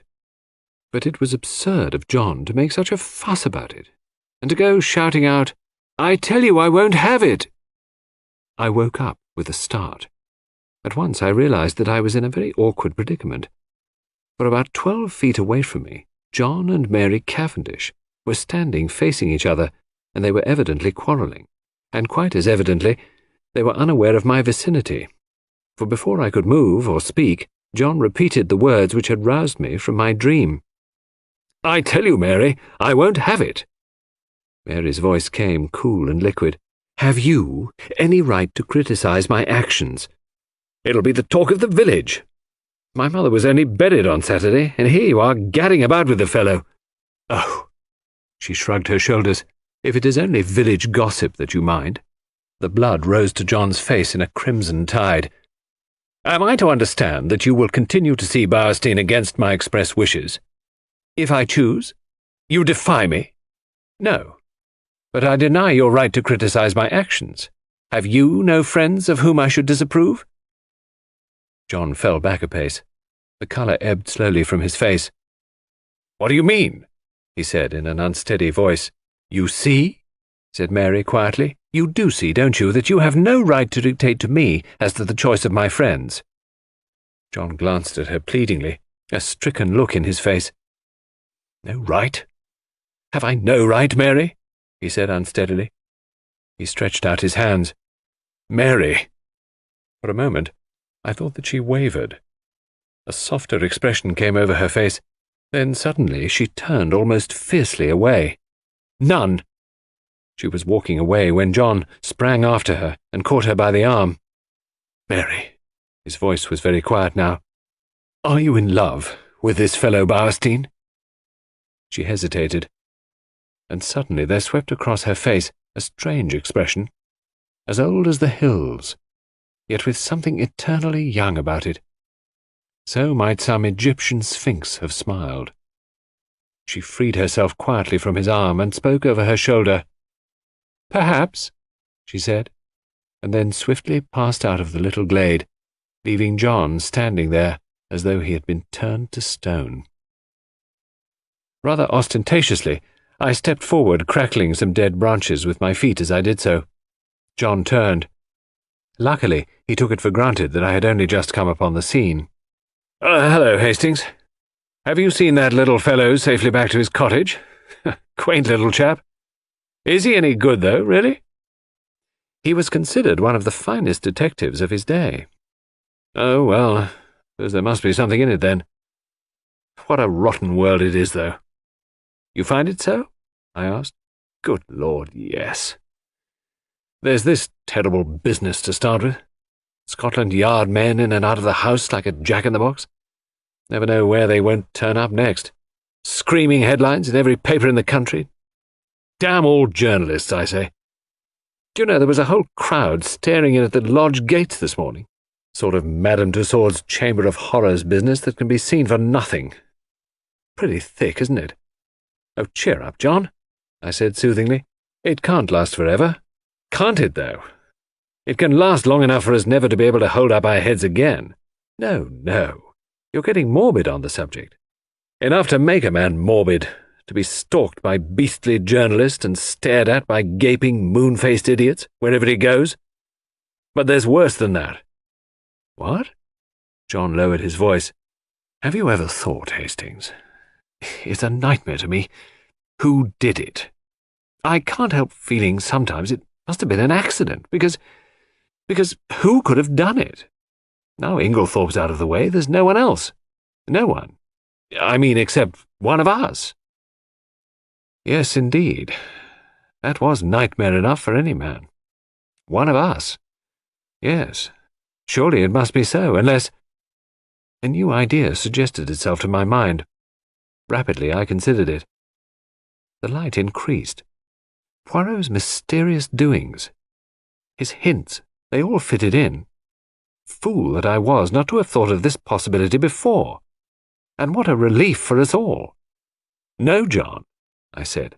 "It isn't one of us. How could it be?" "Well, I know. But still, who else is there? Well, can't you guess?" "No." I looked cautiously round and lowered my voice. "Dr. Bauerstein," I whispered. "Impossible. Not at all. But what earthly interest could he have in Mother's death? That I don't see," I confessed. "But I'll tell you this. Poirot thinks so." "Poirot? Does he? How do you know?" I told him of Poirot's intense excitement on hearing that Dr. Bauerstein had been at Styles on the fatal night, and added, "He said twice, 'That alters everything.' And I've been thinking. You know Inglethorpe said he had put down the coffee in the hall. Well, it was just then that Bauerstein arrived. Isn't it possible that, as Inglethorpe brought him through the hall, the doctor dropped something into the coffee in passing?" Said John. "It would have been very risky." "Yes, but it was possible." "And then, how could he know it was her coffee? No, old fellow, I don't think that will wash." But I had remembered something else. "You're quite right. That wasn't how it was done. Listen." And then I told him of the cocoa sample which Poirot had taken to be analysed. John interrupted, just as I had done. "But look here. Bauerstein had had it analysed already." Yes, that's the point. I didn't see it either until now, don't you understand? Bauerstein had it analysed. That's just it. If Bauerstein's the murderer, nothing could be simpler than for him to substitute some ordinary cocoa for his sample and send that to be tested. And of course they would find no strychnine. But no one would dream of suspecting Bauerstein or think of taking another sample. Except Poirot, I added, with belated recognition. Yes, but what about the bitter taste that cocoa won't disguise? Well, we've only his word for that. And there are other possibilities. He's admittedly one of the world's greatest toxicologists. One of the world's greatest what? Say it again. He knows more about poisons than almost anybody, I explained. Well, my idea is that perhaps he's found some way of making strychnine tasteless. Or it may not have been strychnine at all, but some obscure drug no one has ever heard of, which produces much the same symptoms. Yes, that might be, said John. But look here. How could he have got at the cocoa? That wasn't downstairs. No, it wasn't, I admitted reluctantly. And then, suddenly, a dreadful possibility flashed through my mind. I hoped and prayed it would not occur to John also. I glanced sideways at him. He was frowning perplexedly, and I drew a deep breath of relief. For the terrible thought that had flashed across my mind was this, that Dr. Bauerstein might have had an accomplice. Yet surely it could not be. Surely no woman as beautiful as Mary Cavendish could be a murderess. Yet beautiful women had been known to poison. And suddenly I remembered that first conversation at tea on the day of my arrival, and the gleam in her eyes as she had said that poison was a woman's weapon. How agitated she had been on that fatal Tuesday evening. Had Mrs. Inglethorpe discovered something between her and Bauerstein, and threatened to tell her husband? Was it to stop that denunciation that the crime had been committed? Then I remembered that enigmatical conversation between Poirot and Evelyn Howard. Was this what they had meant? Was this the monstrous possibility that Evelyn had tried not to believe? Yes, it all fitted in. No wonder Miss Howard had suggested hushing it up. Now I understood that unfinished sentence of hers. Emily herself. And in my heart I agreed with her. Would not Mrs. Inglethorpe have preferred to go unavenged, rather than have such terrible dishonour fall upon the name of Cavendish? There's another thing, said John suddenly, and the unexpected sound of his voice made me start guiltily. Something which makes me doubt if what you say can be true. What's that? I asked, thankful that he had gone away from the subject of how the poison could have been introduced into the cocoa. Why, the fact that Bauerstein demanded a post-mortem. He needn't have done so. Little Wilkins would have been quite content to let it go at heart disease. Yes, I said doubtfully, but we don't know. Perhaps he thought it safer in the long run. Someone might have talked afterwards. Then the Home Office might have ordered exhumation. The whole thing would have come out then, and he would have been in an awkward position, for no one would have believed that a man of his reputation could have been deceived into calling it heart disease. Yes, that's possible, admitted John. Still, he added, I'm blessed if I can see what his motive could have been. I trembled. Look here, I said, I may be altogether wrong, and remember, all this is in confidence. Oh, well, of course, that goes without saying. We had walked as we talked, and now we passed through the little gate into the garden. Voices rose near at hand, for tea was spread out under the sycamore tree, as it had been on the day of my arrival. Cynthia was back from the hospital, and I placed my chair beside her and told her of Poirot's wish to visit the dispensary. Oh, of course.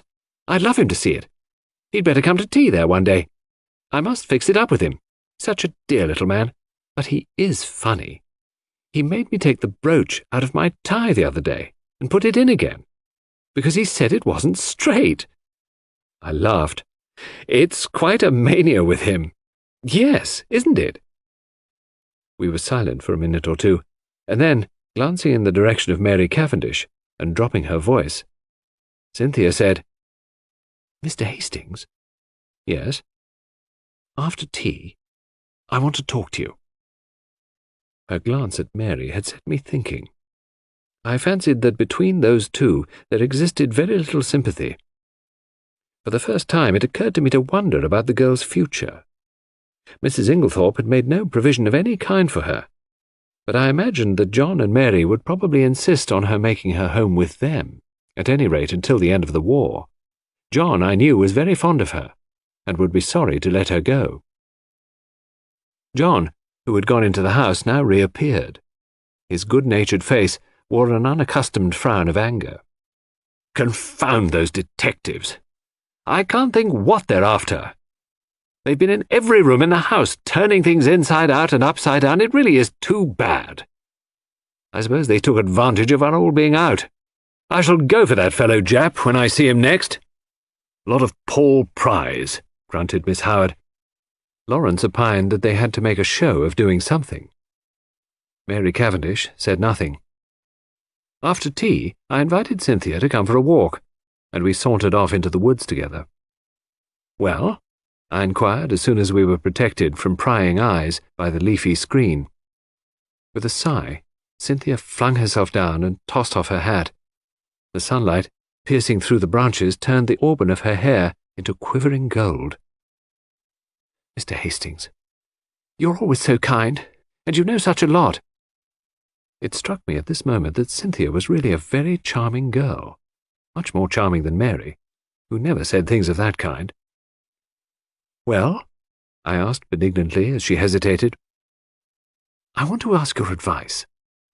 What shall I do? Do?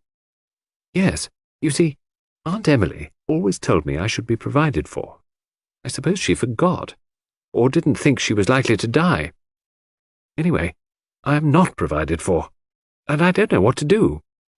Do you think I ought to go away from here at once? Good heavens, no.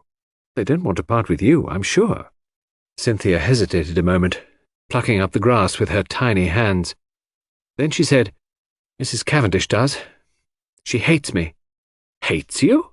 I cried, astonished. Cynthia nodded. Yes. I don't know why, but she can't bear me.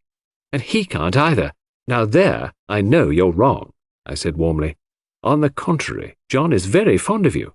Oh, yes, John. I meant Lawrence. Not, of course, that I care whether Lawrence hates me or not. Still, it's rather horrid, when no one loves you, isn't it? But they do, Cynthia dear, I said earnestly. I'm sure you're mistaken. Look, there's John and Miss Howard.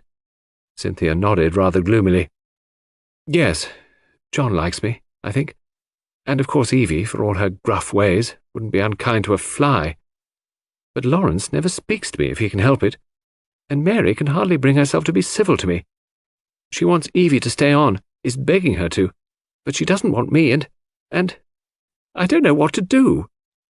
Suddenly the poor child burst out crying. I don't know what possessed me. Her beauty, perhaps, as she sat there with the sunlight glinting down on her head. Perhaps the sense of relief at encountering someone who so obviously could have no connection with the tragedy. Perhaps honest pity for her youth and loneliness. Anyway, I leant forward, and taking her little hand, I said, awkwardly, Marry me, Cynthia. Unwittingly, I had hit upon a sovereign remedy for her tears. She sat up at once, drew her hand away, and said, with some asperity, Don't be silly. I was a little annoyed. I'm not being silly. I'm asking you to do me the honour of becoming my wife. To my intense surprise, Cynthia burst out laughing and called me a funny dear. It's perfectly sweet of you, she said, but you know you don't want to. Yes, I do. I've got— Never mind what you've got. You really don't want to, and I don't either.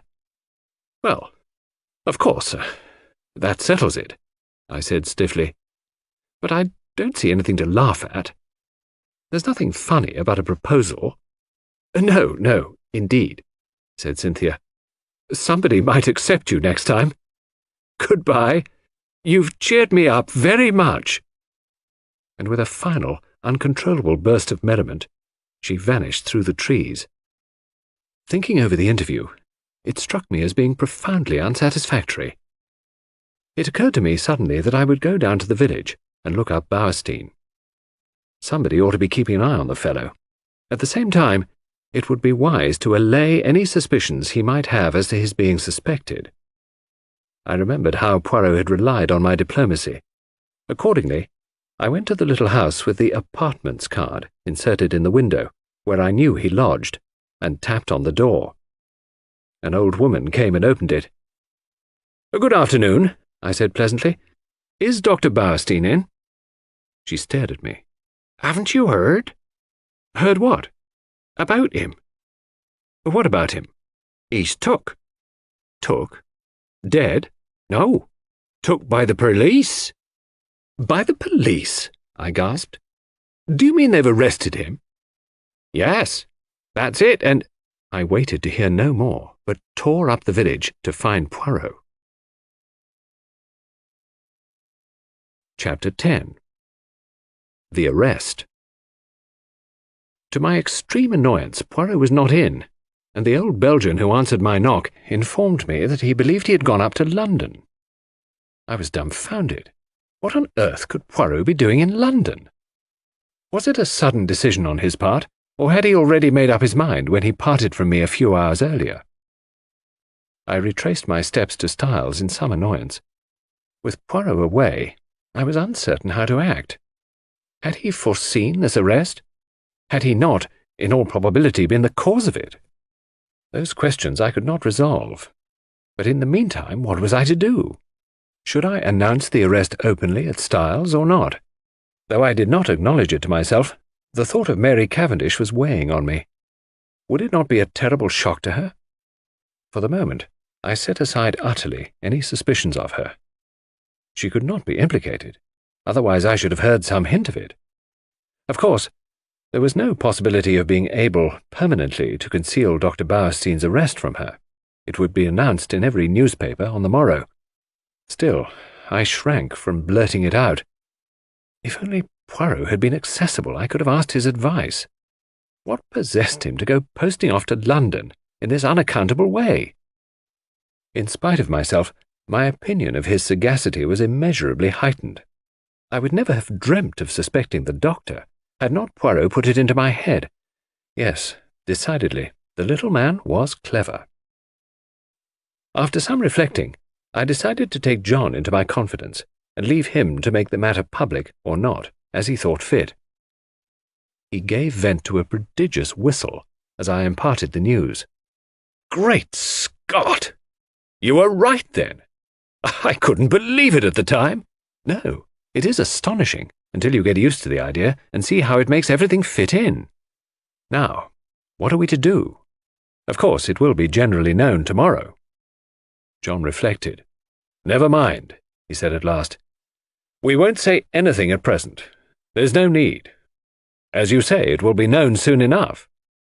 But to my intense surprise, on getting down early the next morning and eagerly opening the newspapers, there was not a word about the arrest. There was a column of mere padding about the Styles poisoning case, but nothing further. It was rather inexplicable, but I suppose that for some reason or other Japp wished to keep it out of the papers. It worried me just a little, for it suggested the possibility that there might be further arrests to come. After breakfast, I decided to go down to the village and see if Poirot had returned yet. But before I could start, a well-known face blocked one of the windows, and the well-known voice said, "Bonjour, mon ami." "Poirot!" I exclaimed with relief, and seizing him by both hands, I dragged him into the room. "I was never so glad to see anyone. Listen, I have said nothing to anybody but John. Is that right?" "My friend," replied Poirot, "I do not know what you are talking about." "Well, Dr. Bauerstein's arrest, of course," I answered impatiently. "Is Bauerstein arrested, then? Did you not know it? Not the least in the world." But pausing a moment, he added, "Still, it does not surprise me. After all, we are only 4 miles from the coast." "The coast?" I asked, puzzled. "What has that got to do with it?" Poirot shrugged his shoulders. "Well, surely. It is obvious." "Not to me. No doubt I'm very dense, but I cannot see what the proximity of the coast has got to do with the murder of Mrs. Inglethorpe." "Well, nothing at all, of course," replied Poirot, smiling. "But we were speaking of the arrest of Dr. Bauerstein." "Well, he's arrested for the murder of Mrs. Inglethorpe." "What?" cried Poirot, in apparently lively astonishment. "Dr. Bauerstein? Arrested for the murder of Mrs. Inglethorpe?" "Yes." "Impossible. That would be too good a farce. Who told you that, my friend?" Well, no one exactly told me," I confessed. "But he is arrested." "Oh, yes, very likely. But for espionage, mon ami." "Espionage?" I gasped. "Precisely.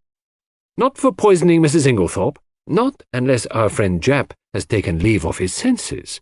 replied Poirot placidly. "But I thought you thought so too."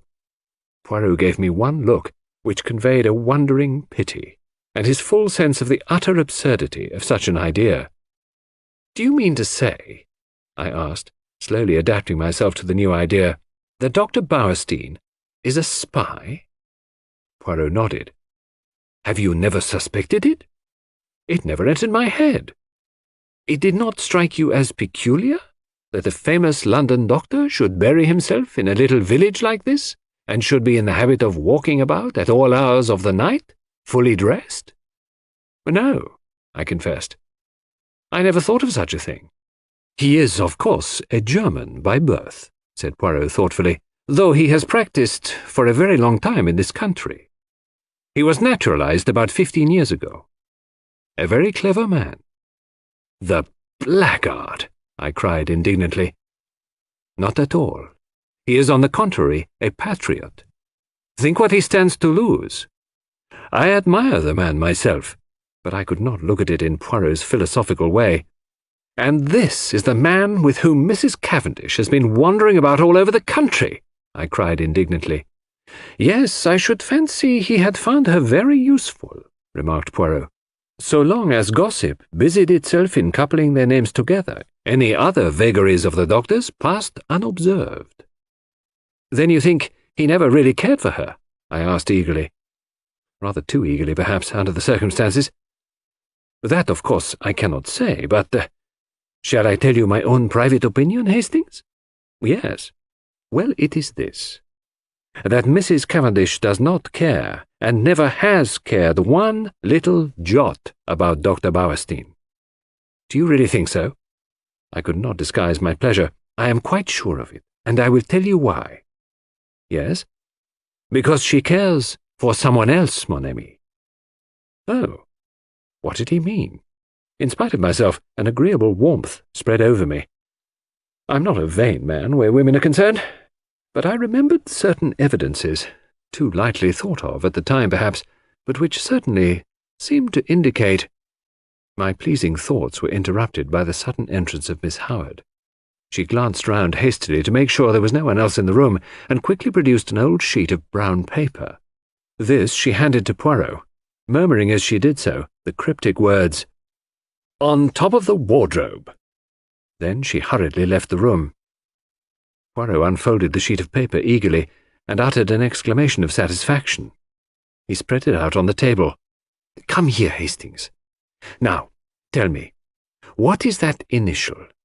J or L?" It was a medium-sized sheet of paper, rather dusty, as though it had lain by for some time. But it was the label that was attracting Poirot's attention. At the top it bore the printed stamp of Messrs. Parksons, the well-known theatrical costumiers, and it was addressed to the debatable initial Cavendish, Esquire, Styles Court, Styles St. Mary, Sussex. "It might be T, or it might be L," I said after studying the thing for a minute or two. "It certainly isn't a J." "Good," replied Poirot, folding up the paper again. "I also am of your way of thinking. It is an L. Depend on it." "Where did it come from?" I asked curiously. "Is it important?" "Moderately so. It confirms a surmise of mine. Having deduced its existence, I set Miss Howard to search for it, and as you see, she has been successful." "What did she mean by 'on top of the wardrobe'?" "She meant," Poirot replied promptly, "that she found it on top of a wardrobe." "Funny place for a piece of brown paper," I mused. "Not at all. The top of a wardrobe is an excellent place for brown paper and cardboard boxes. I have kept them there myself. Neatly arranged, there is nothing to offend the eye." "Poirot," I asked earnestly, "have you made up your mind about this crime?" "Yes. That is to say, I believe I know how it was committed." "Ah, unfortunately, I have no proof beyond my surmise, unless," with sudden energy, he caught me by the arm and whirled me down the hall, calling out in French in his excitement, "Mademoiselle Dorcas! Mademoiselle Dorcas! Un moment, s'il vous plaît!" Dorcas, quite flurried by the noise, came hurrying out of the pantry. "My good Dorcas, I have an idea, a little idea. If it should prove justified, what magnificent chance! Tell me, on Monday, not Tuesday, Dorcas, but Monday, the day before the tragedy, did anything go wrong with Mrs. Inglethorpe's bell?" Dorcas looked very surprised. "Yes, sir. Now you mention it, it did. Though I don't know how you came to hear of it. A mouse, or some such, must have nibbled the wire through. The man came and put it right on Tuesday morning." With a long-drawn exclamation of ecstasy, Poirot led the way back to the morning-room. "See you. One should not ask for outside proof. No, reason should be enough. But the flesh is weak. It is consolation to find that one is on the right track. Ah, my friend, I am like a giant refreshed. I run, I leap." And in very truth, run and leap he did, gambolling wildly down the stretch of lawn outside the long window. "What is your remarkable little friend doing?" asked a voice behind me, and I turned to find Mary Cavendish at my elbow. She smiled, and so did I. "What is it all about?" "Really, I can't tell you. He asked Dorcas some question about a bell, and appeared so delighted with her answer that he's capering about as you see." Mary laughed. "How ridiculous! He's going out of the gate. Isn't he coming back today?" "I don't know. I've given up trying to guess what he'll do next. Is he quite mad, Mr. Hastings? I honestly don't know. Sometimes I feel sure he's as mad as a hatter, and then just as he is at his maddest, I find there is method in his madness." "I see." In spite of her laugh, Mary was looking thoughtful this morning. She seemed grave, almost sad. It occurred to me that it would be a good opportunity to tackle her on the subject of Cynthia. I began rather tactfully, I thought, but I had not gone far before she stopped me, authoritatively. "You are an excellent advocate, I have no doubt, Mr. Hastings, but in this case your talents are quite thrown away. Cynthia will run no risk of encountering any unkindness from me." I began to stammer feebly that I hoped she hadn't thought, but again she stopped me, and her words were so unexpected that they quite drove Cynthia and her troubles out of my mind.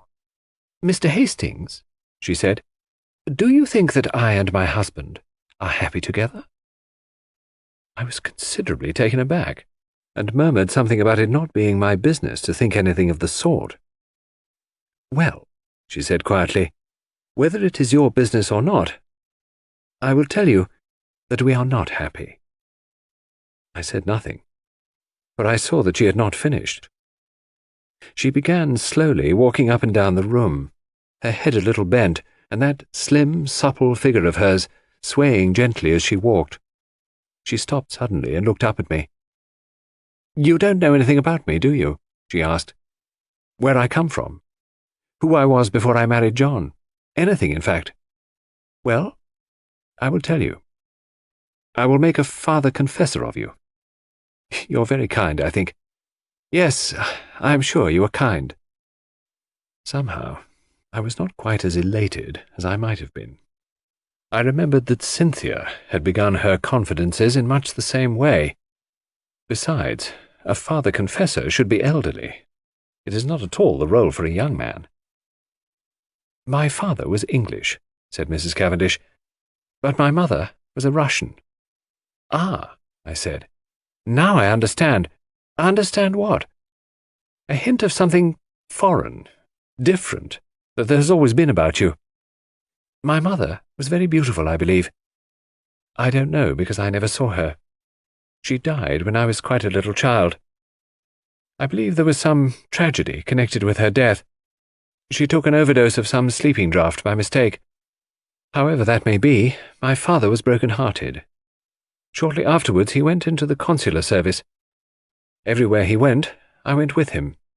When I was 23, I had been nearly all over the world. It was a splendid life. I loved it. There was a smile on her face, and her head was thrown back. She seemed living in the memory of those old glad days. Then my father died. He left me very badly off. I had to go and live with some old aunts in Yorkshire. She shuddered. You will understand me when I say that it was a deadly life for a girl brought up as I had been. The narrowness, the deadly monotony of it, almost drove me mad. She paused a minute, and added in a different tone, "And then I met John Cavendish." "Yes." "You can imagine that from my aunt's point of view it was a very good match for me. But I can honestly say it was not this fact which weighed with me. No. He was simply a way of escape from the insufferable monotony of my life." I said nothing. And after a moment she went on, "Don't misunderstand me. I was quite honest with him. I told him what was true, that I liked him very much, that I hoped to come to like him more, but that I was not in any way what the world calls in love with him.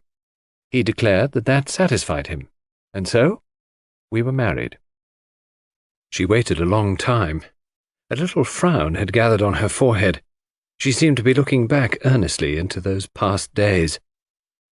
I am sure he cared for me at first, but I suppose we were not well matched. Almost at once we drifted apart. It is not a pleasant thing for my pride, but it is the truth. He tired of me very soon." I must have made some murmur of dissent, for she went on quickly, "Oh yes, he did. Not that it matters now that we've come to the parting of the ways." "What do you mean?" she answered quietly. "I mean that I'm not going to remain at Styles." "You and John are not going to live here?" "John may live here, but I shall not." "You're going to leave him?" "Yes." "But why?" She paused a long time, and said at last, "Perhaps because I want to be free." And as she spoke, I had a sudden vision of broad spaces, virgin tracts of forests, untrodden lands, and a realization of what freedom would mean to such a nature as Mary Cavendish. I seemed to see her for a moment as she was, a proud, wild creature, as untamed by civilization as some shy bird of the hills. A little cry broke from her lips. You don't know how this hateful place has been a prison to me." "I understand," I said, "but don't do anything rash." "Oh, rash!" Her voice mocked my prudence. Then suddenly I said a thing that I could have bitten out my tongue for. "You know that Dr. Bowerstein has been arrested?" An instant coldness passed like a mask over her face, blotting out all expression. "John was so kind as to break that to me this morning." "Well, what do you think?" I asked feebly. "Of what?" "Of the arrest." "What should I think? Apparently he is a German spy. So the gardener had told John." Her face and voice were absolutely cold and expressionless. Did she care, or did she not? She moved away a step or two and fingered one of the flower vases. "These are quite dead. I must do them again. Would you mind moving? Thank you, Mr. Hastings." And she walked quietly past me out of the window, with a cool little nod of dismissal. No, surely she could not care for Bowerstein. No woman could act her part with that icy unconcern. Poirot did not make his appearance the following morning, and there was no sign of the Scotland Yard men, but at lunchtime there arrived a new piece of evidence, or rather lack of evidence. We had vainly tried to trace the fourth letter which Mrs. Inglethorpe had written on the evening preceding her death.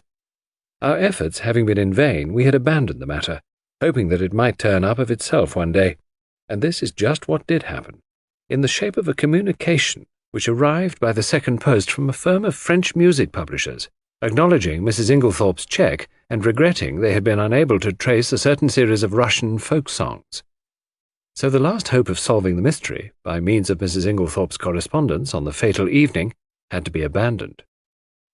Just before tea, I strolled down to tell Poirot of the new disappointment, but found to my annoyance that he was once more out. "Gone to London again?" "Oh no, monsieur. He has but taken the train to Dadminster, to see a young lady's dispensary," he said. "Silly ass," I ejaculated. "I told him Wednesday was the one day she wasn't there. Well, tell him to look us up tomorrow morning, will you?" "Certainly, monsieur." But on the following day, no sign of Poirot. I was getting angry. He was really treating us in the most cavalier fashion. After lunch, Lawrence drew me aside and asked if I was going down to see him. No, I don't think I shall. He can come up here if he wants to see us. Oh. Lawrence looked indeterminate. Something unusually nervous and excited in his manner roused my curiosity. What is it? I asked. I could go if there's anything special. It's nothing much, but... Well, if you are going, will you tell him... He dropped his voice to a whisper. I think I've found the extra coffee cup. I had almost forgotten that enigmatical message of Poirot's, but now my curiosity was aroused afresh. Lawrence would say no more, so I decided that I would descend from my high horse and once more seek out Poirot at Leastways Cottage. This time I was received with a smile. Monsieur Poirot was within. Would I mount?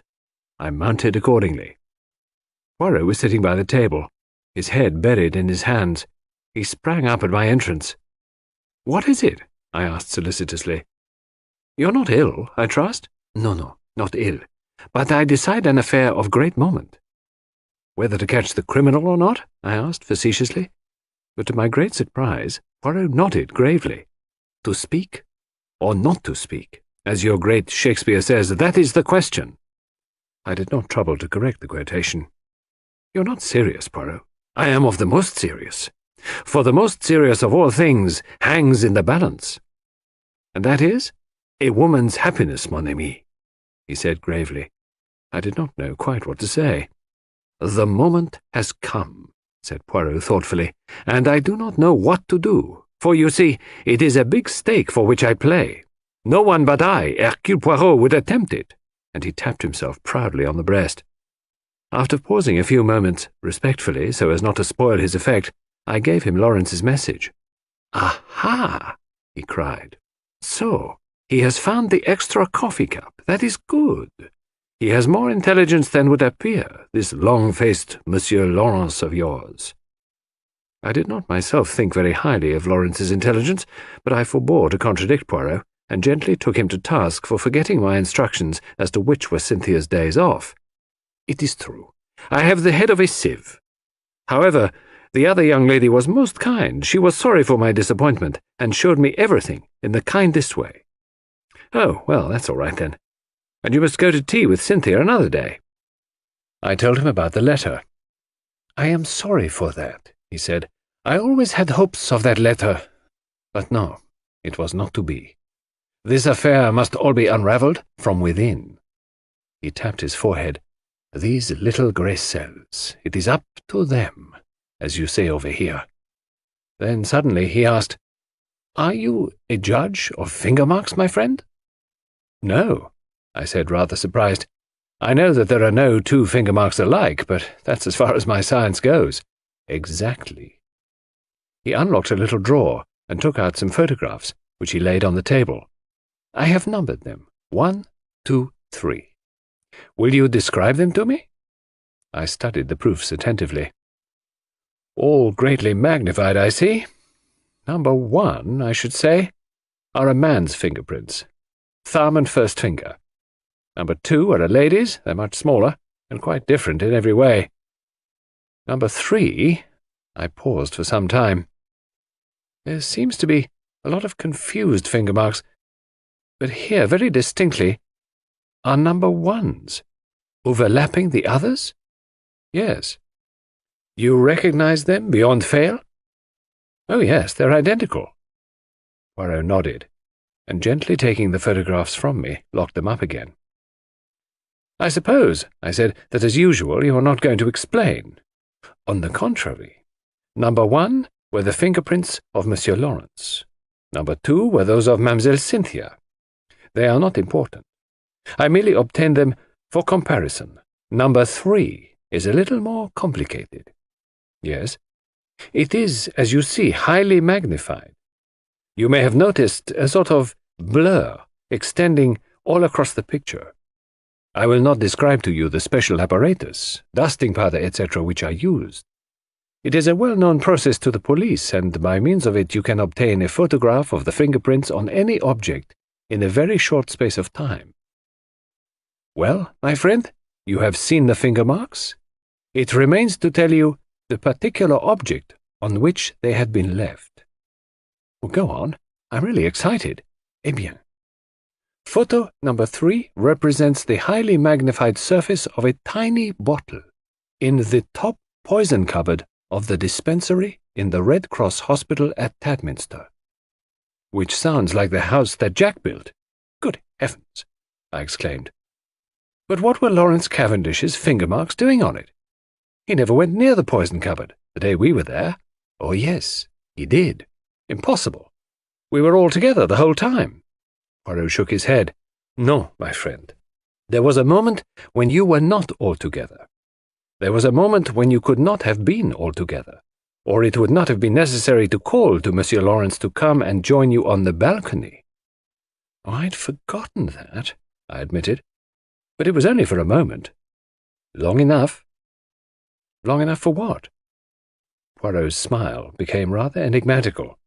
Long enough for a gentleman who had once studied medicine to gratify a very natural interest and curiosity. Our eyes met. Poirot's were pleasantly vague. He got up and hummed a little tune. I watched him suspiciously. Poirot, I said, what was in this particular little bottle? Poirot looked out of the window. Hydrochloride of strychnine, he said over his shoulder, continuing to hum.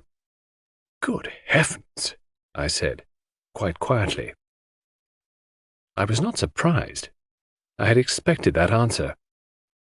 They use the pure hydrochloride of strychnine very little, only occasionally for pills. It is the official solution, liquid strychnine hydrochloride, that is used in most medicines. That is why the finger marks have remained undisturbed since then. How did you manage to take this photograph? I dropped my hat from the balcony, explained Poirot simply. Visitors were not permitted below at that hour, so in spite of my many apologies, Mademoiselle Cynthia's colleague had to go down and fetch it for me. Then you knew what you were going to find? No, not at all. I merely realized that it was possible, from your story, for Monsieur Lawrence to go to the poison cupboard. The possibility had to be confirmed or eliminated. Poirot, I said, your gaiety does not deceive me. This is a very important discovery. I do not know, said Poirot, but one thing does strike me. No doubt it has struck you, too. What is that? Why, that there is altogether too much strychnine about this case. This is the third time we run up against it. There was strychnine in Mrs. Inglethorpe's tonic. There is the strychnine sold across the counter at Styles St. Mary by Mace. Now we have more strychnine, handled by one of the household. It is confusing, and as you know, I do not like confusion. Before I could reply, one of the other Belgians opened the door and stuck his head in. There is a lady below asking for Mr. Hastings? A lady? I jumped up. Poirot followed me down the stairs. Mary Cavendish was standing in the doorway. I've been visiting an old woman in the village, she explained, and as Lawrence told me you were with Monsieur Poirot, I thought I would call for you. Alas, madame, said Poirot, I thought you had come to honour me with a visit. I will some day, if you ask me, she promised him, smiling. Oh, that is well. If you should need a father confessor, madame. She started ever so slightly. Remember, Papa Poirot is always at your service. She stared at him for a few minutes, as though seeking to read some deeper meaning into his words. Then she turned abruptly away. Come, will you not walk back with us too, Monsieur Poirot? Enchanted, madame. All the way to Styles, Mary talked fast and feverishly. It struck me that in some way she was nervous of Poirot's eyes. The weather had broken, and the sharp wind was almost autumnal in its shrewishness. Mary shivered a little and buttoned her black sports coat closer. The wind through the trees made a mournful noise, like some giant sighing. We walked up to the great door of Styles, and at once the knowledge came to us that something was wrong. Dorcas came running out to meet us. She was crying and wringing her hands. I was aware of other servants huddled together in the background, all eyes and ears. Oh, ma'am! Oh, ma'am! I don't know how to tell you! What is it, Dorcas? I asked impatiently. Tell us at once. It's those wicked detectives. They've arrested him. They've arrested Mr. Cavendish!" "Arrested Lawrence?" I gasped. I saw a strange look come into Dorcas's eyes. "No, sir, not Mr. Lawrence. Mr. John!" Behind me, with a wild cry, Mary Cavendish fell heavily against me, and as I turned to catch her, I met the quiet triumph in Poirot's eyes. Chapter 11. The Case for the Prosecution. The trial of John Cavendish for the murder of his stepmother took place 2 months later. Of the intervening weeks I will say little, but my admiration and sympathy went out unfeignedly to Mary Cavendish. She ranged herself passionately on her husband's side, scorning the mere idea of his guilt, and fought for him tooth and nail. I expressed my admiration to Poirot, and he nodded thoughtfully. "Yes, she is of those women who show at their best in adversity. It brings out all that is sweetest and truest in them. Her pride and her jealousy have—" "Jealousy?" I queried. "Yes. Have you not realized that she is an unusually jealous woman? As I was saying, her pride and jealousy have been laid aside. She thinks of nothing but her husband, and the terrible fate that is hanging over him." He spoke very feelingly, and I looked at him earnestly, remembering that last afternoon when he had been deliberating whether or not to speak. With his tenderness for a woman's happiness, I felt glad that the decision had been taken out of his hands. "Even now," I said, "I can hardly believe it. You see, up to the very last minute, I thought it was Lawrence." Poirot grinned. "I know you did. But John, my old friend John." "Every murderer is probably somebody's old friend," observed Poirot philosophically. "You cannot mix up sentiment and reason." "I must say, I think you might have given me a hint." "Perhaps, mon ami, I did not do so just because he was your old friend." I was rather disconcerted by this, remembering how I had busily passed on to John what I believed to be Poirot's views concerning Beierstein. He, by the way, had been acquitted of the charge brought against him. Nevertheless, although he had been too clever for them this time, and the charge of espionage could not be brought home to him, his wings were pretty well clipped for the future. I asked Poirot whether he thought John would be condemned. To my intense surprise, he replied that, on the contrary, he was extremely likely to be acquitted. "But Poirot," I protested, "oh, my friend, have I not said to you all along that I have no proofs? It is one thing to know a man is guilty, it is quite another to prove him so. And in this case there is terribly little evidence. That is the whole trouble.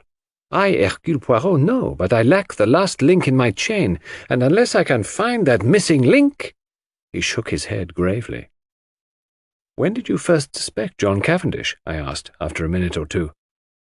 "Did you not suspect him at all?" "No, indeed. Not after that fragment of conversation you overheard between Mrs. Cavendish and her mother-in-law, and her subsequent lack of frankness at the inquest? No. Did you not put two and two together, and reflect that if it was not Alfred Inglethorpe who was quarrelling with his wife, and you remember he strenuously denied it in the inquest, it must be either Lawrence or John? Now, if it was Lawrence, Mary Cavendish's conduct was just as inexplicable, but if, on the other hand, it was John, the whole thing was explained quite naturally." "So," I cried, a light breaking in upon me, "it was John who quarrelled with his mother that afternoon?" "Exactly." "And you've known this all along?" "Well, certainly. Mrs. Cavendish's behaviour could only be explained that way." "And yet you say he may be acquitted?" Poirot shrugged his shoulders. "Certainly I do. At the police court proceedings we shall hear the case for the prosecution, but in all probability his solicitors will advise him to reserve his defence. That will be sprung upon us at the trial. And, by the way, I have a word of caution to give you, my friend. I must not appear in the case." "What?" "No. Officially, I have nothing to do with it. Until I have found that last link in my chain, I must remain behind the scenes. Mrs. Cavendish must think that I am working for her husband, not against him." "I say, that's playing it a bit low down," I protested. "Not at all. We have to deal with a most clever and unscrupulous man, and we must use any means in our power. Otherwise he will slip through our fingers. That is why I have been careful to remain in the background. All the discoveries have been made by Jap, and Jap will take all the credit. If I am called upon to give evidence at all," he smiled broadly, "it will probably be as a witness for the defense." I could hardly believe my ears. "It is quite en règle," continued Poirot. "Strangely enough, I can give evidence that will demolish one contention of the prosecution." "Which one?" "The one that relates to the destruction of the will. John Cavendish did not destroy that will." Poirot was a true prophet. I will not go into the details of the police court proceedings, as it involves many tiresome repetitions. I will merely state boldly that John Cavendish reserved his defence, and was duly committed for trial. September found us all in London. Mary took a house in Kensington, Poirot being included in the family party. I myself had been given a job at the War Office, so was able to see them continually. As the weeks went by, the state of Poirot's nerves grew worse and worse. That last link he talked about was still lacking. Privately, I hoped it might remain so. For what happiness could there be for Mary if John were not acquitted? On September the 15th, John Cavendish appeared in the dock of the Old Bailey, charged with the wilful murder of Emily Agnes Inglethorpe, and pleaded not guilty. Sir Ernest Heavyweather, the famous K.C., had been engaged to defend him. Mr. Phillips, K.C., opened the case for the Crown. The murder, he said, was a most premeditated and cold-blooded one. It was neither more nor less than the deliberate poisoning of a fond and trusting woman by the stepson to whom she had been more than a mother. Ever since his boyhood, she had supported him. He and his wife had lived at Styles Court in every luxury, surrounded by her care and attention. She had been their kind and generous benefactress. He proposed to call witnesses to show how the prisoner, a profligate and spendthrift, had been at the end of his financial tether, and had also been carrying on an intrigue with a certain Mrs. Raikes, a neighbouring farmer's wife. This having come to his stepmother's ears, she taxed him with it on the afternoon before her death, and a quarrel ensued, part of which was overheard. On the previous day, the prisoner had purchased strychnine at the village chemist's shop, wearing a disguise, by means of which he hoped to throw the onus of the crime upon another man, to wit, Mrs. Inglethorpe's husband, of whom he had been bitterly jealous. Luckily for Mr. Inglethorpe, he had been able to produce an unimpeachable alibi. On the afternoon of July the 17th, continued counsel, immediately after the quarrel with her son, Mrs. Inglethorpe made a new will. This will was found destroyed in the grate of her bedroom the following morning, but evidence had come to light which showed that it had been drawn up in favour of her husband. Deceased had already made a will in his favour before her marriage, but, and Mr. Phillips wagged an expressive forefinger, the prisoner was not aware of that. What had induced the deceased to make a fresh will, with the old one still extant, he could not say. She was an old lady, and might possibly have forgotten the former one, or, this seemed to him more likely, she may have had an idea that it was revoked by her marriage, as there had been some conversation on the subject. Ladies were not always very well versed in legal knowledge. She had, about a year before, executed a will in favour of the prisoner. He would call evidence to show that it was the prisoner who ultimately handed his stepmother her coffee on the fatal night. Later in the evening, he had sought admission to her room, on which occasion, no doubt, he found an opportunity of destroying the will which, as far as he knew, would render the one in his favour valid. The prisoner had been arrested in consequence of the discovery in his room, by Detective Inspector Japp, a most brilliant officer, of the identical phial of strychnine which had been sold at the village chemist's to the supposed Mr. Inglethorpe on the day before the murder. It would be for the jury to decide whether or no these damning facts constituted an overwhelming proof of the prisoner's guilt. And, subtly implying that a jury which did not so decide was quite unthinkable, Mr. Phillips sat down and wiped his forehead. The first witnesses for the prosecution were mostly those who had been called at the inquest, the medical evidence being taken first. Sir Ernest Heavyweather, who was famous all over England for the unscrupulous manner in which he bullied witnesses, only asked 2 questions. I take it, Dr. Bowerstein, that strychnine as a drug acts quickly. Yes. And that you are unable to account for the delay in this case. Yes. Thank you. Mr. Mace identified the file handed him by counsel as that sold by him to Mr. Inglethorpe. Pressed, he admitted that he only knew Mr. Inglethorpe by sight. He had never spoken to him. The witness was not cross-examined. Alfred Inglethorpe was called, and denied having purchased the poison. He also denied having quarrelled with his wife. Various witnesses testified to the accuracy of these statements. The gardener's evidence as to the witnessing of the will was taken, and then Dorcas was called. Dorcas, faithful to her young gentleman, denied strenuously that it could have been John's voice she heard, and resolutely declared, in the teeth of everything, that it was Mr. Inglethorpe who had been in the boudoir with her mistress. A rather wistful smile passed across the face of the prisoner in the dock. He knew only too well how useless her gallant defiance was, since it was not the object of the defence to deny this point. Mrs. Cavendish, of course, could not be called upon to give evidence against her husband. After various questions on other matters, Mr. Phillips asked, "In the month of June last, do you remember a parcel arriving for Mr. Lawrence Cavendish from Parkson's?" Dorcas shook her head. "I don't remember, sir. It may have done, but Mr. Lawrence was away from home part of June. In the event of a parcel arriving for him whilst he was away, what would be done with it?" "It would either be put in his room or sent on after him." "By you?" "No, sir. I should leave it on the hall table. It would be Miss Howard who would attend to anything like that." Evelyn Howard was called, and after being examined on other points was questioned as to the parcel. "Oh, don't remember. Lots of parcels come. Can't remember one special one." "You do not know if it was sent after Mr. Lawrence Cavendish to Wales, or whether it was put in his room?" "Don't think it was sent after him.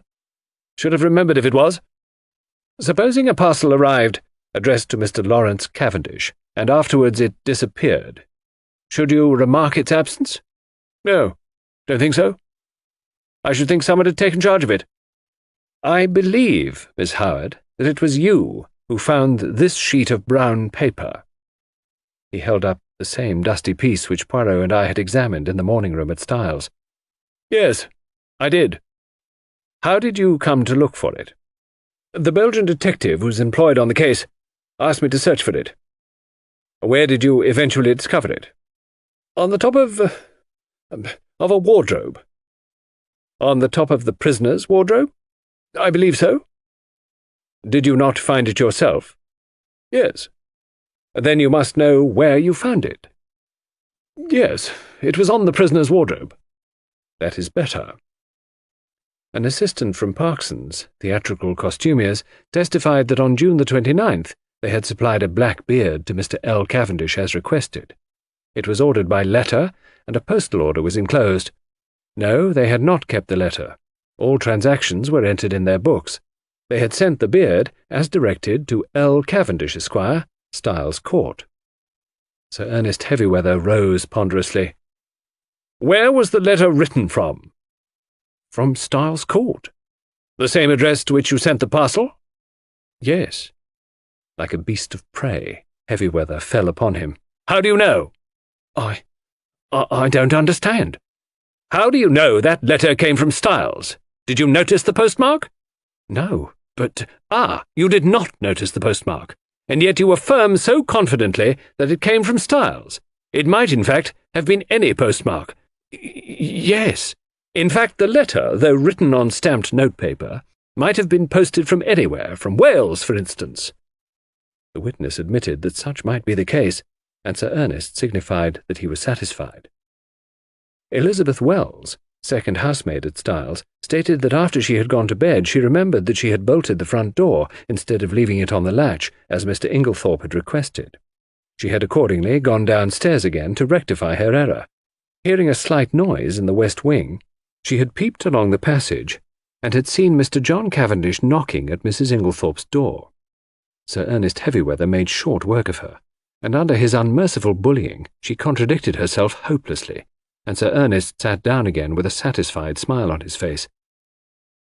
With the evidence of Annie as to the candle grease on the floor, and as to seeing the prisoner take the coffee into the boudoir, the proceedings were adjourned until the following day. As we went home, Mary Cavendish spoke bitterly against the prosecuting counsel. "That hateful man! What a net he has drawn around my poor John! How he twisted every little fact until he made it seem what it wasn't." "Well," I said consolingly, "it will be the other way about tomorrow." "Yes," she said meditatively, then suddenly dropped her voice. "Mr. Hastings, you do not think— surely it could not have been Lawrence?" "Oh, no, that could not be." But I myself was puzzled, and as soon as I was alone with Poirot, I asked him what he thought Sir Ernest was driving at.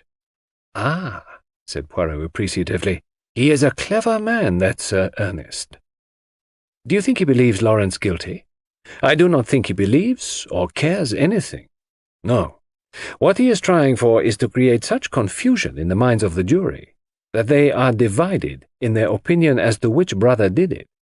He is endeavouring to make out that there is quite as much evidence against Lawrence as against John, and I am not at all sure that he will not succeed." Detective Inspector Japp was the first witness called when the trial was reopened, and gave his evidence succinctly and briefly. After relating the earlier events, he proceeded, "Acting on information received, Superintendent Summerhay and myself searched the prisoner's room during his temporary absence from the house. In his chest of drawers, hidden beneath some underclothing, we found first a pair of gold-rimmed pince-nez, similar to those worn by Mr. Inglethorpe. These were exhibited. Secondly, this phial." The phial was that already recognized by the chemist's assistant, a tiny bottle of blue glass containing a few grains of a white crystalline powder and labelled strychnine, hydrochloride, poison. A fresh piece of evidence discovered by the detectives since the police court proceedings was a long, almost new piece of blotting paper. It had been found in Mrs. Inglethorpe's checkbook, and on being reversed at a mirror showed clearly the words, "Everything of which I die possessed I leave to my beloved husband, Alfred Ing—" This placed beyond question the fact that the destroyed will had been in favour of the deceased lady's husband. Japp then produced the charred fragment of paper recovered from the grate, and this, with the discovery of the beard in the attic, completed his evidence. But Sir Ernest's cross-examination was yet to come. "What day was it when you searched the prisoner's room?" "Tuesday, the 24th of July. "Exactly a week after the tragedy?" "Yes." "You found these two objects, you say, in the chest of drawers. Was the drawer unlocked?" "Yes." "Does it not strike you as unlikely that a man who had committed a crime should keep the evidence of it in an unlocked drawer for anyone to find?" "Or he might have stowed them there in a hurry." "But you have just said it was a whole week since the crime. He would have had ample time to remove them and destroy them." "Oh, perhaps. There's no perhaps about it. Would he, or would he not, have had plenty of time to remove and destroy them?" "Yes." "Was the pile of underclothes under which the things were hidden heavy or light?" "Heavy-ish." "In other words, it was winter underclothing. Obviously, the prisoner would not be likely to go to that drawer." "Oh, perhaps not." "Kindly answer my question. Would the prisoner, in the hottest week of a hot summer, be likely to go to a drawer containing winter underclothing? Yes or no?" "No." "In that case, is it not possible that the articles in question might have been put there by a third person, and that the prisoner was quite unaware of their presence?" "I should not think it likely." "But it is possible?" "Yes." "That is all." More evidence followed. Evidence as to the financial difficulties in which the prisoner had found himself at the end of July. Evidence as to his intrigue with Mrs. Raikes. Poor Mary! That must have been bitter hearing for a woman of her pride. Evelyn Howard had been right in her facts, though her animosity against Alfred Inglethorpe had caused her to jump to the conclusion that he was the person concerned. Lawrence Cavendish was then put into the box. In a low voice in answer to Mr. Phillips' questions, he denied having ordered anything from Parkson's in June. In fact, on June the 29th, he had been staying away in Wales. Instantly, Sir Ernest's chin was shooting pugnaciously forward. "You deny having ordered a black beard from Parkinson's on June 29th? "I do." "Ah. In the event of anything happening to your brother, who will inherit Styles Court?" The brutality of the question called a flush to Lawrence's pale face. The judge gave vent to a faint murmur of disapprobation, and the prisoner in the dock leant forward angrily. Heavyweather cared nothing for his client's anger. "Answer my question, if you please." "I suppose," said Lawrence quietly, "that I should." "What do you mean by 'you suppose'? Your brother has no children. You would inherit it, wouldn't you?" "Yes." "Ah, that's better," said Heavyweather with ferocious geniality. "And you'd inherit a good slice of money, too, wouldn't you?" "Oh, really, Sir Ernest," protested the judge, "these questions are not relevant." Sir Ernest bowed, and having shot his arrow, proceeded. "On Tuesday the 17th of July, you went, I believe, with another guest to visit the dispensary at the Red Cross Hospital in Tadminster." "Yes." "Did you, while you happened to be alone for a few seconds, unlock the poison cupboard and examine some of the bottles?" I may have done so." "I put it to you that you did so." "Yes." Sir Ernest fairly shot the next question at him. "Did you examine one bottle in particular?" "No, I don't think so." "Be careful, Mr. Cavendish. I am referring to a little bottle of hydrochloride of strychnine." Lawrence was turning a sickly greenish colour. No, I'm sure I didn't." "Then how do you account for the fact that you left the unmistakable impress of your fingerprints on it?" The bullying manner was highly efficacious, with a nervous disposition. I suppose I must have taken up the bottle." "I suppose so, too." "Did you abstract any of the contents of the bottle?" "Certainly not." "Then why did you take it up?" "I once studied to be a doctor. Such things naturally interest me." "Ah, so poisons naturally interest you, do they? Still, you waited to be alone before gratifying that interest of yours." "That was pure chance. If the others had been there, I should have done just the same." "Still, as it happens, the others were not there." "No, but in fact during the whole afternoon, you were only alone for a couple of minutes, and it happened, I say it happened, to be during those 2 minutes that you displayed your natural interest in hydrochloride of strychnine." Lawrence stammered pitiably. I... With a satisfied and expressive countenance, Sir Ernest observed, "I have nothing more to ask you, Mr. Cavendish." This bit of cross-examination had caused great excitement in court. The heads of the many fashionably attired women present were busily laid together, and their whispers became so loud that the judge angrily threatened to have the court cleared if there was not an immediate silence. There was little more evidence. The handwriting experts were called upon for their opinion of the signature of Alfred Inglethorpe in the chemist's poison register. They all declared unanimously that it was certainly not his handwriting, and gave it as their view that it might be that of the prisoner disguised. Cross-examined, they admitted that it might be the prisoner's handwriting cleverly counterfeited. Sir Ernest Heavyweather's speech in opening the case for the defence was not a long one, but it was backed by the full force of his emphatic manner. Never, he said, in the course of his long experience, had he known a charge of murder rest on slighter evidence. Not only was it entirely circumstantial, but the greater part of it was practically unproved. Let them take the testimony they had heard and sift it impartially. The strychnine had been found in a drawer in the prisoner's room. That drawer was an unlocked one, as he had pointed out, and he submitted that there was no evidence to prove that it was the prisoner who had concealed the poison there. It was, in fact, a wicked and malicious attempt on the part of some third person to fix the crime on the prisoner.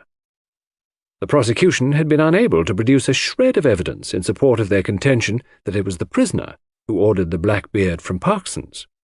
The quarrel which had taken place between the prisoner and his stepmother was freely admitted, but both it and his financial embarrassments had been grossly exaggerated.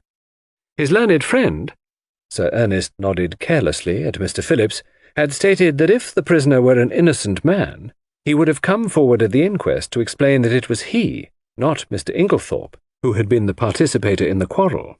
He thought the facts had been misrepresented. What had actually occurred was this. The prisoner, returning to the house on Tuesday evening, had been authoritatively told that there had been a violent quarrel between Mr. and Mrs. Inglethorpe. No suspicion had entered the prisoner's head that anyone could possibly have mistaken his voice for that of Mr. Inglethorpe. He naturally concluded that his stepmother had had 2 quarrels. The prosecution averred that on Monday, July the 16th, the prisoner had entered the chemist's shop in the village, disguised as Mr. Inglethorpe.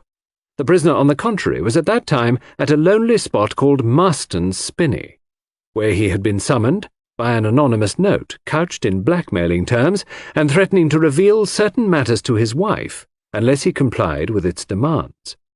The prisoner had, accordingly, gone to the appointed spot, and after waiting there vainly for half an hour, had returned home. Unfortunately, he had met with no one on the way there or back who could vouch for the truth of his story, but luckily he had kept the note, and it would be produced as evidence. As for the statement relating to the destruction of the will, the prisoner had formerly practised at the bar and was perfectly well aware that the will made in his favour a year before was automatically revoked by his stepmother's remarriage. He would call evidence to show who did destroy the will, and it was possible that that might open up quite a new view of the case. Finally, he would point out to the jury that there was evidence against other people besides John Cavendish. He would direct their attention to the fact that the evidence against Mr. Lawrence Cavendish was quite as strong, if not stronger, than that against his brother. He would now call the prisoner. John acquitted himself well in the witness box. Under Sir Ernest's skilful handling, he told his tale credibly and well. The anonymous note received by him was produced and handed to the jury to examine. The readiness with which he admitted his financial difficulties and the disagreement with his stepmother lent value to his denials. At the close of his examination, he paused and said, "I should like to make one thing clear. I utterly reject and disapprove of Sir Ernest Heavyweather's insinuations against my brother. My brother, I am convinced, had no more to do with the crime than I have." Sir Ernest merely smiled, and noted with a sharp eye that John's protest had produced a very favourable impression on the jury. Then the cross-examination began. "I understand you to say that it never entered your head that the witnesses at the inquest could possibly have mistaken your voice for that of Mr. Inglethorpe. Is not that very surprising?" "Oh, no, I don't think so. I was told there had been a quarrel between my mother and Mr. Inglethorpe, and it never occurred to me that such was not really the case." "Not when the servant Dorcas repeated certain fragments of the conversation, fragments which you must have recognized?" "I did not recognize them." "Your memory must be unusually short." "No, but we were both angry, and I think said more than we meant. I paid very little attention to my mother's actual words." Mr. Phillips' incredulous sniff was a triumph of forensic skill. He passed on to the subject of the note. "You have produced this note very opportunely. Tell me, is there nothing familiar about the handwriting of it?" "Not that I know of." "Do you not think that it bears a marked resemblance to your own handwriting? Carelessly disguised?" "No, I do not think so." "I put it to you that it is your handwriting." "No." "I put it to you that, anxious to prove an alibi, you conceived the idea of a fictitious and rather incredible appointment, and wrote this note yourself in order to bear out your statement." "No." "Is it not a fact that at the time you claim to have been waiting about at a solitary and unfrequented spot, you were really in the chemist's shop in Stile St. Mary, where you purchased strychnine in the name of Alfred Inglethorpe? No, that is a lie. I put it to you that wearing a suit of Mr. Inglethorpe's clothes, with a black beard trimmed to resemble his, you were there, and signed the register in his name. That is absolutely untrue. Then I will leave the remarkable similarity of handwriting between the note, the register, and your own, to the consideration of the jury," said Mr. Phillips, and sat down with the air of a man who had done his duty, but who was nevertheless horrified by such deliberate perjury. After this, as it was growing late, the case was adjourned till Monday. Poirot, I noticed, was looking profoundly discouraged. He had that little frown between the eyes that I knew so well. "What is it, Poirot?" I inquired. "Ah, mon ami, things are going badly. Badly." In spite of myself, my heart gave a leap of relief. Evidently there was a likelihood of John Cavendish being acquitted. When we reached the house, my little friend waved aside Mary's offer of tea. "No, I thank you, madame. I will mount to my room." I followed him. Still frowning, he went across to the desk and took out a small pack of patience cards. Then he drew up a chair to the table, and to my utter amazement, began solemnly to build card-houses. My jaw dropped involuntarily, and he said at once, "No, mon ami, I am not in my second childhood. I steady my nerves, that is all. This employment requires precision of the fingers. With precision of the fingers goes precision of the brain, and never have I needed that more than now." "What is the trouble?" I asked. With a great thump on the table, Poirot demolished his carefully built-up edifice. "It is this, mon ami, that I can build card-houses 7 stories high, but I cannot, thump, find, thump, that last link of which I spoke to you." I could not quite tell what to say, so I held my peace, and he began slowly building up the cards again, speaking in jerks as he did so. "It is done. So, by placing one card on another with mathematical precision." I watched the card-house rising under his hands, story by story. He never hesitated or faltered. It was really almost like a conjuring trick. "What a steady hand you've got," I remarked. I believe I've only seen your hand shake once." "On an occasion when I was enraged, without doubt," observed Poirot with great placidity. "Oh, yes, indeed, you were in a towering rage. Do you remember? It was when you discovered that the lock of the dispatch case in Mrs. Inglethorpe's bedroom had been forced.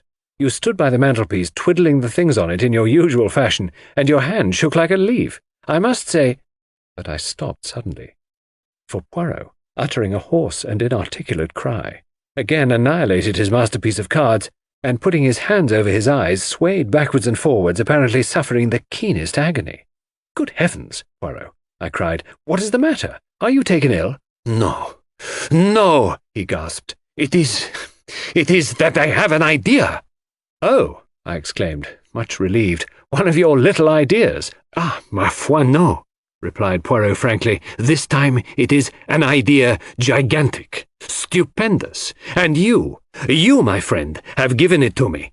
Suddenly, clasping me in his arms, he kissed me warmly on both cheeks, and before I had recovered from my surprise, ran headlong from the room.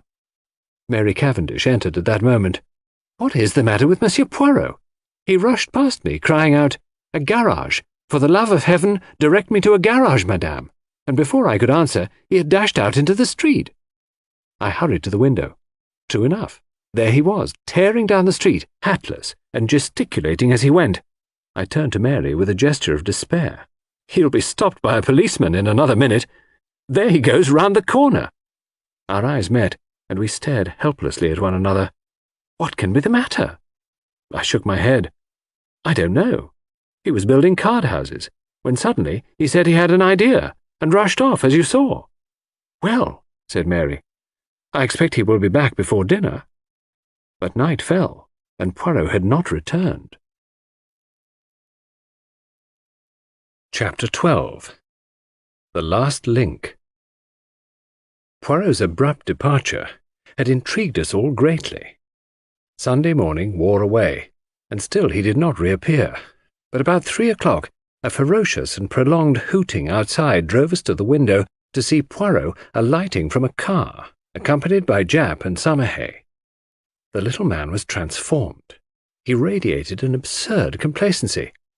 He bowed with exaggerated respect to Mary Cavendish. "Madame, I have your permission to hold a little réunion in the salon? It is necessary for everyone to attend." Mary smiled sadly. "You know, Monsieur Poirot, that you have carte blanche, in every way. You are too amiable, madame."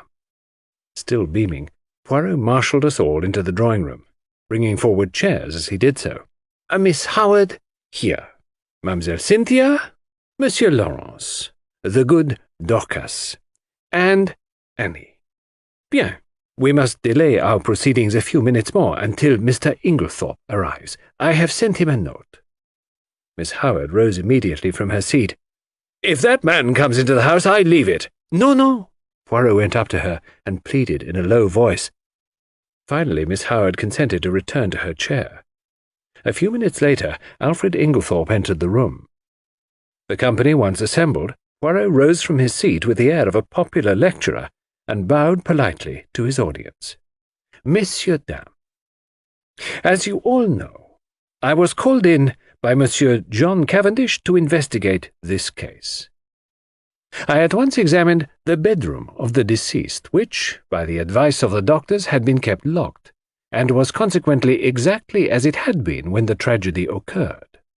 I found, first, a fragment of green material, secondly, a stain on the carpet near the window, still damp, thirdly, an empty box of bromide powders. To take the fragment of green material first, I found it caught in the bolt of the communicating door between that room and the adjoining one occupied by Mademoiselle Cynthia. I handed the fragment over to the police, who did not consider it of much importance, nor did they recognize it for what it was: a piece torn from a green land armlet. There was a little stir of excitement. Now, there was only one person at Styles who worked on the land, Mrs. Cavendish. Therefore, it must have been Mrs. Cavendish who entered the deceased's room through the door communicating with Mademoiselle Cynthia's room. "But that door was bolted on the inside," I cried. "When I examined the room, yes, but in the first place, we have only her word for it, since it was she who tried that particular door and reported it fastened. In the ensuing confusion, she would have had ample opportunity to shoot the bolt across. I took an early opportunity of verifying my conjectures. To begin with, the fragment corresponds exactly with a tear in Mrs. Cavendish's armlet. Also, at the inquest, Mrs. Cavendish declared that she had heard from her own room the fall of the table by the bed. I took an early opportunity of testing that statement by stationing my friend Monsieur Hastings in the left wing of the building, just outside Mrs. Cavendish's door. I myself, in company with the police, went to the deceased's room, and whilst there I apparently accidentally knocked over the table in question, but found that, as I had expected, Monsieur Hastings had heard no sound at all. This confirmed my belief that Mrs. Cavendish was not speaking the truth when she declared that she had been dressing in her room at the time of the tragedy. In fact, I was convinced that, far from having been in her own room, Mrs. Cavendish was actually in the deceased's room when the alarm was given. I shot a quick glance at Mary. She was very pale, but smiling. I proceeded to reason on that assumption. Mrs. Cavendish is in her mother-in-law's room. We will say that she is seeking for something, and has not yet found it. Suddenly, Mrs. Inglethorpe awakens and is seized with an alarming paroxysm. She flings out her arm, overturning the bed table, and then pulls desperately at the bell. Mrs. Cavendish, startled, drops her candle, scattering the grease on the carpet. She picks it up and retreats quickly to Mademoiselle Cynthia's room, closing the door behind her. She hurries out into the passage, for the servants must not find her where she is, but it is too late. Already footsteps are echoing along the gallery which connects the two wings. What can she do? Quick as thought, she hurries back to the young girl's room and starts shaking her awake. The hastily aroused household come trooping down the passage. They are all busily battering at Mrs. Inglethorpe's door. It occurs to nobody that Mrs. Cavendish has not arrived with the rest, but, and this is significant, I can find no one who saw her come from the other wing." He looked at Mary Cavendish. "Am I right, madame?" She bowed her head. "Quite right, monsieur. You understand that if I had thought I would do my husband any good by revealing these facts, I would have done so, but it did not seem to me to bear upon the question of his guilt or innocence." "In a sense, that is correct, madame. But it cleared my mind of many misconceptions and left me free to see other facts in their true significance." "The will!" cried Lawrence. "Then it was you, Mary, who destroyed the will?" She shook her head, and Poirot shook his also. "No," he said quietly. "There is only one person who could possibly have destroyed that will, Mrs. Inglethorpe herself." "Impossible!" I exclaimed. "She had only made it out that very afternoon." "Nevertheless, mon ami, it was Mrs. Inglethorpe, because in no other way can you account for the fact that on one of the hottest days of the year, Mrs. Inglethorpe ordered a fire to be lighted in her room." I gave a gasp. What idiots we had been never to think of that fire as being incongruous. Poirot was continuing. "The temperature on that day, monsieur, was 80 degrees in the shade. Yet Mrs. Inglethorpe ordered a fire. Why? Because she wished to destroy something, and could think of no other way. You will remember that in consequence of the war economies practiced at Styles, no waste paper was thrown away. There was therefore no means of destroying a thick document such as a will.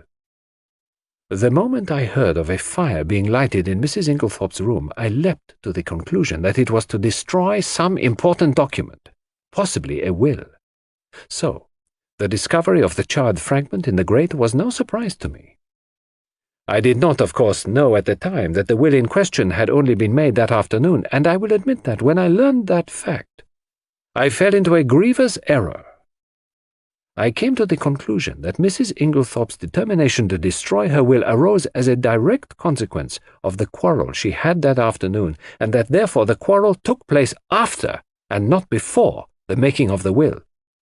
Here, as we know, I was wrong, and I was forced to abandon the idea. I faced the problem from a new standpoint. Now, at 4 o'clock, Dorcas overheard her mistress saying angrily, "You need not think that any fear of publicity or scandal between husband and wife will deter me." I conjectured, and conjectured rightly, that these words were addressed not to her husband, but to Mr. John Cavendish. At 5 o'clock, an hour later, she uses almost the same words, but the standpoint is different. She admits to Dorcas, "I don't know what to do. Scandal between husband and wife is a dreadful thing." At 4 o'clock, she has been angry, but completely mistress of herself. At 5 o'clock, she is in violent distress and speaks of having had a great shock. Looking at the matter psychologically, I drew one deduction which I was convinced was correct. The second scandal she spoke of was not the same as the first, and it concerned herself. Let us reconstruct.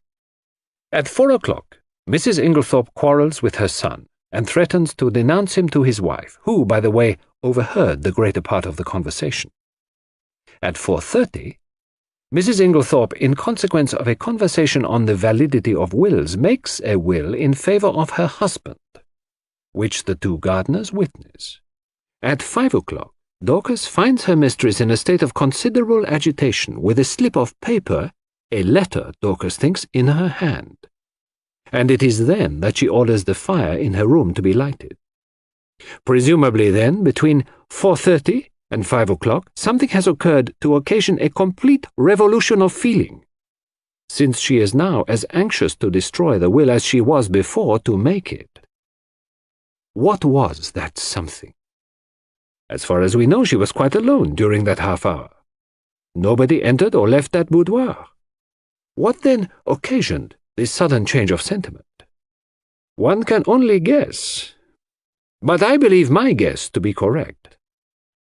Mrs. Inglethorpe had no stamps in her desk. We know this, because later she asked Dorcas to bring her some. Now, in the opposite corner of the room stood her husband's desk, locked. She was anxious to find some stamps, and according to my theory, she tried her own keys in that desk. That one of them fitted, I know. She therefore opened the desk, and in searching for the stamps, she came across something else, that slip of paper, which Dorcas saw in her hand, and which assuredly was never meant for Mrs. Inglethorpe's eyes. On the other hand, Mrs. Cavendish believed that the slip of paper to which her mother-in-law clung so tenaciously was a written proof of her own husband's infidelity. She demanded it from Mrs. Inglethorpe, who assured her, quite truly, that it had nothing to do with that matter. Mrs. Cavendish did not believe her. She thought that Mrs. Inglethorpe was shielding her stepson. Now, Mrs. Cavendish is a very resolute woman, and behind her mask of reserve she was madly jealous of her husband. She determined to get hold of that paper at all costs, and in this resolution, chance came to her aid. She happened to pick up the key of Mrs. Inglethorpe's dispatch case, which had been lost that morning. She knew that her mother-in-law invariably kept all important papers in this particular case. Mrs. Cavendish, therefore, made her plans as only a woman driven desperate through jealousy could have done. Sometime in the evening, she unbolted the door, leading into Mademoiselle Cynthia's room. Possibly she applied oil to the hinges, for I found that it opened quite noiselessly when I tried it. She put off her project until the early hours of the morning as being safer, since the servants were accustomed to hearing her move about her room at that time. She dressed completely in her land kit, and made her way quietly through Mademoiselle Cynthia's room into that of Mrs. Inglethorpe. He paused for a moment, and Cynthia interrupted. "But I should have woken up if anyone had come through my room." "Not if you were drugged, mademoiselle." "Drugged? Mais oui." "You remember," he addressed us collectively again, "that through all the tumult and noise next door Mademoiselle Cynthia slept. That admitted of two possibilities. Either her sleep was feigned, which I did not believe, or her unconsciousness was induced by artificial means. With this latter idea in my mind, I examined all the coffee cups most carefully, remembering that it was Mrs. Cavendish who had brought Mademoiselle Cynthia her coffee the night before. I took a sample from each cup and had them analyzed, with no result. I had counted the cups carefully. In the event of one having been removed, 6 persons had taken coffee, and 6 cups were duly found. I had to confess myself mistaken. Then I discovered that I had been guilty of a very grave oversight. Coffee had been brought in for 7 persons, not 6, for Dr. Bauerstein had been there that evening. This changed the face of the whole affair, for there was now 1 cup missing. The servants noticed nothing, since Annie, the housemaid who took in the coffee, brought in 7 cups, not knowing that Mr. Inglethorpe never drank it, whereas Dorcas, who cleared them away the following morning, found 6 as usual, or strictly speaking she found 5, this 6th being the one found broken in Mrs. Inglethorpe's room. I was confident that the missing cup was that of Mademoiselle Cynthia. I had an additional reason for that belief in the fact that all the cups found contained sugar, which Mademoiselle Cynthia never took in her coffee. My attention was attracted by the story of Annie about some salt on the tray of cocoa, which she took every night to Mrs. Inglethorpe's room. I accordingly secured a sample of that cocoa and sent it to be analyzed. "But that had already been done by Dr. Bauerstein," said Lawrence quickly. "Not exactly. The analyst was asked by him to report whether strychnine was or was not present. He did not have it tested, as I did, for a narcotic." "For a narcotic?" "Yes. Here is the analyst's report. Mrs. Cavendish administered a safe but effectual narcotic to both Mrs. Inglethorpe and Mademoiselle Cynthia, and it is possible that she had a mauvais quart d'heure in consequence. Imagine her feelings when her mother-in-law is suddenly taken ill and dies, and immediately after she hears the word poison. She has believed that the sleeping draught she administered was perfectly harmless, but there is no doubt that for one terrible moment she must have feared that Mrs. Inglethorpe's death lay at her door. She is seized with panic, and under its influence she hurries downstairs and quickly drops the coffee cup and saucer used by Mademoiselle Cynthia into a large brass vase, where it is discovered later by Monsieur Lawrence. The remains of the cocoa she dare not touch. Too many eyes are upon her. Guess at her relief when strychnine is mentioned, and she discovers that, after all, the tragedy is not her doing. We are now able to account for the symptoms of strychnine poisoning being so long in making their appearance. A narcotic taken with strychnine will delay the action of the poison for some hours. Poirot paused. Mary looked up at him, the colour slowly rising in her face. "All you have said is quite true, Monsieur Poirot. It was the most awful hour of my life. I shall never forget it. But you are wonderful. I understand now what I meant when I told you that you could safely confess to Papa Poirot, eh? But you would not trust me." "I see everything now," said Lawrence. "The drugged cocoa, taken on top of the poisoned coffee, amply accounts for the delay." "Exactly. But was the coffee poisoned, or was it not? We come to a little difficulty here, since Mrs. Inglethorpe never drank it." "What?" The cry of surprise was universal. "No. You will remember my speaking of a stain on the carpet in Mrs. Inglethorpe's room? There were some peculiar points about that stain. It was still damp. It exhaled a strong odour of coffee, and embedded in the nap of the carpet I found some little splinters of china. What had happened was plain to me, for not 2 minutes before I had placed my little case on the table near the window, and the table, tilting up, had deposited it upon the floor on precisely the identical spot. In exactly the same way, Mrs. Inglethorpe had laid down her cup of coffee on reaching her room the night before, and the treacherous table had played her the same trick. What happened next is mere guesswork on my part, but I should say that Mrs. Inglethorpe picked up the broken cup and placed it on the table by the bed. Feeling in need of a stimulant of some kind, she heated up her cocoa, and drank it off then and there. Now we are faced with a new problem. We know the cocoa contained no strychnine. The coffee was never drunk. Yet the strychnine must have been administered between 7 and 9 o'clock that evening. What third medium was there? A medium so suitable for disguising the taste of strychnine that it is extraordinary no one has thought of it. Poirot looked round the room, and then answered himself impressively. "Her medicine." "Do you mean that the murderer introduced the strychnine into her tonic?" I cried. "There was no need to introduce it. It was already there, in the mixture. The strychnine that killed Mrs. Inglethorpe was the identical strychnine prescribed by Dr. Wilkins. To make that clear to you, I will read you an extract from a book on dispensing which I found in the dispensary of the Red Cross Hospital at Tadminster. The following prescription has become famous in textbooks. Strychnine sulf, 1 gram. Potass bromide, 3.6.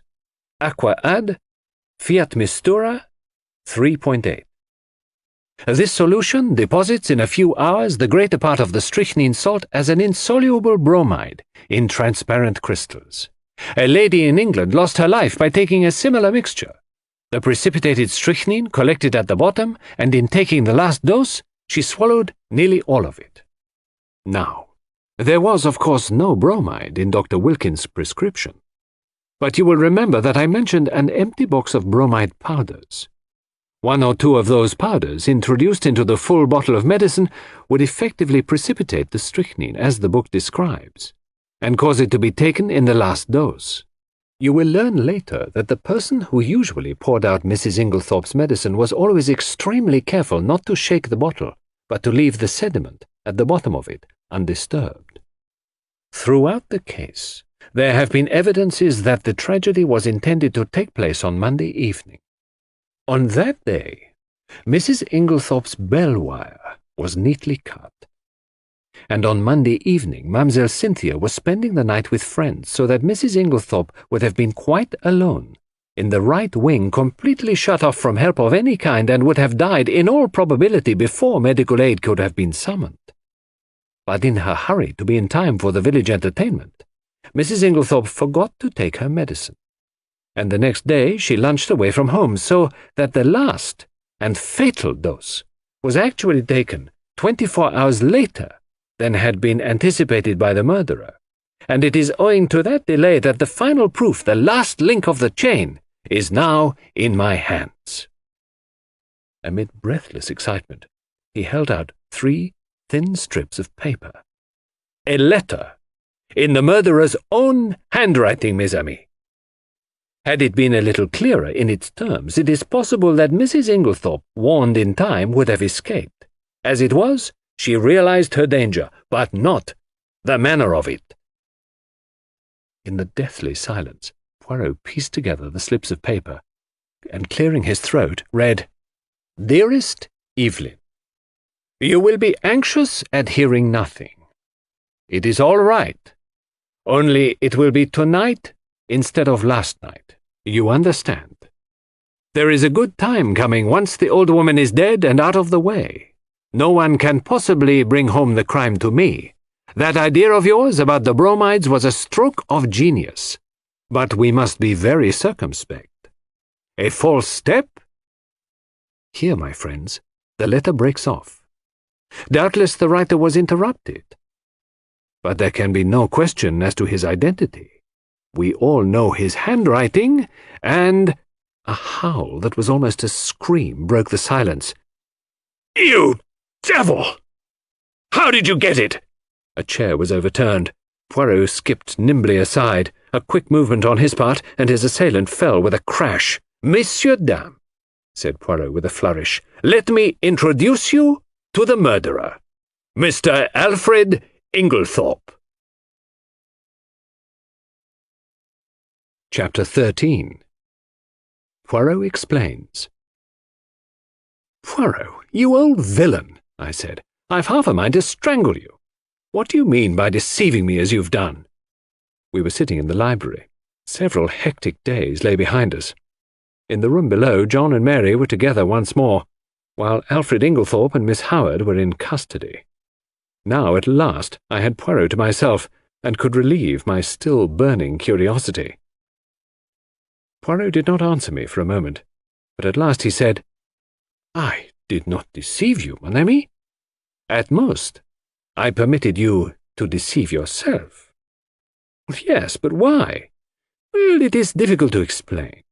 You see, my friend, you have a nature so honest, and a countenance so transparent that, enfin, to conceal your feelings is impossible. If I had told you my ideas, the very first time you saw Mr. Alfred Inglethorpe, that astute gentleman, would have, in your so expressive idiom, smelt a rat. And then, bonjour, to our chances of catching him. I think that I have more diplomacy than you give me credit for." "My friend," besought Poirot, "I implore you, do not enrage yourself. Your help has been of the most invaluable. It is but the extremely beautiful nature that you have which made me pause." "Well," I grumbled, a little mollified, "I still think you might have given me a hint." "But I did, my friend, several hints. You would not take them. Think now. Did I ever say to you that I believed John Cavendish guilty? Did I not, on the contrary, tell you that he would almost certainly be acquitted? Yes, but— and did I not immediately afterwards speak of the difficulty of bringing the murderer to justice? Was it not plain to you that I was speaking of 2 entirely different persons?" "No," I said. "It was not plain to me." "Then again," continued Poirot, "at the beginning, did I not repeat to you several times that I didn't want Mr. Inglethorpe arrested now? That should have conveyed something to you. What do you mean to say you suspected him as long ago as that?" "Oh, yes. To begin with, whoever else might benefit by Mrs. Inglethorpe's death, her husband would benefit the most. There was no getting away from that. When I went up to Styles with you that first day, I had no idea as to how the crime had been committed. But from what I knew of Mr. Inglethorpe, I fancied that it would be very hard to find anything to connect him with it. When I arrived at the chateau, I realized at once that it was Mrs. Inglethorpe who had burnt the will, and there, by the way, you cannot complain, my friend, for I tried my best to force on you the significance of that bedroom fire in midsummer. Oh, yes, I said impatiently. Go on. Well, my friend, as I say, my views as to Mr. Inglethorpe's guilt were very much shaken. There was, in fact, so much evidence against him that I was inclined to believe that he had not done it. When did you change your mind? When I found that the more efforts I made to clear him, the more efforts he made to get himself arrested. Then when I discovered that Inglethorpe had nothing to do with Mrs. Raikes, and that in fact it was John Cavendish who was interested in that quarter, I was quite sure. But why? It was simply this. If it had been Inglethorpe who was carrying on an intrigue with Mrs. Raikes, his silence was perfectly comprehensible. But when I discovered that it was known all over the village that it was John who was attracted by the farmer's pretty wife, his silence bore quite a different interpretation. It was nonsense to pretend that he was afraid of the scandal, as no possible scandal could attach to him. This attitude of his gave me furiously to think, and I was slowly forced to the conclusion that Alfred Inglethorpe wanted to be arrested. Eh bien, from that moment, I was equally determined that he should not be arrested. Wait a moment. I don't see why he wished to be arrested. Because, mon ami, it is the law of your country that a man once acquitted can never be tried again for the same offence. Aha, but it was clever, his idea. Assuredly, he is a man of method. See here. He knew that in his position he was bound to be suspected, so he conceived the exceedingly clever idea of preparing a lot of manufactured evidence against himself. He wished to be suspected. He wished to be arrested. He would then produce his irreproachable alibi, and, e presto, he was safe for life. But I still don't see how he managed to prove his alibi, and yet go to the chemist's shop. Poirot stared at me in surprise. Is it possible? My poor friend, you have not yet realized that it was Miss Howard who went to the chemist's shop. Miss Howard? But certainly. Who else? It was most easy for her. She is of a good height, her voice is deep and manly. Moreover, remember, she and Inglethorpe are cousins, and there is a distinct resemblance between them, especially in their gait and bearing. It was simplicity itself. They are a clever pair. I'm still a little fogged as to how exactly the bromide business was done, I remarked. Bon. I will reconstruct for you as far as possible. I'm inclined to think that Miss Howard was the mastermind in that affair.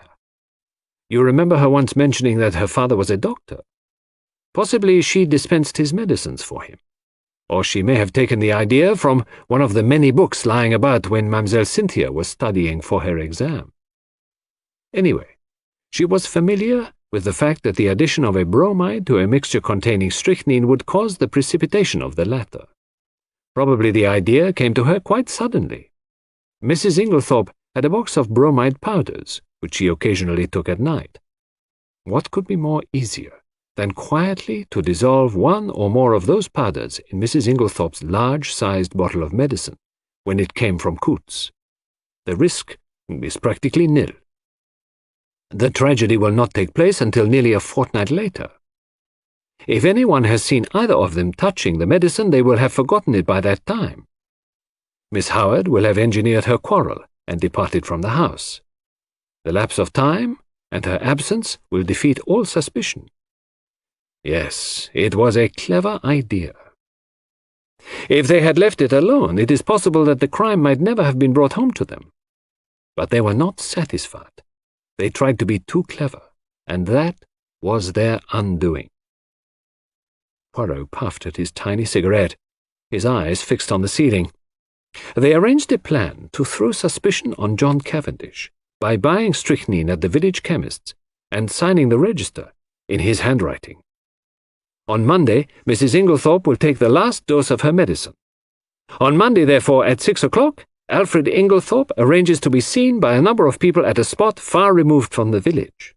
Miss Howard has previously made up a cock-and-bull story about him and Mrs. Raikes to account for his holding his tongue afterwards.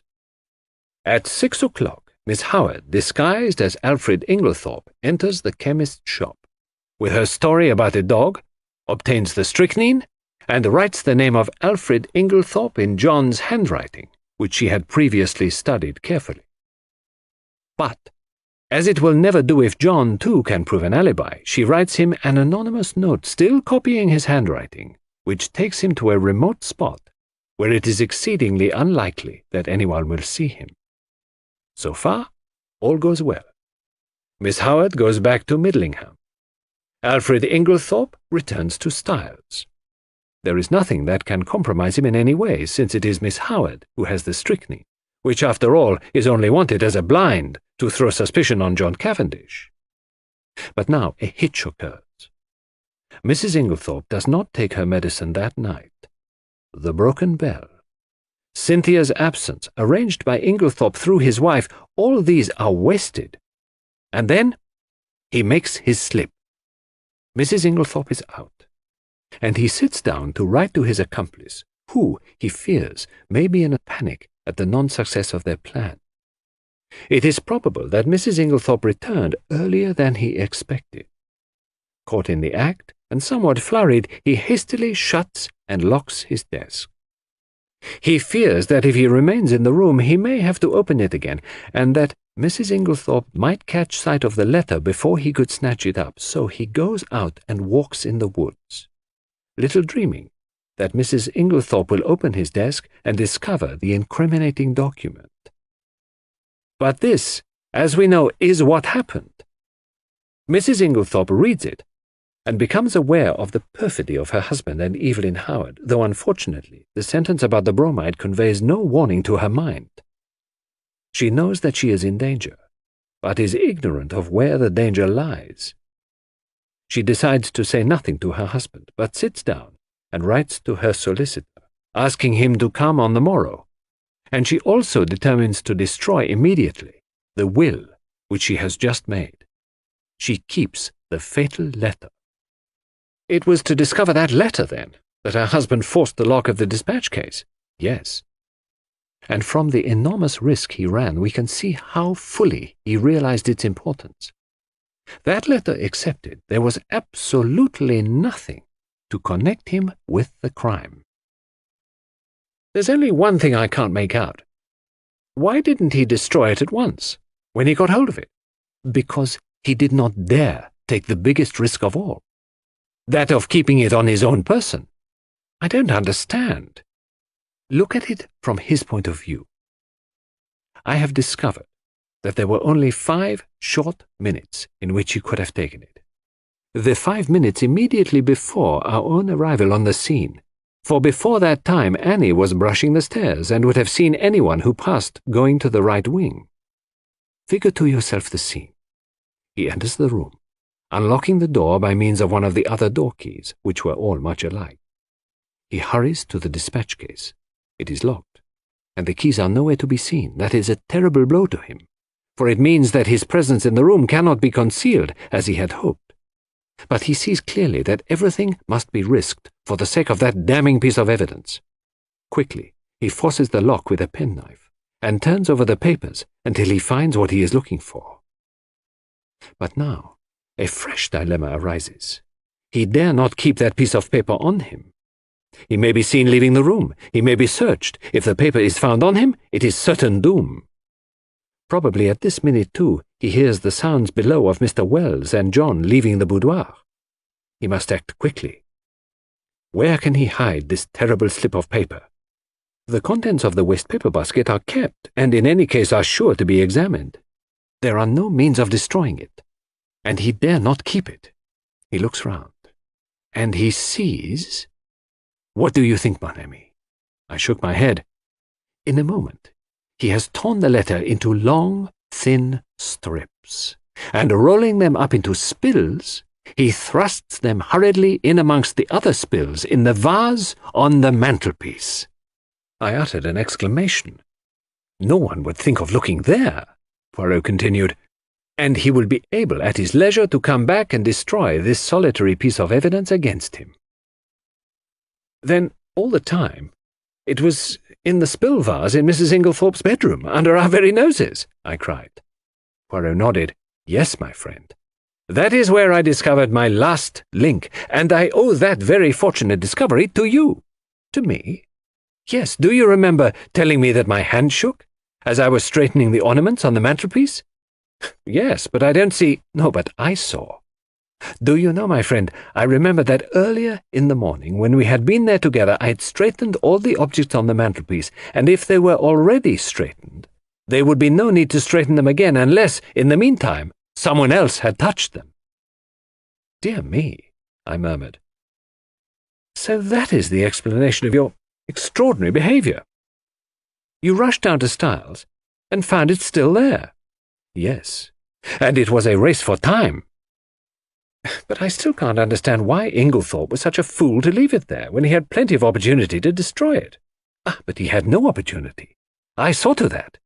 You? Yes. Do you remember reproving me for taking the household into my confidence on the subject? Yes. Well, my friend, I saw there was just one chance. I was not sure then if Inglethorpe was the criminal or not, but if he was, I reasoned that he would not have the paper on him, but would have hidden it somewhere, and by enlisting the sympathy of the household, I could effectually prevent his destroying it. He was already under suspicion, and by making the matter public, I secured the services of about 10 amateur detectives, who would be watching him unceasingly, and being himself aware of their watchfulness, he would not dare seek further to destroy the document. He was therefore forced to depart from the house, leaving it in the spill vase. But surely Miss Howard had ample opportunities of aiding him. Oh, yes, but Miss Howard did not know of the paper's existence. In accordance with their prearranged plan, she never spoke to Alfred Inglethorpe. They were supposed to be deadly enemies, and until John Cavendish was safely convicted, they neither of them dared risk a meeting. Of course, I had a watch kept on Mr. Inglethorpe, hoping that sooner or later he would lead me to the hiding place, but he was too clever to take any chances. The paper was safe where it was, since no one had thought of looking there in the first week. It was not likely that they would do so afterwards. But for your lucky remark, we might never have been able to bring him to justice. Well, I understand that now. But when did you first begin to suspect Miss Howard? When I discovered that she had told a lie at the inquest about the letter she had received from Mrs. Inglethorpe. Why, what was there to lie about? Oh, you saw that letter? Do you recall its general appearance? Yes, more or less. You will recollect, then, that Mrs. Inglethorpe wrote a very distinctive hand and left large, clear spaces between her words. But if you look at the date at the top of the letter, you will notice that July 17th is quite different in this respect.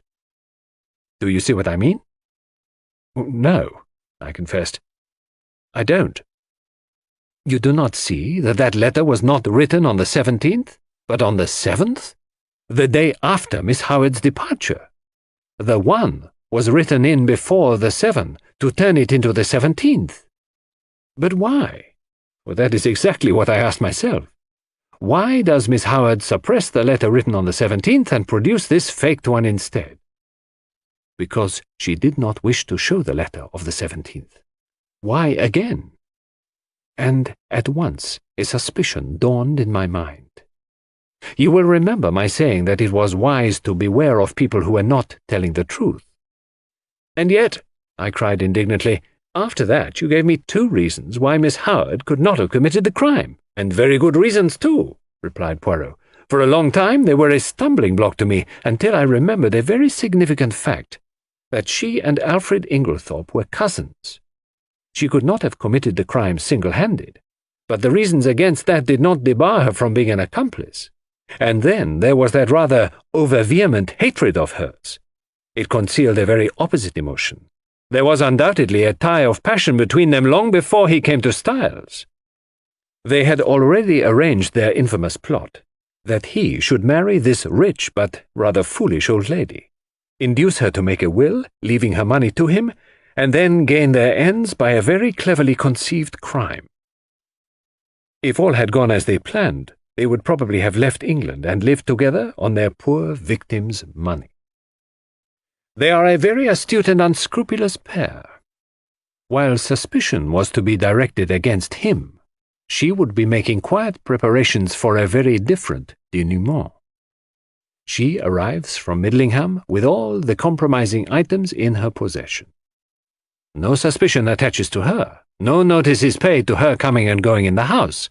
She hides the strychnine and glasses in John's room. She puts the beard in the attic.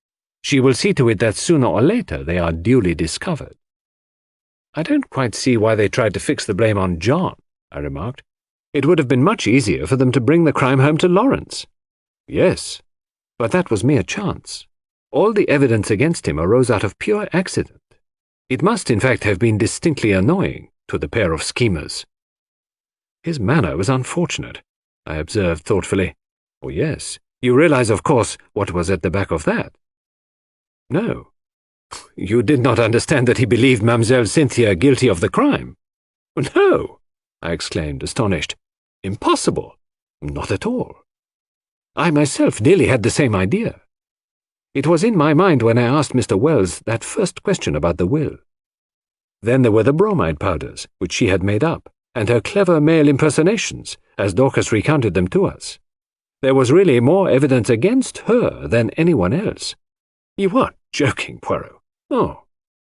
Shall I tell you what made Monsieur Lawrence turn so pale when he first entered his mother's room on the fatal night?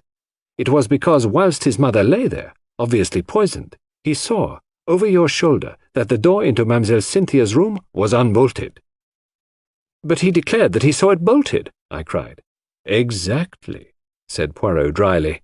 And that was just what confirmed my suspicion that it was not. He was shielding Mademoiselle Cynthia. But why should he shield her? Because he is in love with her. I laughed. There, Poirot, you are quite wrong. I happen to know for a fact, far from being in love with her, he positively dislikes her. Who told you that, mon ami? Cynthia herself. La pauvre petite. And she was concerned? She said that she did not mind at all. Then she certainly did mind very much, remarked Poirot. They are like that, les femmes. What you say about Lawrence is a great surprise to me, I said. But why? It was most obvious. Did not Monsieur Lawrence make the sour face every time Mademoiselle Cynthia spoke and laughed with his brother? He had taken it into his long head that Mademoiselle Cynthia was in love with Monsieur John. When he entered his mother's room and saw her obviously poisoned, he jumped to the conclusion that Mademoiselle Cynthia knew something about the matter. He was nearly driven desperate. First, he crushed the coffee cup to powder under his feet, remembering that she had gone up with his mother the night before, and he determined that there should be no chance of testing its contents.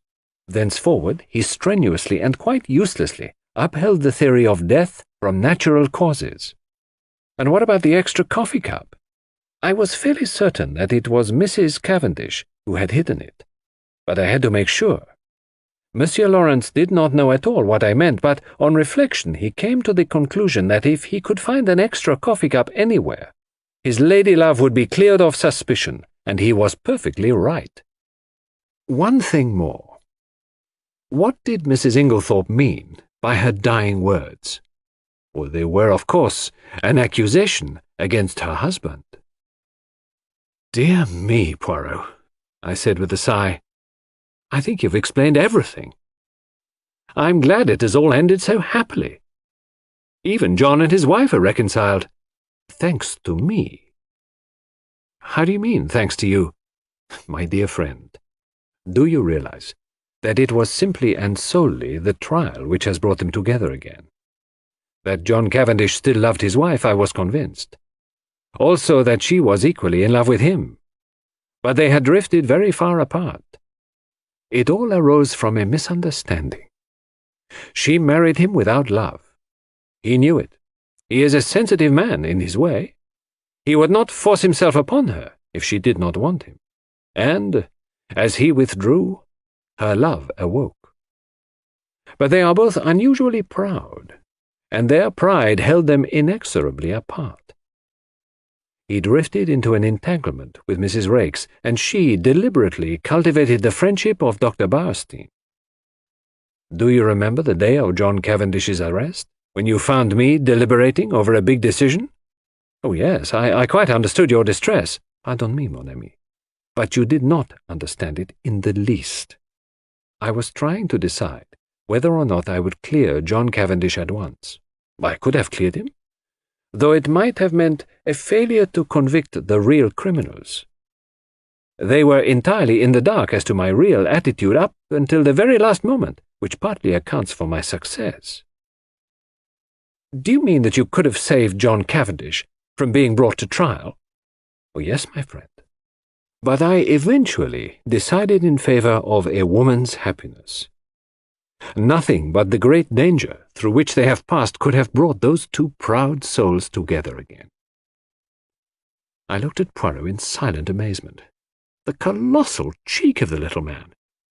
Who on earth but Poirot would have thought of a trial for murder as a restorer of conjugal happiness? "I perceive your thoughts, mon ami," said Poirot, smiling at me. "No one but Hercule Poirot would have attempted such a thing. And you are wrong in condemning it. The happiness of one man and woman is the greatest thing in all the world." His words took me back to earlier events. I remembered Mary as she lay white and exhausted on the sofa, listening. There had come the sound of the bell below. She had started up. Poirot had opened the door, and meeting her agonized eyes, had nodded gently. "Yes, madame," he said. "I have brought him back to you." He had stood aside, and as I went out, I had seen the look in Mary's eyes, as John Cavendish had caught his wife in his arms. "Perhaps you're right, Poirot," I said gently. "Yes, it is the greatest thing in the world." Suddenly, there was a tap at the door, and Cynthia peeped in. I only—" "Come in," I said, springing up. She came in, but did not sit down. "I only wanted to tell you something." "Yes?" Cynthia fidgeted with a little tassel for some moments, then suddenly exclaiming, "You dears!" kissed first me and then Poirot, and rushed out of the room again. "What on earth does this mean?" I asked, surprised. It was very nice to be kissed by Cynthia, but the publicity of the salute rather impaired the pleasure. "It means that she has discovered Monsieur Lawrence does not dislike her as much as she thought," replied Poirot philosophically. "But here he is." Lawrence at that moment passed the door. "Ah, Monsieur Lawrence," called Poirot, "we must congratulate you. Is it not so?" Lawrence blushed, and then smiled awkwardly.